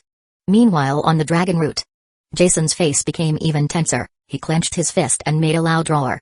"Captain, they fired." On the bow, the wind seemed more urgent, Rojan's eyes suddenly magnified. "I heard them," Rojan muttered. In the next moment, Rojan took out his sword. Huh. Like the sound of matches rubbing and burning, a tiny flame suddenly appeared in Jason's eyes. Then, in less than a time of breath, the flame suddenly grew bigger and bigger, as if the peacock had opened and spread its wings. In an instant, the flame swelled, and in a blink of an eye, it was swept over 100 meters. After a breath, it rose again. Voom, voom, voom. The void was twisted by this hot flame, followed by it, the fire turned into a red chopper and burst out. All things of this world turned to ashes. An indifferent voice, like a deity, rang in the hearts of countless people. Chapter 95, I Quit. The blazing flames began to erupt from a small fire. Only after 3 seconds, it had risen to about a kilometer. It was so beautiful, ardor and intense, but it released a high degree of heat and energy. Like a meteor, in the eyes of countless Marines, this flame slammed fiercely into the dense black shells ahead. Instantly, the air boiled. Boom. The first layer of the splendid fireworks began to explode and then followed by the second and the third. Just like the autumn wind sweeping the leaves, this huge flame chopped up and smashed the black cannonball curtain in front of it into a red flame. Kai. Kai. Kai. This high temperature, in an instant, made the whole sea burn up into endless white smoke, and then the seawater started boiling in a second, many bubbles has emerged and turned into steam rolling up. After 3 instants, the thunder in the sky continued, countless shells were directly smashed into a continuous bursting sound. At this moment, looking up at the sky, the Marines, waiting in hope, were frightened and desperate. Oh my God! It's over, it's over! What beautiful fireworks! Run, the flames are coming! Numerous voices sounded in the Marines, facing the scenery in the sky at this moment, they were stunned. No one could have imagined that the Marines' powerful shell attacks will actually fail, and in turn, they will be crushed by the enemy. In the sky, the huge flame was impacted by the shells, but it did not dissipate. Instead, the fire became more fierce. It expanded again, reaching a length of 1,500 meters. It was as if the high heat energy surged by the explosion of the many black shells, and then they were absorbed and fused into the flames. Run, jump. When the colonel saw the huge flame projectile approaching, his original amazed look changed dramatically. He could not even bear to respond to the scream of the vice admiral in the dendenmushi. He looked up at the sky and shouted loudly. Everyone jump. Damn it. Don't look at it. Do you want to die? His roar spread all over the sea, waking up the Marines who were shocked by scenes in the sky. Poof. The first dive appeared, and then the Marines rushed toward the sea. The huge flame in the sky, though not yet come down, but its power can be imagined from a distance. Near 100 meters from the sea level, the water beneath it was boiling. They saw countless fish, flipping on their stomachs, and floating on the surface of the sea. Jump! Jump! Jump! In the face of Rojan's attack, the Marines' formation was completely chaotic. They did not have the courage to face this horrible blow, and no one could stop this fear of a natural disaster. Kai! Kai! Kai! As the high-temperature flame approached, some Marines saw that the air was twisting and that the blaze was burning the surrounding air in folds. Fear was extending from the depths of their souls and then spread all over their bodies. In front of this large flame, they were powerless. Jump! The colonel sprinted, kicking the stunned Marines with one foot straight into the sea. Is it useful to jump into the water? Look at the sea where the flames pass. All the Marines are fine. But who cares? As long as there is a little hope, they can't give up. Kai! Kai! Kai! The sound of the blazing flame was getting closer and closer. However, the Marines were still not all evacuated. At this moment, countless Marines were staring up, and they were frightened. Ah! Damn it! The colonel roared and jumped into the sea at the last minute. Boom! This blow cut directly across the warships. The calm sea, at the next moment, was lit by an ignited ship. The flame, rising from nothingness, burning unceasingly. The Marines were at a big disadvantage. Their entire weapon was destroyed. At this moment, facing this flame, facing this unstoppable blow, they became in a fragile mess. Help, somebody saves me. The sea, is burning. Countless Marines stared in horror at their lifetime that had turned into flames, with pale expressions. This flame was inextinguishable, and even the seawater seemed to become a medium of combustion in front of it. On the dragon route, Jason and others opened their mouths and could not speak. Accelerate. At the bow, Rojan did not turn back and said indifferently. Oh, yes. Jason reacted and steered the ship forward. Breaking through the sea, the dragon route came closer and closer to the flame area ahead. Strangely, when the dragon route entered the flame zone, the flames magically extinguished, and even the temperature of the seawater dropped. By the time the dragon route strolled across the ships, the flames were almost disappeared across the entire sea. 5 minutes later, the dragon route got farther and farther away, gradually leaving the Marines behind. Floating on the sea, the colonel looked ahead in a complicated way and was still in a state of panic. The Marines who their clothes were burning wanted to say something, but they could not express it out. Dozens of warships were still burning and sinking slowly into the deep sea. Numerous Marines, more or less, have mild, or severe, burns on their bodies. But strangely, none of the present Marines died. Yes, the terrible flames that can evaporate the seawater into a white fog in 2 or 3 seconds, but it didn't cause any case of death. The only thing that they lost was their commons, their ability to fight back. Goldie Rojan. He murmured softly. The colonel believed that the young man, who cut across the flames, would never forget him for the rest of his life. Because, all the Marines floating on the sea at this moment owed him their lives. There has never been any mercy in the confrontation between the two sides. However, the other side, obviously capable of harvesting them easily, but he chose to let them go. Colonel? Are you still here? Speak. At this time, the dandanmashi in his hand, the loud voice of Vice Admiral Noah kept coming. Silently watching the dragon route disappearing in front of him, the colonel closed his eyes and seemed to be making a decision. After a while, he took out the phone with a serious and heavy voice. Hello, this is Colonel Glenn. At this moment, his voice was no longer afraid of the high-ranks officers. Tell me the situation, what are you doing? What about Rojan? Did the blow succeed? Noah had not finished yet, but Colonel Glenn had interrupted his words with direct indifference. Sorry, have nothing to say. I quit. Chapter 96, Big Deal. What did you say? The Marines next to Colonel Glenn could clearly hear the sound from the dandanmashi. They looked confused and didn't say anything. Glenn didn't respond, and he hung up the dandanmashi directly. Then he looked around and took a deep breath. Brothers, I'm leaving the Marines, goodbye.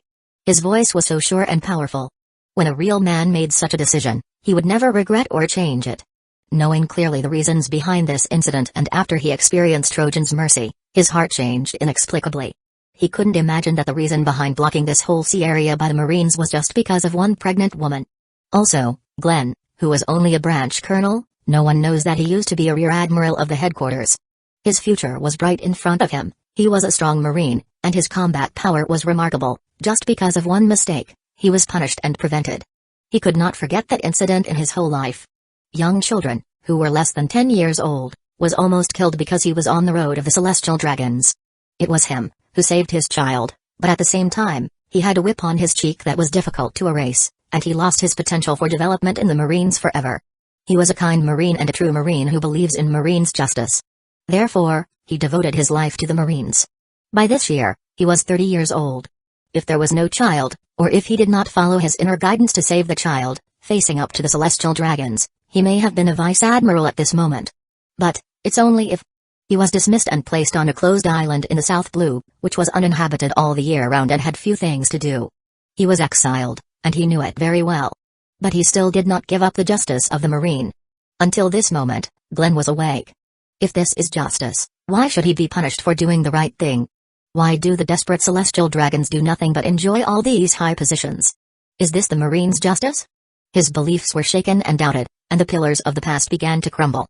For a pregnant woman in a district and a teenager who has not done any bad deeds at all. The Marines, ready did a hard work. Before that, who knew who Rojan was? Who knows who this woman is? Be punished for being related to or friendly with someone dangerous. That's ridiculous. For a long time, Glenn may have been full of complaints about the Marines, which has accumulated to the extreme. Since the Marines didn't apply justice, then why don't I fight for it myself? With a firm eye, Glenn had decided to abandon all that was on him. Colonel Glenn. Sir. All the Marines were confused, and they stared at Glenn with hesitation. After a while, the group behind Glenn stood up with firm eyes. You saved us. We are going with you. We know the inside story of this incident and have been dissatisfied for a long time. Yes, we are Marines, not robbers. We can't do something against civilians who haven't done anything bad. One hot-blooded young man shouted loudly, one by one joined, and shouted with him. The noise there alarmed the other Marines on the sea, and they started wondering. Immediately, the cause of that incident was known to all of them. Like a gunpowder barrel, immediately the Marines exploded. According to the regulations, sometimes the superiors will completely conceal the reasons why the Marine underneath carries out tasks. Some tasks are classified as highly confidential and must be sealed. This time, nature is also among them. But Glenn has decided to quit the Marines. The inside topic of that incident was already announced by him, which immediately made the Marines angry. That kind of Marines, they weren't like pirates at all, they only want justice, hot blood, hormone surplus, sense of justice burst out of these guys. We won't stay either. The Marines disappointed me. Someone of them even cried out. Woo, Marines, the Marines in my mind, how could it be like that? Glenn glanced around with solemn eyes. There are a lot of corruption and decadent officers in the Marines, we cannot deny that there are also many good leaders dedicated to help and protect people. All I can say is that it's an institution has both good and bad. I don't want to delay you, today, we must quit the Marines, and we must all gather together and start to pursue our own justice. If you don't want to, you can stay in the Marines. His words made the Marines think for a while. It has to be said that Glenn was a very clever guy, for him. Everything has two sides, nothing must be good or bad. The same is true for the Marines, and he couldn't stand the Marines from now on. For a pregnant woman and unrelated civilians, this was beyond the bottom line of his justice. After a while, many Marines began to make decisions. Finally, the number of people who opted out of the Marines and joined Glenn's team were about 4,000. This was an astonishing number. It was important to know that these guys weren't civilians, but they were a well-trained army, they were all elite Marines that have fought many times, and they were useful in the most dangerous situation. Taking a deep breath, Glenn looked at the Marines floating in the sea, and he felt somewhat stressed. From then on, he had to be responsible for these guys. But then, Glenn became a high-spirited, with a feeling that the wide sea was filled with jumping fishes and the sky was good enough for birds to fly. Brothers, listen to me, we must find navigable warships, and we'll leave right away. With a single command, the 4,000 Marines quickly took action, and indeed, they found some warships that could barely navigate. Finally, all the Marines got on board and set off. They pulled out the Marine flag and replaced it with some black clothes. Now that the day goes into darkness, so let the night lead to the dawn. Standing in the front of the warship, Glenn's eyes were deep and muttered. From now on, we will be called Night. In an unknown place behind Glenn and his team, Noah stared at the den mushi that was suddenly hung up, somewhat confused. This? Then, he was furious. Surprisingly, someone dared to hang up his call. Tell me his name. Noah shouted loudly. Rojan was a man of great importance, but the guys in these departments were so uncooperative that they dared to throw off their temper because of him. At this time, Kizaru glimpsed. He came over and stopped him. Maybe something big has happened. Chapter 97, he is an ordinary person. Kizaru could hear the voice just coming out of the den mushi very clearly. He was shocked by this tone, the firmness revealed in his words, and the spirit of determination. The major, whose name was unknown across the street, what he said was true. Quickly, dispatch warships to inspect.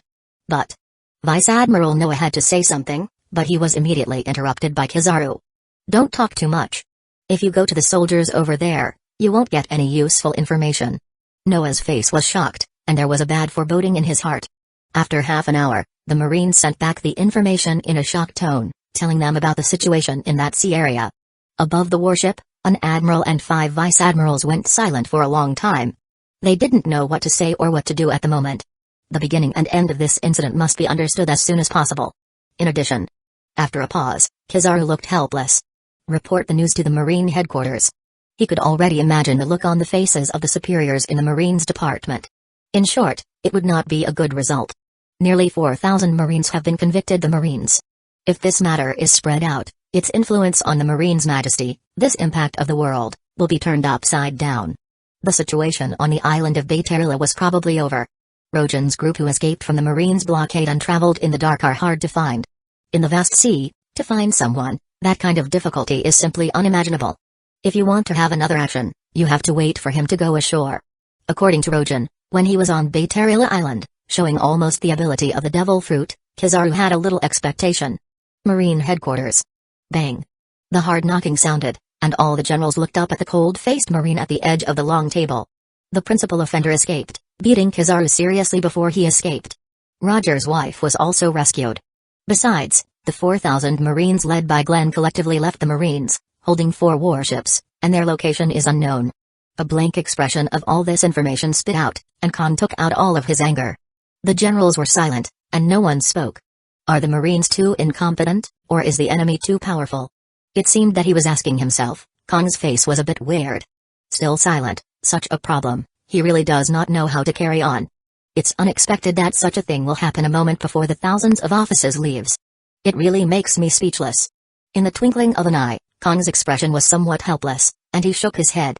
Sengoku, Tsuru, combine your information, analyze it, and then explain it to all of us here. I really don't know whether to be angry or to be amused. Showing a strange smile, he sighed and sat down. Hearing Khan's command, Sengoku nodded seriously, and then quickly analyzed the information on the table. These data were collected in the fastest time and reported by the Marines of each branch. Among them, there were many things that seemed strange for Sengoku. For about 10 minutes, Sengoku was flipping over the information, frowning, smiling or nodding. Eventually, he sorted out the information and became serious. Fleet Admiral, I'm ready. Sengoku got up and whispered. What did you find? Asked Kong. I didn't quite understand the last time. But this time, there are some clues. Sengoku nodded. Very good. Kong was satisfied. There is nothing to complain about when Sengoku will take over the position of Fleet Admiral. This Marine is wise, intelligent and has both wrists. At the same time, he has more courage than an admiral. First of all, the plan for this time can be said to be seamless and without any mistakes. Wrong, not in the Marines.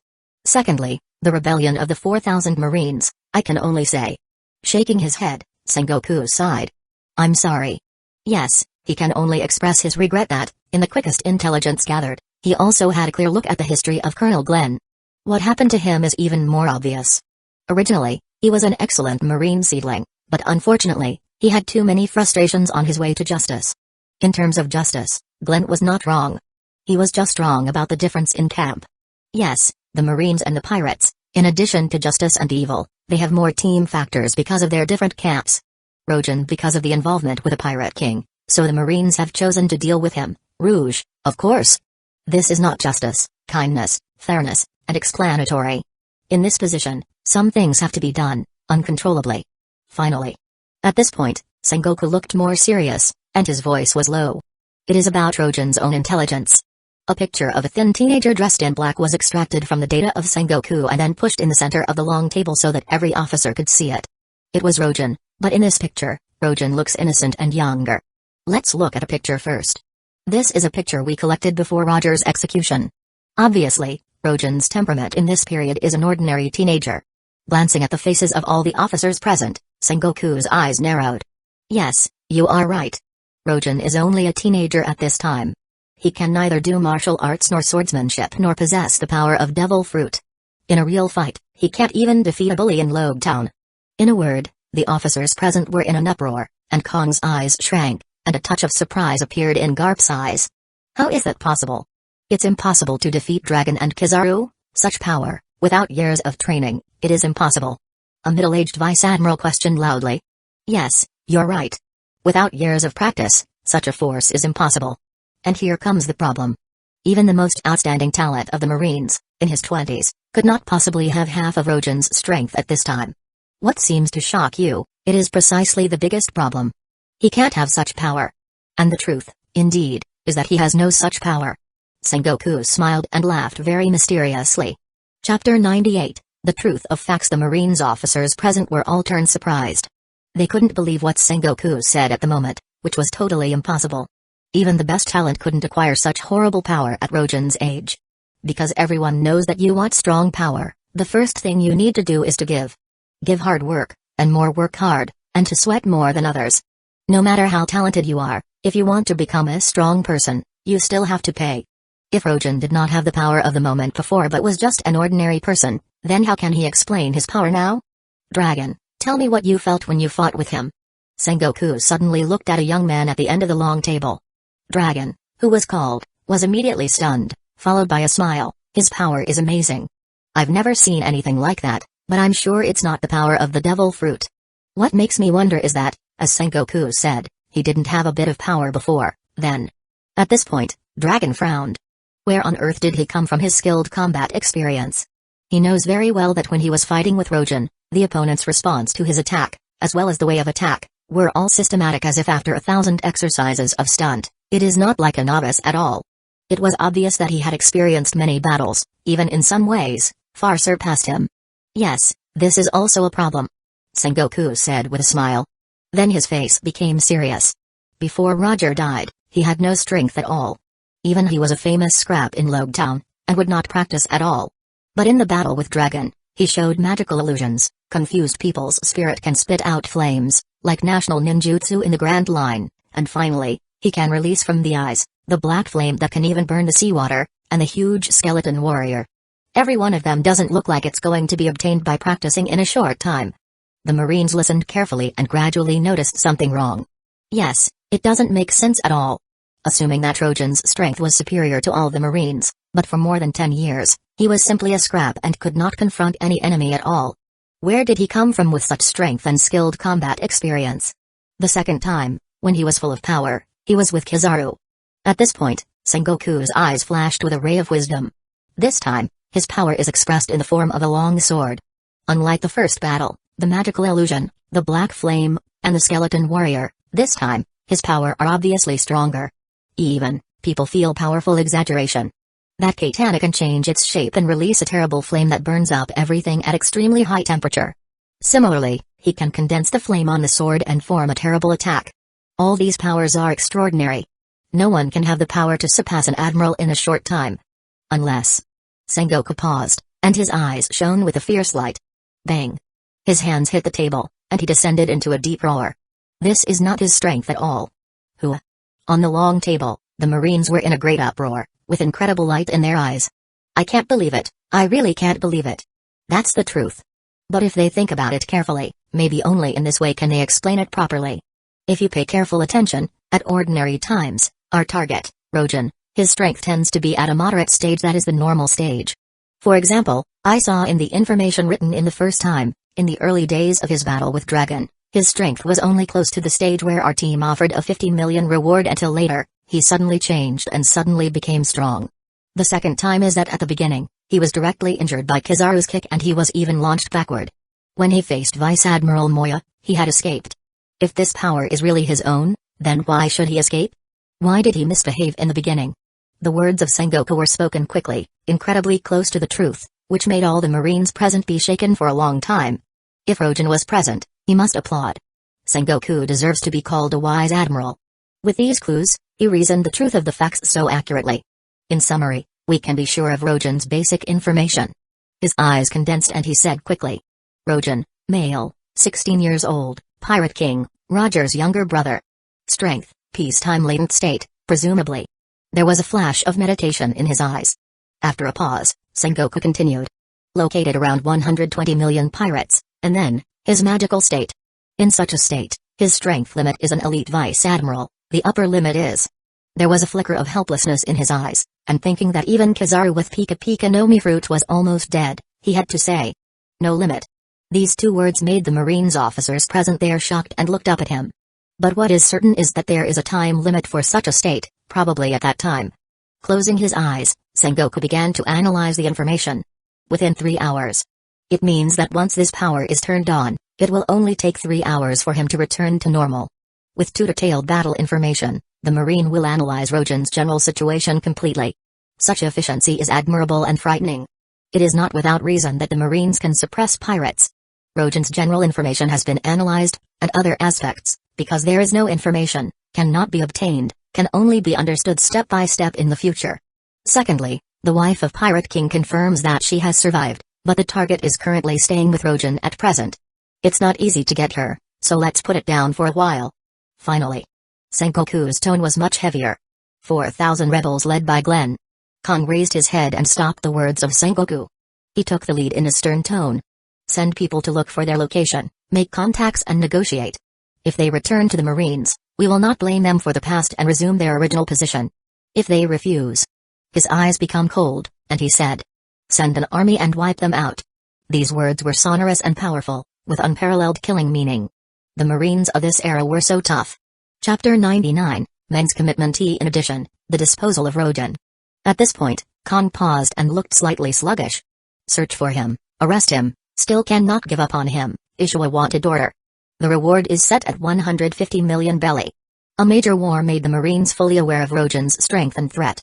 His strength fluctuates unevenly and unstable, but at the same time when it erupts, it is more terrible than an admiral. It's impossible to solve the problem of such a guy concealing his identity in a moment. As a result, Sengoku's plan to hide his identity was ineffective. So Kong did not hesitate to adopt the second plan. The secret of his identity cannot be arbitrarily leaked, and a blow to his power must go further. As Sengoku just said, this person's strength is uncertain. Once he is weak, then it is our opportunity. Finally, the disposal of the 4,000 rebels must be accelerated and solved as soon as possible. Remember what I said, as soon as possible. Kong's face was so severe, and his words were louder than the bell sound. The officers present also had a serious complexion and thought silently in their minds. After that, the meeting was over, and the Marines left one after another. A figure stepped out of the conference room, and Sengoku's eyes moved and looked at the person ahead, then he accelerated his pace and followed him.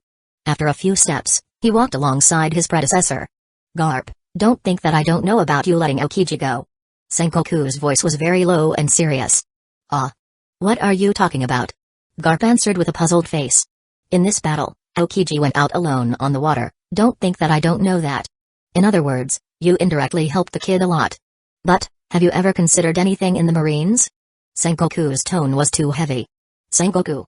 Suddenly, Sengoku's figure paused and stood still. His expression also became severe. The difference was quite different from the usual time. At this time, Garp has a majestic momentum. What I promised, I will do it anyway. This is a man's promise. Face to face, his expression was extremely serious. Garp said such a sentence to the Sengoku. After that, Garp turned around and left. Sengoku stood there, clenching his fists. His face showed a trace of anger. This fellow, if he keeps messing around like this, he'll destroy himself. Looking up at Garp, his figure has disappeared. Sengoku fiercely clenched his fist and strode forward. After a few steps, he saw a figure at the corner leaning against a wall. Dragon? Sengoku looked at him doubtfully. Haha. Dragon nodded to him with a smile and then left. With a shameful stare at Dragon, Sengoku accelerated his pace and left the place. This kid is also uneasy. He secretly does those things, really think he can not notice? It was only because of his relationship with Garp that he did not expose it. This bold guy is not afraid of losing his head. He muttered, thinking of his old friend, and he had a headache. As the father as the son, they almost had the same actions. This family is really disturbing. Dragon, standing in the corner of the wall, heard all the conversations between Sengoku and Garp. Others may not be able to talk with him secretly, but he can easily get the information he wants to know. As the Marines crowd came out, Dragon returned to his office in a few minutes. Sitting on the chair at his desk, he opened the information on the office. This was an information book about 5 centimeters thick with no text on it. It was a collection of photos. Every picture was bloody, and the patterns in an information book were like interpretations of all kinds of evils in the world. The ultimate sin of all human beings can be clearly seen in this book. His eyes were calm, and he began to flip the album. On the first page, Dragon's face was still calm, but then, on the second page, on the third page, to the 50 or 60 pages that followed. Gradually glancing at these bloody pictures, his chest began to fluctuate, and his face turned red. There was blood in his eyes. It was caused by anger. Looking at these bloody pictures, Dragon's heart burst into indefinable flames. Celestial dragons. Finally, Dragon slammed the table and closed his eyes. After a long time, Dragon's face recovered, and his breathing calmed down. He took a long breath as if he took out all of the anger in his chest. This anonymous album records all kinds of evil deeds done by the celestial dragons to civilians and even to Marines officers. It was bloody and cruel, also if he is such a habitual fighter, but that was unbearable. Behind these pictures, there are all the great crimes committed by the world government at this time. This world is sick. Slowly, Dragon whispered. After a while of calm, a black owl flew in from the open window of the office. The owl fluttered its wings and, after a few flashes, came to Dragon. Dragon reached out and took a note from under the owl's claw. Open it and write a line in black letters on the note. Everything is ready, please arrange. Only then did Dragon's face show a slight smile. Since no one is innovating, then, let me start. Let them sleep in a coffin in a world that has been rotten and renovated. With a slight tremor in his right hand, the white paper seemed to be divided by invisible energy. It suddenly split into countless tiny pieces. Soon, the dark little characters were completely invisible. When he reached the window, Dragon spread out his right hand and let the wind take away the shredded paper. Then, Dragon dialed a number on the Dendenmushi. The call got through, but there was no sound on the other side. Dragon was not in a hurry, sitting there waiting quietly. 5 seconds later, the Dendenmushi sent 4 thumping sounds. His eyes condensed slightly, and Dragon extended his forefinger and struck it 3 times at the Dendenmushi. Then the Dendenmushi hung up. After all of this was done, Dragon stood up, stretched out his waist, and smiled. He turned around and collected the data layers on his desk. After putting them away, he left slowly. Time passed away, and the undercurrent was also surging.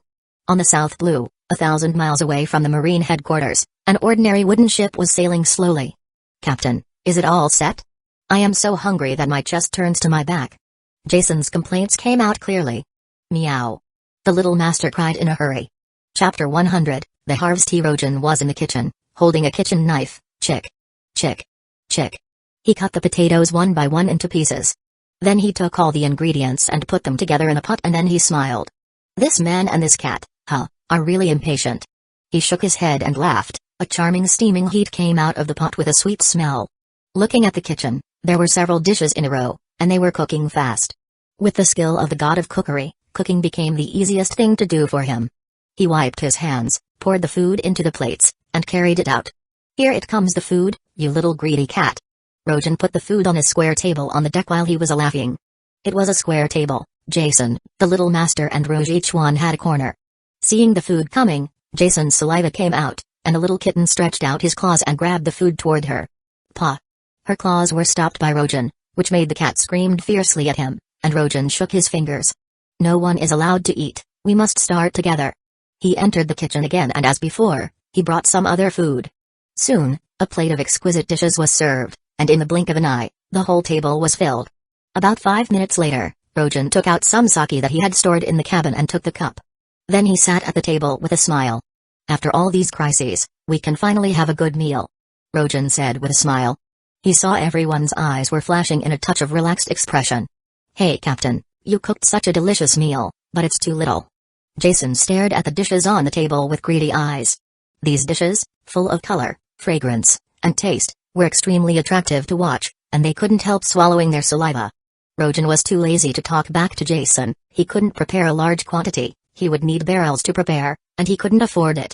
Sister-in-law, you have worked so hard, now, it is safe for the time being. In front of Rouge, Rojan's expression seemed to be calm. He had great respect for his woman in front of him. Not every woman has the courage to do that for her unborn child. I should thank you. Rouge was equally serious. Surrounded by the Marines, the man who looked like a teenager just rescued her. And the crew of this ship was actually just 2 men and a cat.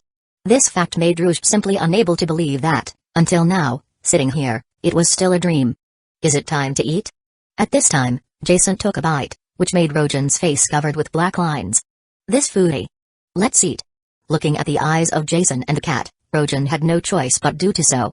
Rouge grinned, and the table began to tremble quickly. Silently looking at Jason and the little master reluctant to stop, Rojan laughed. "Thank you, Jason, little master. Thank you very much." Without the help of these two, the chances of his rescuing Rouge were slim. In this rescue activity, the role of these two was great. From the beginning to the present, from tension to relaxation, it can be said that everyone was so stressed, but fortunately, they finally succeeded. Rojan didn't say all that, some things just had to keep them in his heart. After a quick meal, Rouge was accompanied by the little cat, and she was turning around on the boat, and smelling the orange trees planted by this rough man Jason. The handicraft was hard and rough. After the adjustment of Rouge, it has obviously become more pleasant. Jason used a toothpick to clean his teeth, and he has a comfortable expression on his face and enjoyed holding the rudder. Looking at the faces of everyone, filled with a relaxed smile, Rojan smiled happily. He likes this kind of life. Really great, isn't it? With the sea breeze blowing, eating a delicious meal, singing little songs, and these people accompany. At this time, Rojan didn't think about the Marines, nor about any powerful force, but simply enjoyed a moment of peace. The dragon root was slowly moving in the sea, swaying in the wind and breaking the waves, rippled over the sea, leaving a scratched mark on the surface. Rojan stood on the bow and looked at the sea in front, with a faint smile on his face. Sailing out of waters near Bayterila Island, he basically wasn't worried about the pursuit of the Marines anymore. In the South Blue, during this period, the Marines' main military strength was concentrated there, and in other areas was scarce. For example, they have been 5 or 6 hours away from the battle place, but on their way, they haven't encountered any Marines' warship. The sea is immensely vast, except in the Grand Line where the pirates are dense. Among the 4 seas, there were more merchant ships among the civilians. After calming down, Rojan began to check his harvest. After looking at the system, his face showed a faint smile. Compared with Dragon's failure, when the system judged it as a lost battle, the harvest this time can be said to be enormous. Defeated Kizaru and obtained 120 million possessed points. Defeated 5 vice admirals and obtained 85 million possessed points.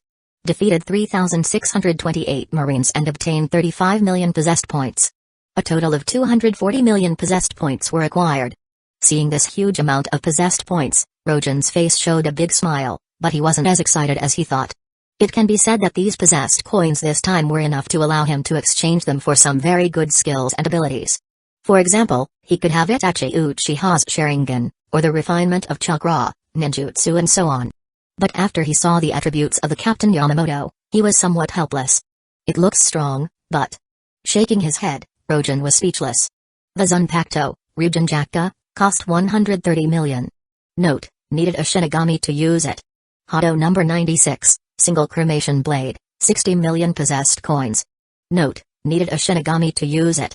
Danku, needed a Shinigami to use it. Etc. The Captain Yamamoto had many good skills, and they were very powerful. They were really domineering and very overbearing.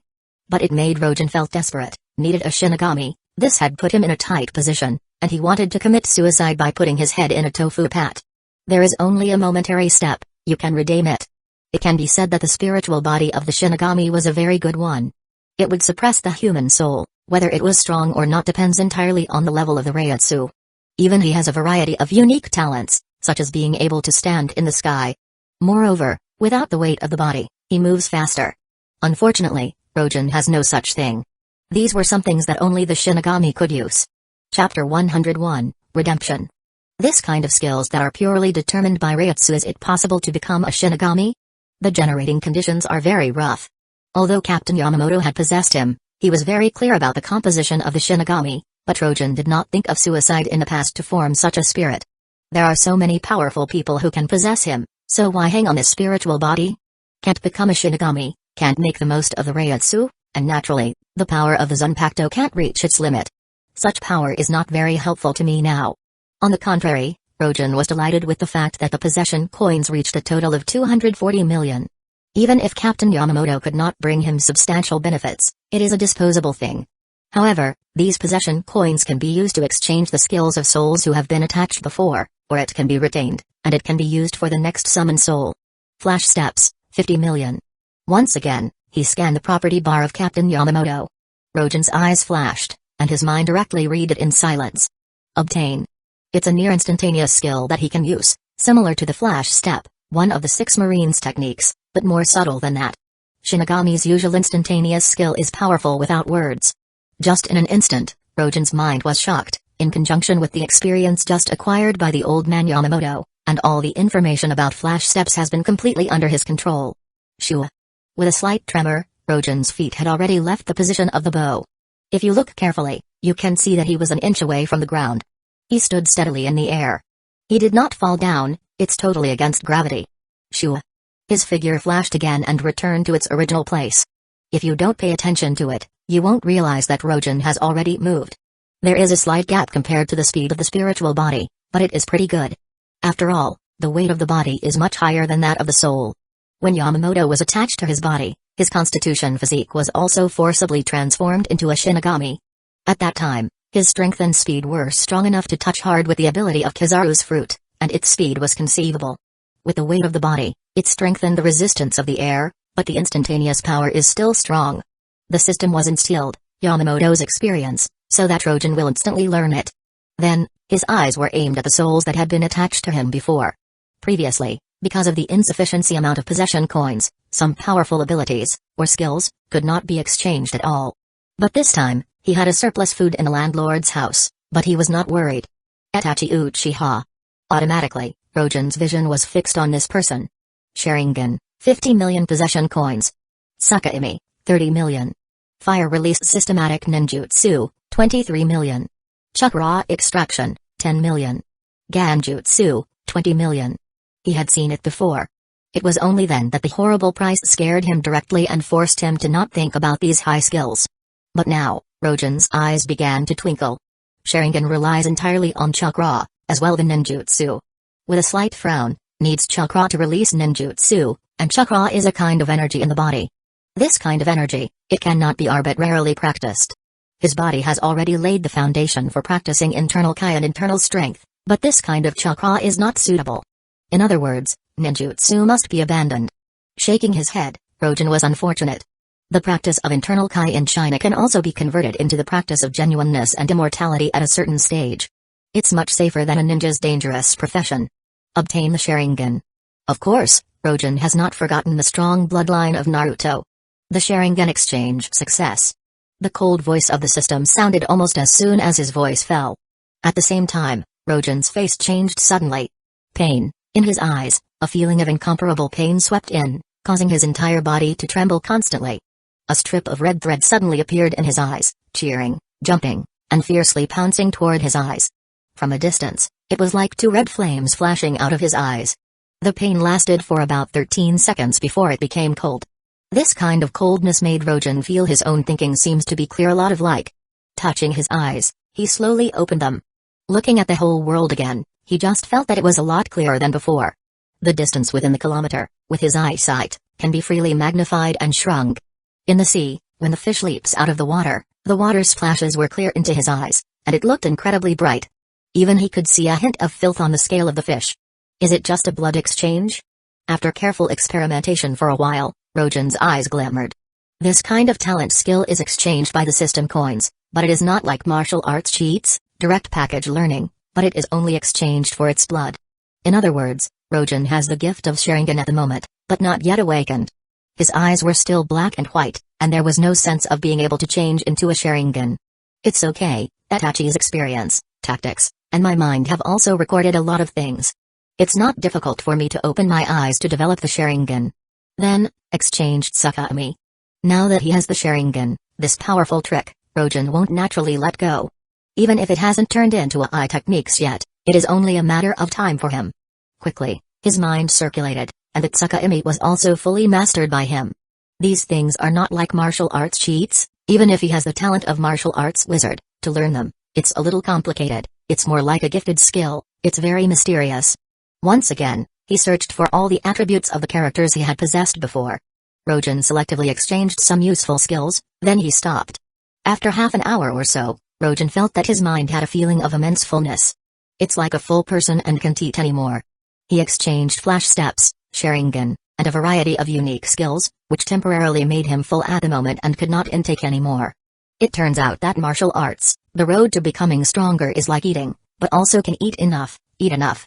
Rogen has a clear understanding in his mind. In his mind, these miscellaneous martial arts, skills and so on, have been filled up. Let him fill slowly, no more stuffing. Only by digesting these things completely can we begin to absorb them in the next step. Chapter 102, Riga Island. After spending 150 million possession coins, Rojan was satisfied with what he got that time. Looking at the system balance again, Rojan nodded. 90 million possession coins. There were still 90 million remaining, all of which remain and can be used next time.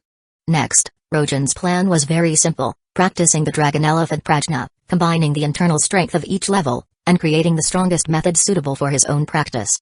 As long as his own physical quality and internal strength reach a certain level, his combat power would inevitably be able to step up again. Captain. At this time, Rojan shouted. Yes. Rojan turned back and wondered. Are we still going to the North Blue? After thinking for a moment, Rojan nodded. Go to the North Blue, and at the fastest speed. East Blue, South Blue, where he has been, the Marines would surely make a strict investigation. Having experienced this world himself, he knew very well that the Marines were not such a fool at all because of its meticulous thinking and sophisticated experience. They have a large number of people and great strength. They were very strong in the places where he has been, and they will deploy their troops to make strict checks again. Considering the actual situation, the so-called most dangerous place is the safest place.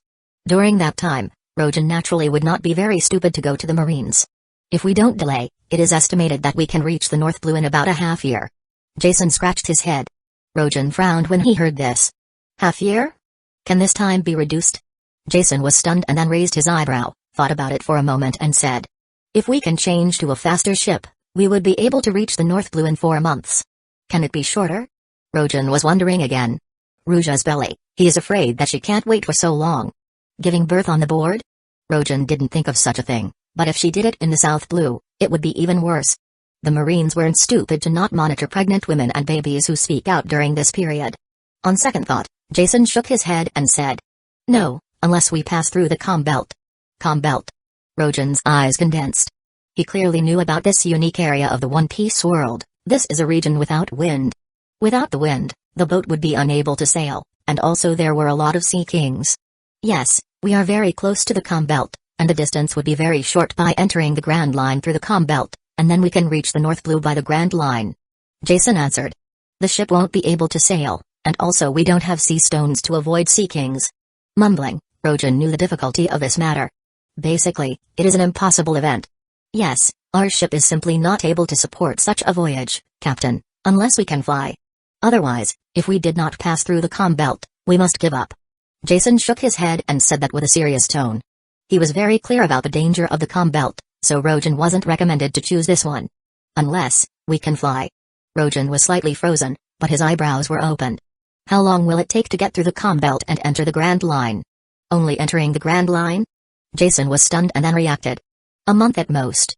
They were very close to the Grand Line. It won't even take then a month to get through the Com Belt. Rojan's face showed a smile, which is much easier to do. If he remembers correctly, among the unique skills he has previously exchanged, just one could fly. The White Phoenix. Mumbling, Rojan had a faint smile on his face. Jason, turn around, let's go to Riga Island. Ah. How can I get there? Jason asked with a blank face. Because there are birds, there are big birds. Rojan said. On his way to Bayterila Island, Rojan heard stories of pirates saying that there were huge and fierce birds, for the White Phoenix weren't a problem at all. As long as they could fly passing through the Com Belt, that would be easy. The dragon route quickly turned the bow and sailed towards the island of Big Birds. The island wasn't far from their location, and even from the chart, it takes less than 5 hours to get there. Walking on the deck, Rojan saw Rouge with the little master together watering on the orange tree. He couldn't help but reveal a faint smile. After a lot of hard work, we finally got results, didn't we? Wait until Ace born, and then watch him grow up to a suitable age, live a leisurely life, and then teach him to be a good son. Such a life, Rojan was looking forward to. And he likes it. Very beautiful, isn't it? Sitting cross-legged on the deck, he closed his eyes and began meditating, conceiving the practice of internal strength. There are countless exercises work in his mind, about the impact of the meridians, the methods of Kai operation, constantly circulating. A series of fantastic ideas were thought continuously up by him, but constantly overturned. Soon, 4 hours passed, and they already saw an island in front of them. Riga Island, here we are. Slowly opening his eyes, Rojan's eyes had some insight, a period of insight. He was thinking, he probably had a structure about internal work in his mind. There are many acupuncture points in the human body, such as stars in the sky. Every time an acupoint is impacted, the energy in the body will expand and become stronger. Running energy and impacting these acupoints will make me able to gain strength different from ordinary people and to sublimate my physical quality. According to the meridians and acupoints, almost all the exercises are involved.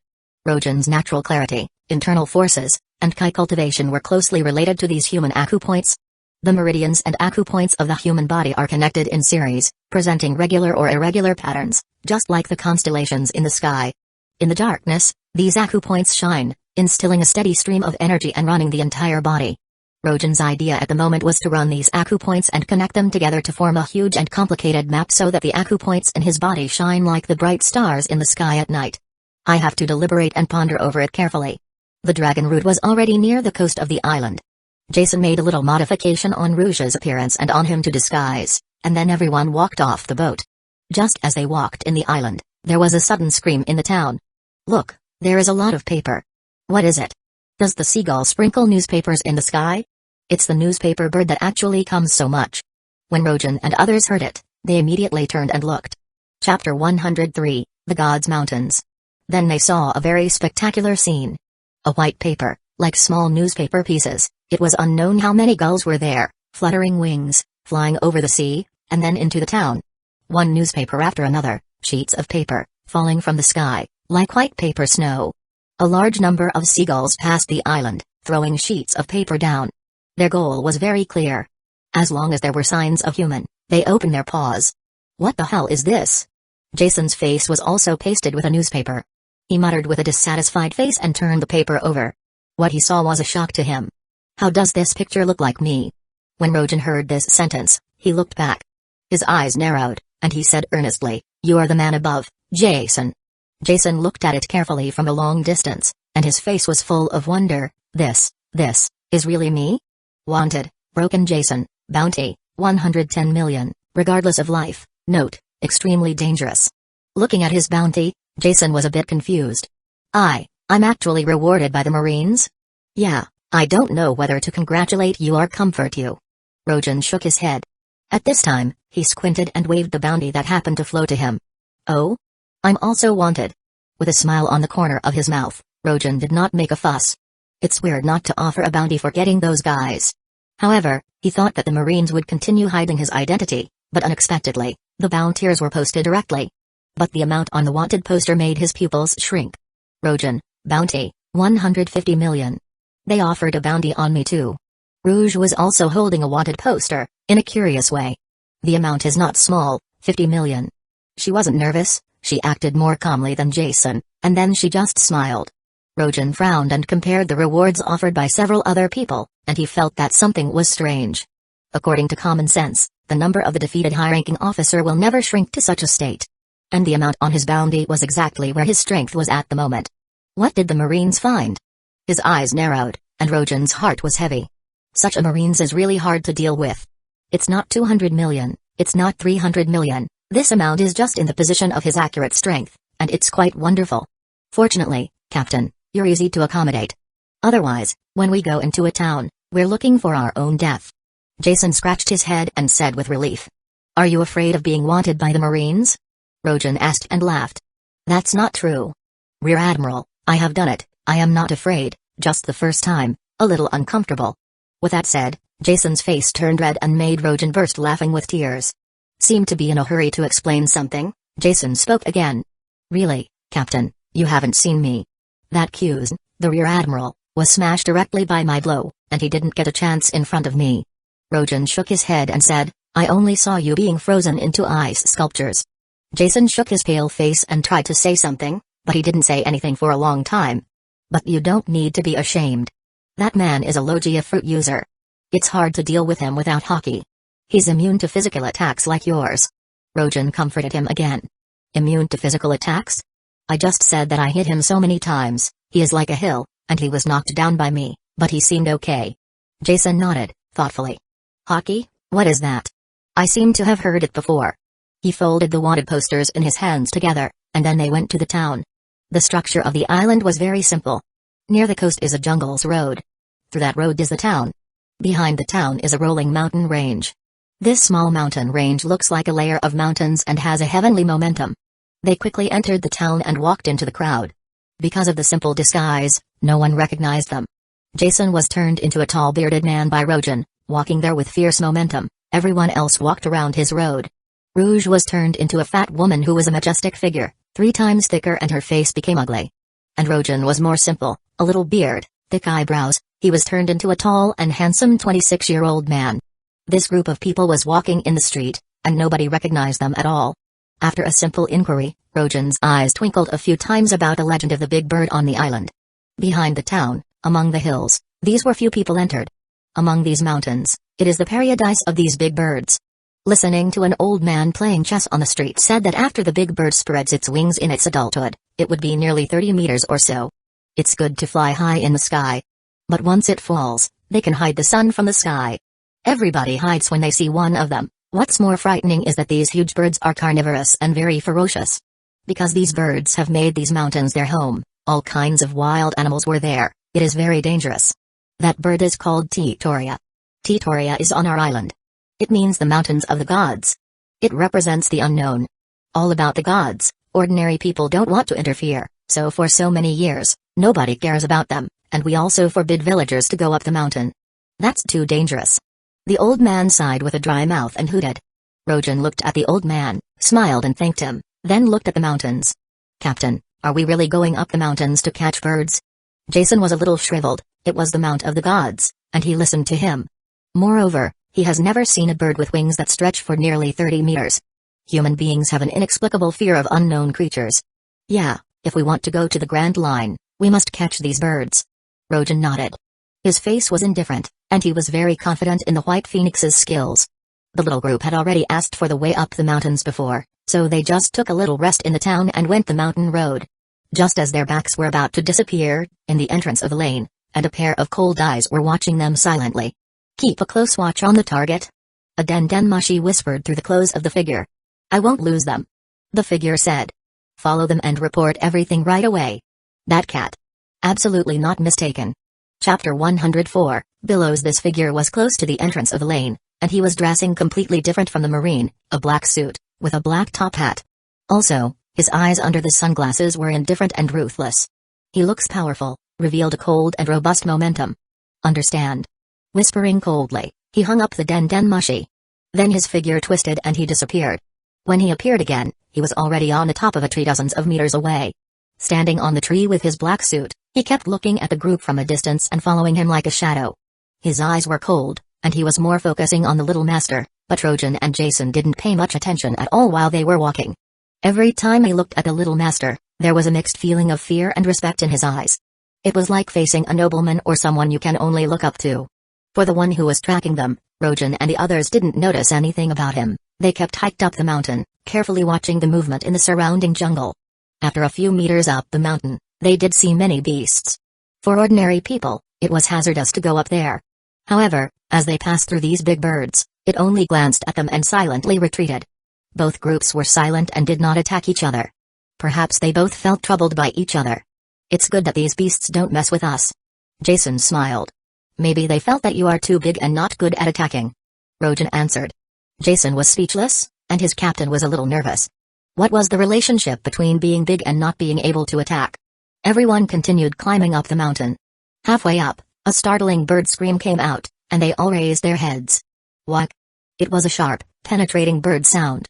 Standing on the hillside, Rojan could clearly feel the sound coming from the top of the mountain, and that sound made the leaves shook around them. For a moment, they covered their ears. What a sharp sound! Jason said with a painful look on his face. Rojan's eyes flashed. He looked at the top of the mountain covered by the jungle, and his eyes became a little serious. There weren't any creatures there, only the scream and the aftertone that they had just heard echoed. That sound was so loud that it could be predicted that the bird that makes sounds will not be too small. Go ahead, keep moving. Rojan shouted, and they took off their hands and kept moving. In about 50 meters behind them, on the treetops, the black-suited man looked at the top of the mountain and blinked. However, he didn't say anything. His figure flashed. He only kept following Rojan and the others carefully. While Rojan and his crew were climbing the mountain, a pile of Rojan's wanted posters was spread all over the world, and it caused billows of unrest. In Log Town. Jinx, slow down, You are running so fast that I can't keep up with you. A 16-year-old boy, panting, was running on the street. Izawa, you are too slow. How can you go to the sea and find Rogen with this body? Come on, you lazy boy, she said in a dissatisfied way. Izawa's eyes flashed helplessly. You are faster than me. Reasonably, although his body was not the best in Logtown, comparing with other pirates, it can be said that he was better than them a little bit. Because of Izawa's drag, Jinx stopped and waited for him.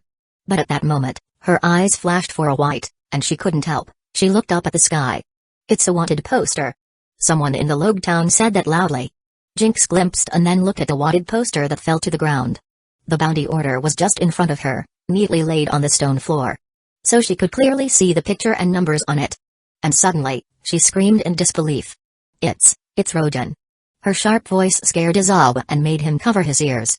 What? Where is Rogen? He is here. She pointed at the bounty on the ground.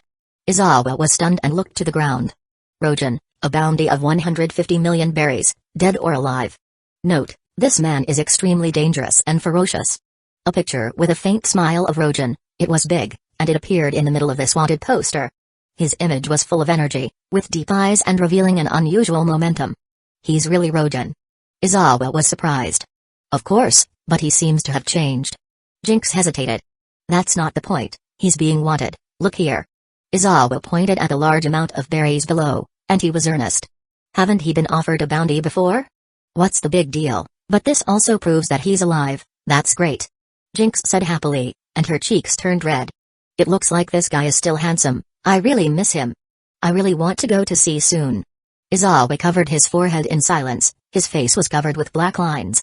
However, if they put such a bounty on him, it means that he is really unique. Looking at the wanted poster, Izawa looked heavy. Despite the identity of Roger's younger brother, Izawa has an intuition that the Marines were doing that not just because of his identity. That kid, he has changed a lot. Looking at the wanted poster, Izawa's face remained unchanged, but his momentum was totally different. Rogen, he muttered. On the other side, on the coast of an unknown island. Buggy, come with me and be a pirate. Let's build a pirate group together and made a big name for us. The red-haired young man, with a slender sword at his waist, reached out to the opposite of red-nosed man with a smile on his face. Go away, Shanks. Who wants to form a group with you?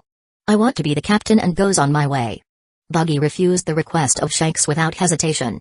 At that moment, a few wanted posters fell from the sky, on the top of the two men's heads.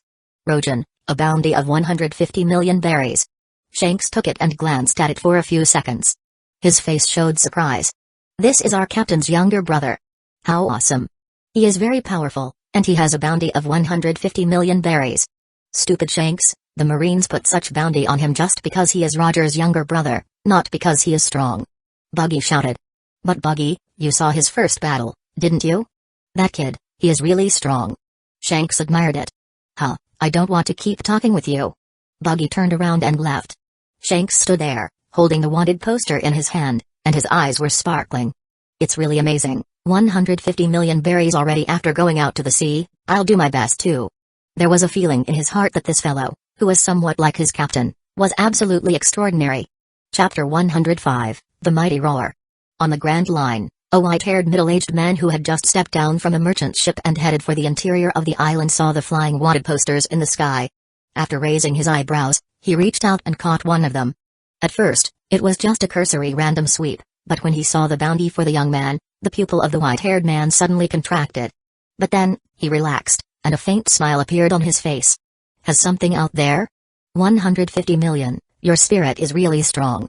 Shaking his head, the grin on the face of the middle-aged man seemed to be even bigger, and his pace became faster. You are indeed his brother. Mumbling, the faint voice came from the white-haired middle-aged man. Deep in the New World, on a huge floating island. Roger. The furious blonde burly man smashed the wooden precious table and chairs in front of him to pieces, making the whole room echoing deafening sound. Bang. The blonde man was furious, walking around, and destroying everything he saw that stopped him. His body seemed to contain deep invisible anger, as well as a trace of hidden regret and sadness. As the man strode forward, it seemed that there was a grand momentum coming, exuding a strong kind of conqueror's hockey. Those Marines are really trash, how could they possibly catch you? I don't believe it, I don't believe it, I don't believe it.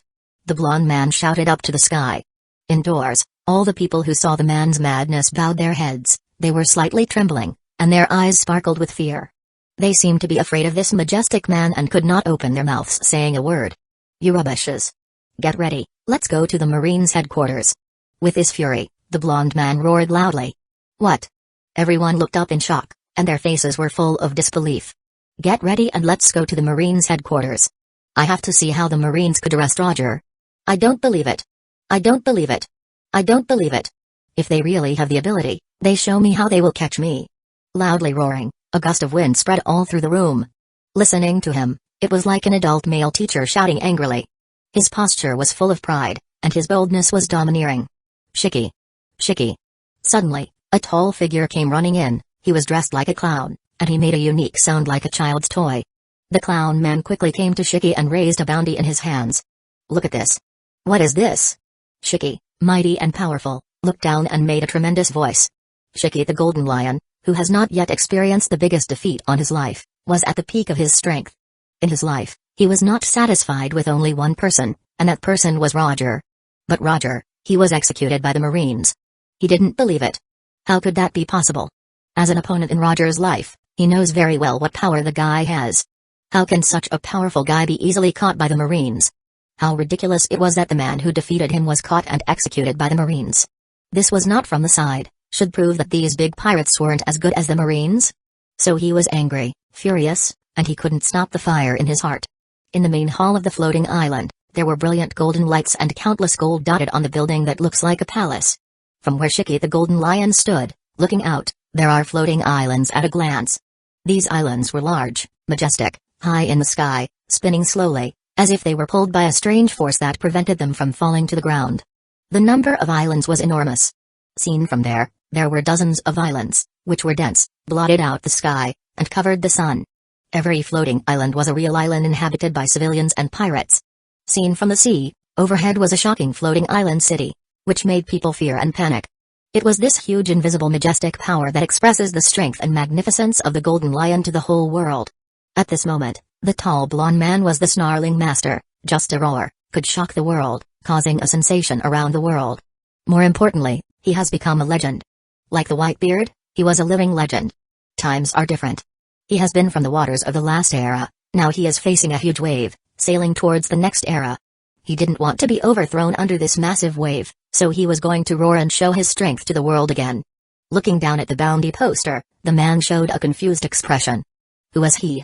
There's only one name on the wanted order. There's no other information. The clown man said, and he wanted to stop talking. I know what you're trying to say. He looks familiar.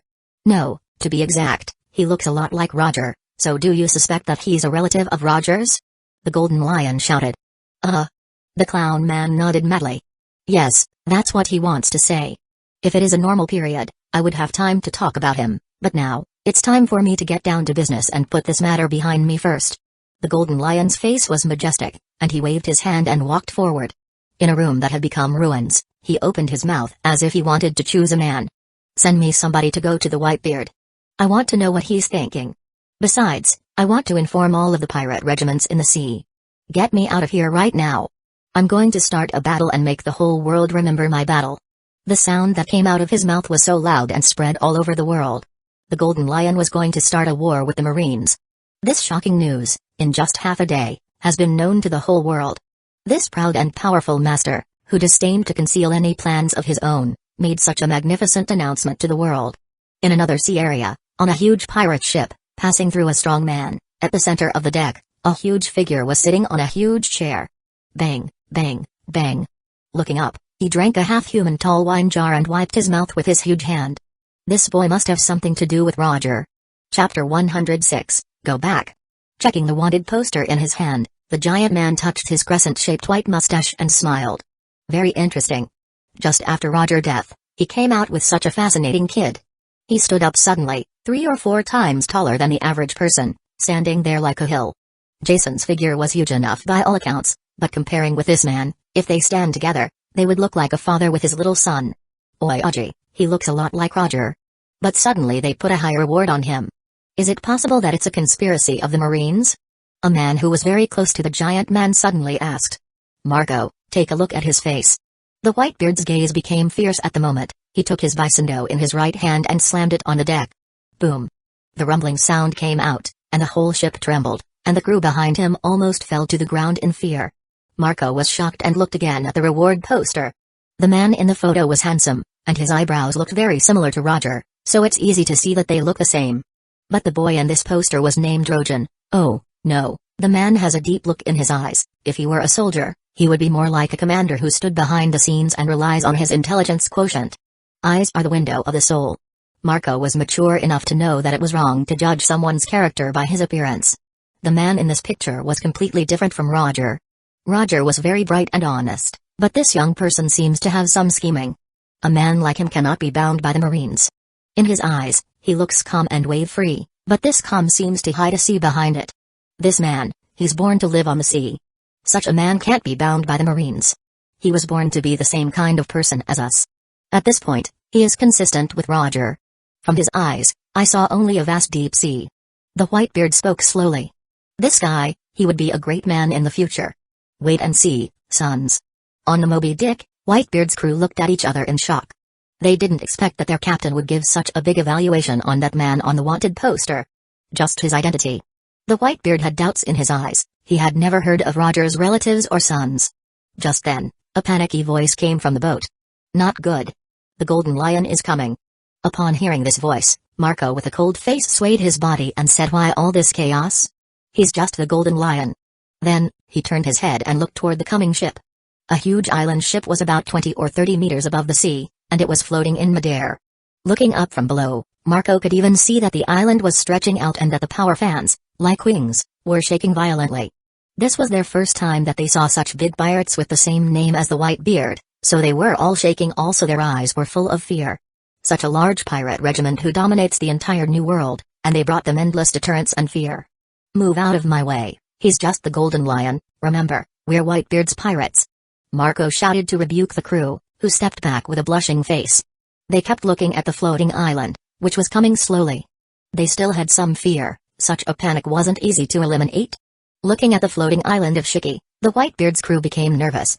In this vast sea, when two large pirates meet, the atmosphere would be full of danger. After a quarter of an hour, the floating island came to the front of the Moby Dick and stopped far away by 100 meters. Then, under the eyes of the Whitebeard's pirates regiment, a floating boat flew off and fell like a leaf on the sea. 3 minutes later, Marco stood in front of the bow, and he was able to see the pirates on the floating boat.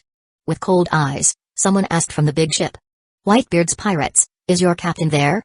Suddenly, the floating boat stopped 30 meters away from the Moby Dick, and in the top, there was a handsome man in a black suit asked loudly. His momentum was stern, and his expression was calm as if he had opened his mouth. At that moment, the atmosphere on both sides became heavier again. When Marco heard this, he didn't answer, but the massive figure of Edward Newgate stepped forward. Where did you come from, kid? Let Shiki come. The tall man said these few words and gave the pirates of the floating boat a huge pressure. After the death of Gold D. Roger, the Whitebeard has the posture of the strongest man in the world. Even the person who came to him at this moment was a high-ranking member of the Golden Lion Pirates, but in the face of this burly man, he couldn't help himself. Our captain. When he saw the figure of Whitebeard, he immediately wanted to say the purpose of his arrival. Go back. The Whitebeard shouted loudly, and his expression was cold. Our captain is going to start a war against the Marines, and he asked if you want to join him in this operation. The black-suited man quickly said this, because if he didn't do it, maybe he won't do anything later, and who knows how the Golden Lion would treat him when he returns. I said. Go back. Let your Captain Shiki come over and talk to me, you are just a kid. You're not qualified yet to talk to me. The Whitebeard was colder, clenched his fist, and punched forward. Vaguely, everyone heard the crack from the void ahead, but they didn't see anything. Then, when they looked at the sea, they found that it split into two halves. High half and low half, and the higher side was pouring the seawater toward the lower side. On the lower side, it was the area where the black-suited man was located. Oh my god. In an instant, a tsunami was formed and swept toward the boat. Run. Screaming, everyone on the boat was panicking and shouting in horror. Facing this natural disaster, they were very powerless. Over the island, they didn't even have time to help their friend in the boat below, and they ran. Chapter 107, Hard to Catch. That mighty blow, the horrible vibration potential swept the sea, and directly set off a tsunami, and made the pirates fly directly into the sea. 10 seconds later, it was slowly moving forward. The floating island has already disappeared in front of every one of the Whitebeard's pirates. Terrible, So scary.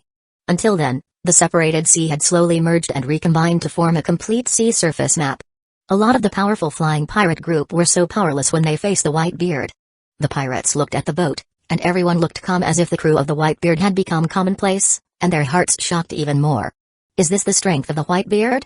From their expressions, they could not see the fear of the Golden Lion's pirates. This is the arrogance of the world's top pirates. If you don't agree, then dare to shoot. And the thought of the battle between the top pirates groups made them tremble. Even though they were such strong men in the New World and with rewards over 300 million berries, but in the face of such battle, they would still tremble. The flying pirate group came for negotiation, but they did not say another word completely, and they were beaten out by the Whitebeard. I don't know the so-called kid. The Golden Lion, the more he lives, the more he goes back, sending such a fish and want to talk to me? The disappointed voice of the Whitebeard came out and shook the void. Oi Aji, don't want to listen to Shiki's message? Marco asked. Whatever he's going to do, it has nothing to do with me. As he spoke, the Whitebeard suddenly looked at the sea in front of him. The sea was deep and endless, revealing some strangeness and deepness that cannot be described. Time has changed. Thinking of the sudden visit of the Golden Lion pirates, Rojan's reward poster, the Whitebeard suddenly sighed. The crew on board looked at each other but did not say a word. The Golden Lion Shiki? Perhaps he looks strong to others, like the legend standing at the top. But the Whitebeard pirates were not afraid of him. After Roger's death, the Whitebeard became more powerful and grew faster. It seemed that he was going to rule the whole new world as if he were in the presence of the king. In such a situation, the Whitebeard pirates were not afraid of anyone. Moreover, the Whitebeard is now prosperous in the spring and autumn. The world was trembling from his strength. Even the Marines don't dare to poke him easily. This was an invincible power. In such momentum, they have the pride and have the capital not to put other pirates in their eyes. On Ruga Island, Rojan and his group did not know that the Golden Lion and the Whitebeard had a brief contact. At the moment, he was staring at the top of the hill with a solemn face, and the huge birds were flying up and flapping their wings. The legend, it really is true. Muttering, Rojan's eyes sparkled with surprise and shock. Captain, the old man, lied to us. This bird is longer than 30 meters. Jason's face was bitter and helpless. At this time, they stood in a dense jungle, hidden by the trees, watching the birds flapping their huge wings in the distance. In other words, this has completely surpassed the category of ordinary birds. Giant wings, their feathers were like blades, sparkling with shiny light. The huge claws were like steel cast, can easily crush any human being. His beak was sharp and looked like two swords. And between its wingspan, the vast volume, there were hundreds of meters, fluttering wings. Every time it moves, the leaves in the jungle was shivering and trembling, friction out a sharp sound. From a distance, it seems as if the old man said it is the Mount of the Gods. The old man didn't lie to us. No one came up these years, so the bird was originally over 30 meters, and now he grew up. Rojan whispered. Rouge's eyes sparkled with shock. It's terrible to grow up and reach 100 meters. No, maybe that's not his limit. Rojan shook his head and stared at the bird's feathers. There were still some spots between the feathers as if they had just grown out, and there was a delicate feeling. This bird can even fade its old feathers, like a snake molting its skin. After careful observation, Rojan really found that the giant bird's body paint was black and shiny, just like a metamorphosis, washing away the dust and going to the realm of change. The bird's eyes were sharp as eagles, very sharp, looking forward, like gods looking down on the world. It looks shocking and hard to imagine, such a bird could exist here. I thought that these huge birds like the Sea King could only appear in the Calm Belt. Jason said with amazement. It's a Mount of God, it's great. Rojan's eyes sparkled with expectations. This big bird really fits the image of riding in his mind. The slender body bird, the sharp eyes, the blade-like feathers, and the tail hanging from both sides, was simply the beauty and ferocity of the perfect and contradictory combination. That's it. Rojan stared at the huge bird, and his eyes slowly became fierce. As he moved, he walked toward the giant bird. But at that moment, Jason grabbed him. Captain, don't worry, there are more. Not only this one. Rouge went on with a remarkable surprise. Their eyes, the giant bird flew out to the other side of the mountain and hovered in the sky. At first sight in the far distance, these creatures weren't that big, it looks like 30 meters the little ones, and 50 or 60 the bigger ones. As soon as a considerable bird appeared in the sky, all the beasts of the entire mountain range seemed to be quiet. Captain, let's find another way, these birds are hard to catch. Jason proposed to find something else easier, he couldn't even realize the dangerous fight against these giant birds. Wait for me here. Rojan looked at Jason and smiled. In his expression, there was no trace of fear from this big one. Chapter 108, Control. Jason saw Rojan's confident expression. He was stunned, and in a glimpse, Rojan stepped forward. Just a few steps forward, Rojan came directly below the 100-meter giant bird. Watching this huge Titaura at a close range gave them a mix of different feelings. Looking up from the ground, Rojan clearly saw the sharp claws at first sight. This kind of birds had tall claws and very sharp. Rojan has no doubt that once these claws hit him, it would make big holes in his body. Amazing. No word could describe Rojan's feeling at the moment. Standing under such a bird, he was like a small black spot. Because of trees, the Titaura didn't see Rojan's figure at this time. It kept looking at the sky and fluttered its wings. Another Titaura was looking at the sky, with sharp and steady eyes, as if a father was watching his baby. Jason and the others felt relieved when the Titaura didn't notice Rojan. Rojan was very powerful. Also, there was a mysterious force inside him, but the power of such a huge bird was too big. Jason knew that Rojan hid some power from them and always came up with such a strong attack, but he was afraid that this power probably no longer there. In such a state, whether Rojan was an opponent for the Titaura or not, it was a very suspenseful thing. At that moment, Rojan was standing under the claws of the Titaura, and his eyes were slightly closed. You are king of birds, you have eyes that control birds all over the world. You can control birds by looking at them, or you can get the information you want to know. The system gave him a simple explanation of the White Phoenix ability to control birds. However, Rojan understood that he must summon the White Phoenix ability at that time. Such ability, it was very great, and he already mastered it, and also, he doesn't need to use the Sharingan, he must use his energy to get promoted, which is much easier. As for the light work of the White Phoenix, Rojan already thought about it, but it wasn't ready for the time being. He mastered the White Phoenix skills for sure, but not 100% of it, so maybe he would be unable to achieve what he wanted. Such ability need more power from him. After thinking about it, Rojan smirked and went looking for a leaf. He wiped the green leaves, put them on his mouth. What is he doing? Jason was curious about the actions of Rojan. I don't know, let's keep watching. Rouge shook her head. They saw Rojan breathing fiercely at the leaves on his mouth. Suddenly, a clear and sharp voice came out. Rojan pinched the leaves and started whistling. One ek. A sharper and louder voice sounded. It was the Titaura. Gusts of wind were made with its wing, and with sharp eyes sweeping, it was looking for the source of that sound. His eyes were full of doubts. After a while, a black spot was clear under its claws, and then after a careful look, it was a human. Crack. Suddenly, the Titaura swooped down. It was only an instant, and the huge figure fell 20 meters directly on the head of Rojan. The huge figure and the heavy momentum immediately gave Rojan tremendous pressure. Jason and the others who were hidden in the jungle were even more nervous. There was no change in Rojan's expression when the Titaura appeared in front of him. He kept holding the leaves and made that sound with it. He wasn't preparing for the battle at all. Crack. The Titaura stopped and seemed to be calm. However, its claws trembled, like it was still ready to attack in any time. That kind of bird swoops and strikes with fierce strength. It was a 100 meters, it was clear why they called it the Mount of Gods. If the Titaura caught him, he might die under its claws and couldn't resist. The leaves were still shaking, and the crisp sounds were continually coming out. Rojan stared at the Titaura, which was swaying and loosening its momentum. Its body was crack. The Titaura made a tweet again, but this time its voice wasn't loud. Tweet. Rojan blows the leaves and makes a sound as if he was responding. Rojan and the big birds were screaming at the same time as if they were talking, which made a wonderfully natural sound of birds. The strong hostility disappeared little by little. Aside, Jason and the others hid in the jungle were a bit astonished. Could he speak with birds? In another place, the black-suited man stood on the treetop, watching the huge bird communicate with Rojan, and he was very shocked. From the beginning, he was staring only at, and he didn't care too much about the others until he saw what was happening between Rojan and a bird. His heart was deeply shocked. It might be a joke, it was hard to believe what was happening there. That young boy seemed to have mastered communicated with birds. This fierce bird didn't attack him. After careful observation and thinking for a while, the black-suited man took his dendenmushi silently. Report. A low voice came from the dendenmushi. Our target is a bit tricky. If we decided to start a plan, we must increase our attack. Understand. After a few words, the dendenmushi hangs up. That mysterious guy was stunned. He kept looking at Rojan and thought about how to fight him. He made his decision clear, man to man, fight or let the others do it.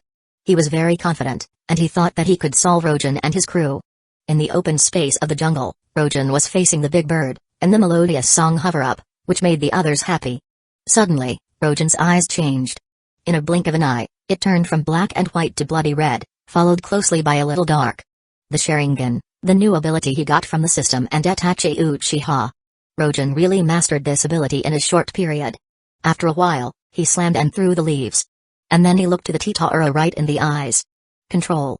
Chapter 109, Black Phoenix Walk. The empty sky seemed to be full of ripples because of the light of Rogen's eyes. Walk. The huge Titara, when it saw the blood-red eyes, trembled and issued a hiss. That pair of blood-red eyes were continuously enlarging unexpectedly in front of its eyes and then obscured all its vision. In an instant, the eyes of Titara turned red. A huge black tomoe appeared in its blood-red eyes, slowly rotating like a whirlpool, and attracting to its mind. I am your master. You are my pet. I raised you since you are born. Your name is Black Phoenix. You must obey my orders. The mysterious tone was constantly echoing in Titara's mind, instilling and imprinting over and over again.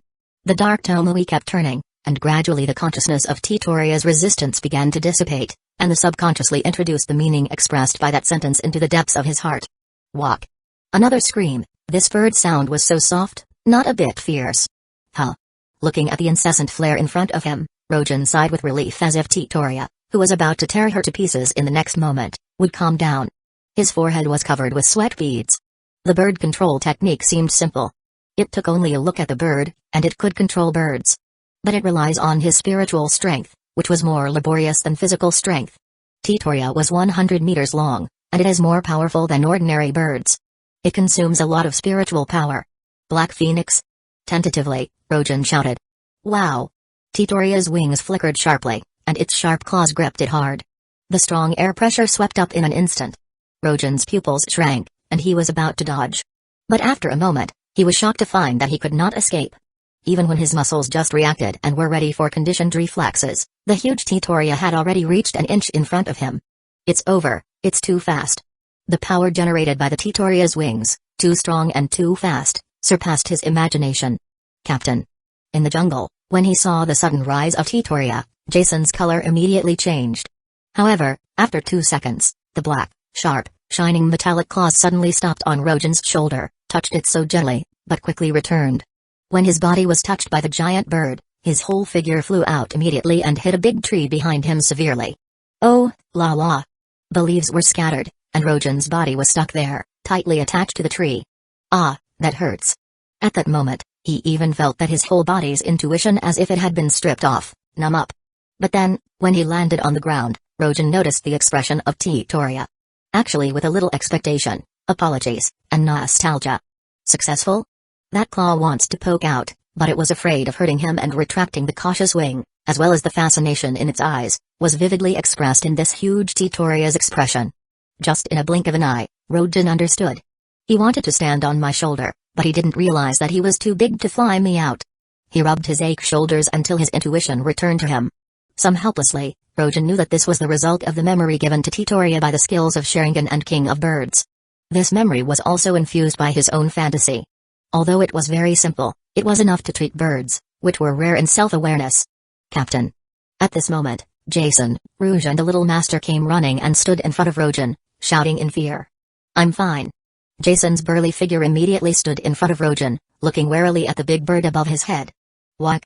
Seeing the sudden emergence of 3 small points, Titara did not have the patience to look at Rogen's soft eyes, suddenly became fierce, a pair of claws also sprang out. Danger! Jason shouted, his fists clenched and he was ready to fight. His tall figure, beneath the enormous body of Titara, looked very small and somewhat funny. Rogen pushed Jason aside and shook his head. Don't be nervous. It's under my control. What? Jason's heart was shocked. Black Phoenix. Rogen did not explain, just looked up and shouted directly to Titara over the sky. Walk. Titara gave a soft cry as if he was responding to him. In this scene, Jason and Rouge were even paler. Walk. At this time, several Titara in the sky seems to be aware of this scene. Their wings twinkled, but after only a few seconds, they had appeared in front of Rogen and the others. Their huge body, in the blink of an eye, has covered up the sky and all the sunshine on their heads. What? The Black Phoenix looked back quickly and cried sternly toward the other Titaras. Soon there was a conversation between the giant birds. About a dozen breaths later, other smaller Titara flew away, leaving the Black Phoenix with a gentle look at Rogen. Black Phoenix, I need your help. The Black Phoenix seems to understand Rogen's words, and the huge bird's head immediately nodded. With a smile on his face, Rojan said again to Jason and his cat. Let's go up on its body. Jason and Rouge's expression was still somewhat shocked. They could not imagine that Rojan had just gone out and played a strange tune with the leaves. The giant bird really listened to Rojan's words. Only when the black phoenix landed on the ground, and they climbed onto the phoenix's flat back, did Jason utter a stunning sentence. Captain. Is this the voice of all things? Tell me, isn't it? Jason's voice sounded very exciting. Ah. Rojan looked confused. What, the voice of all things?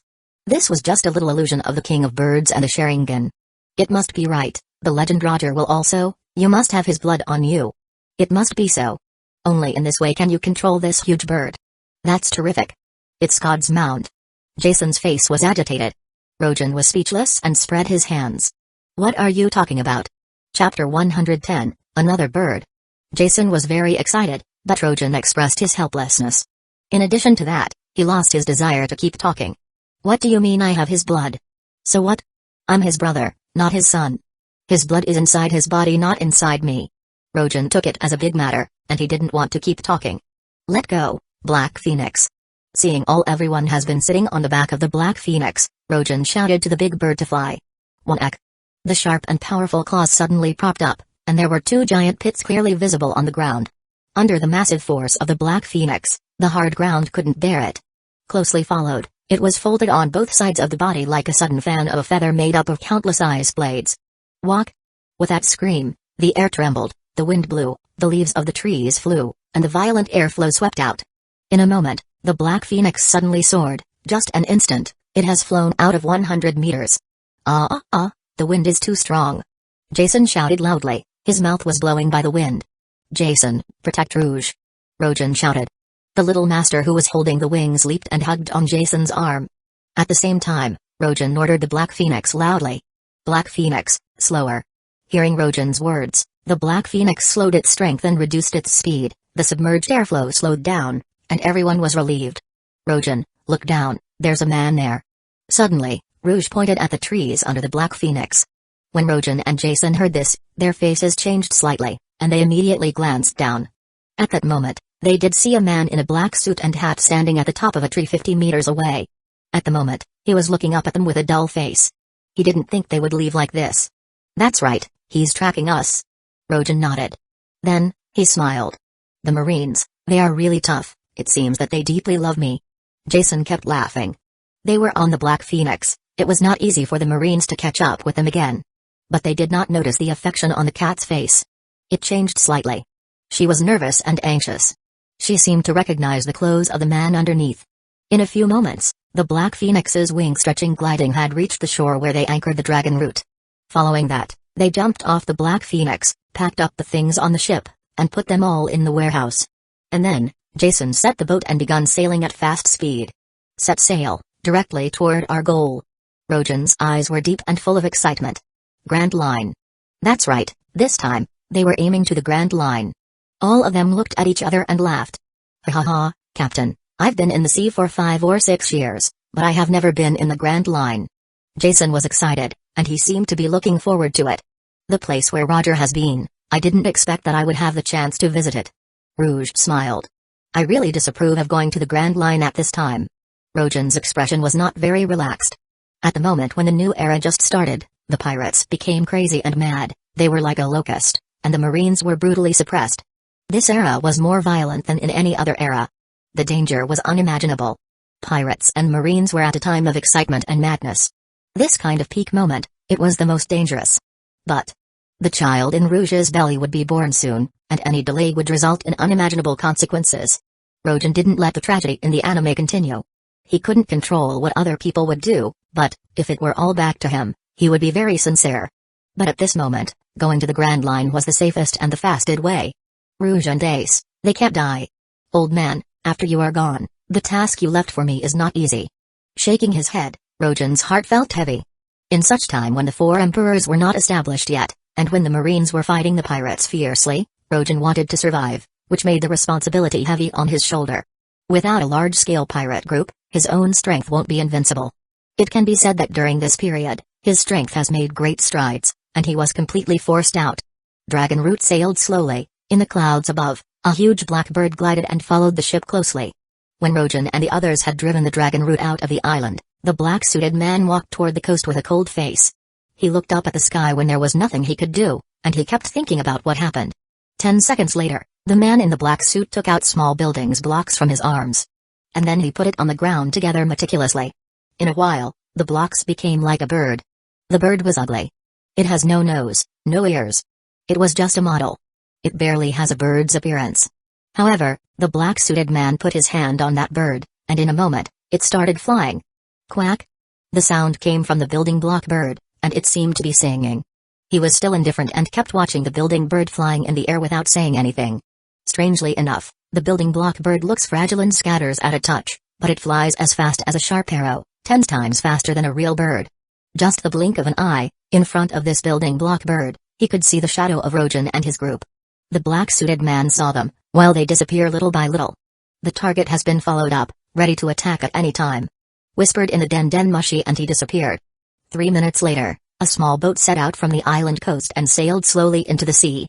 On the dragon root, Rojan closed his eyes and sat on the deck. He wanted to understand his internal strength. The lack of money made him feel insecure at that moment. And in the vast sea, it wasn't easy to meet with pirates and punish them on behalf of the sea. Now, the only way to increase his strength is to understand his own abilities he got before truly. Combining the magic of the north, the nine yin jing, shen zhao jing, etc. Rojan found many ways to strengthen his body. In a sense, let the Kai pass through his body, get through these acupoints, and light up the stars. After a careful check, the time passed slowly. Rojan's thoughts became clearer. Chapter 111, Internal Power. Human acupoints, such as stars, are distributed throughout the whole body. Kai connects each acupoint in series, wantonly navigates through the body and lights one by one. This is the method of human body operation. Every time after the operation, can drive the potential of the human body, and converge into energy, the formation of light, the body of the acupoint lamp. And this light is a source of powerful energy for the body. Gradually, with the analysis of these martial arts in Rojan's mind, his thoughts became clearer and clearer. For the internal exercises that he wanted to create, there was a clear outline. The dragon route sailed slowly, and according to Jason, it took about 7 days to get to the calm belt. During these 7 days, Rojan got up in the morning to practice dragon elephant prajna and made himself strong as the king of the golden wheel. After lunch, he sat cross-kneed on the deck and meditated quietly. During this period of the voyage, they were not alarmed and did not encounter any powerful enemy. Generally, they only encountered merchant ships on the sea that passed by. That's why Rojan has made rapid progress.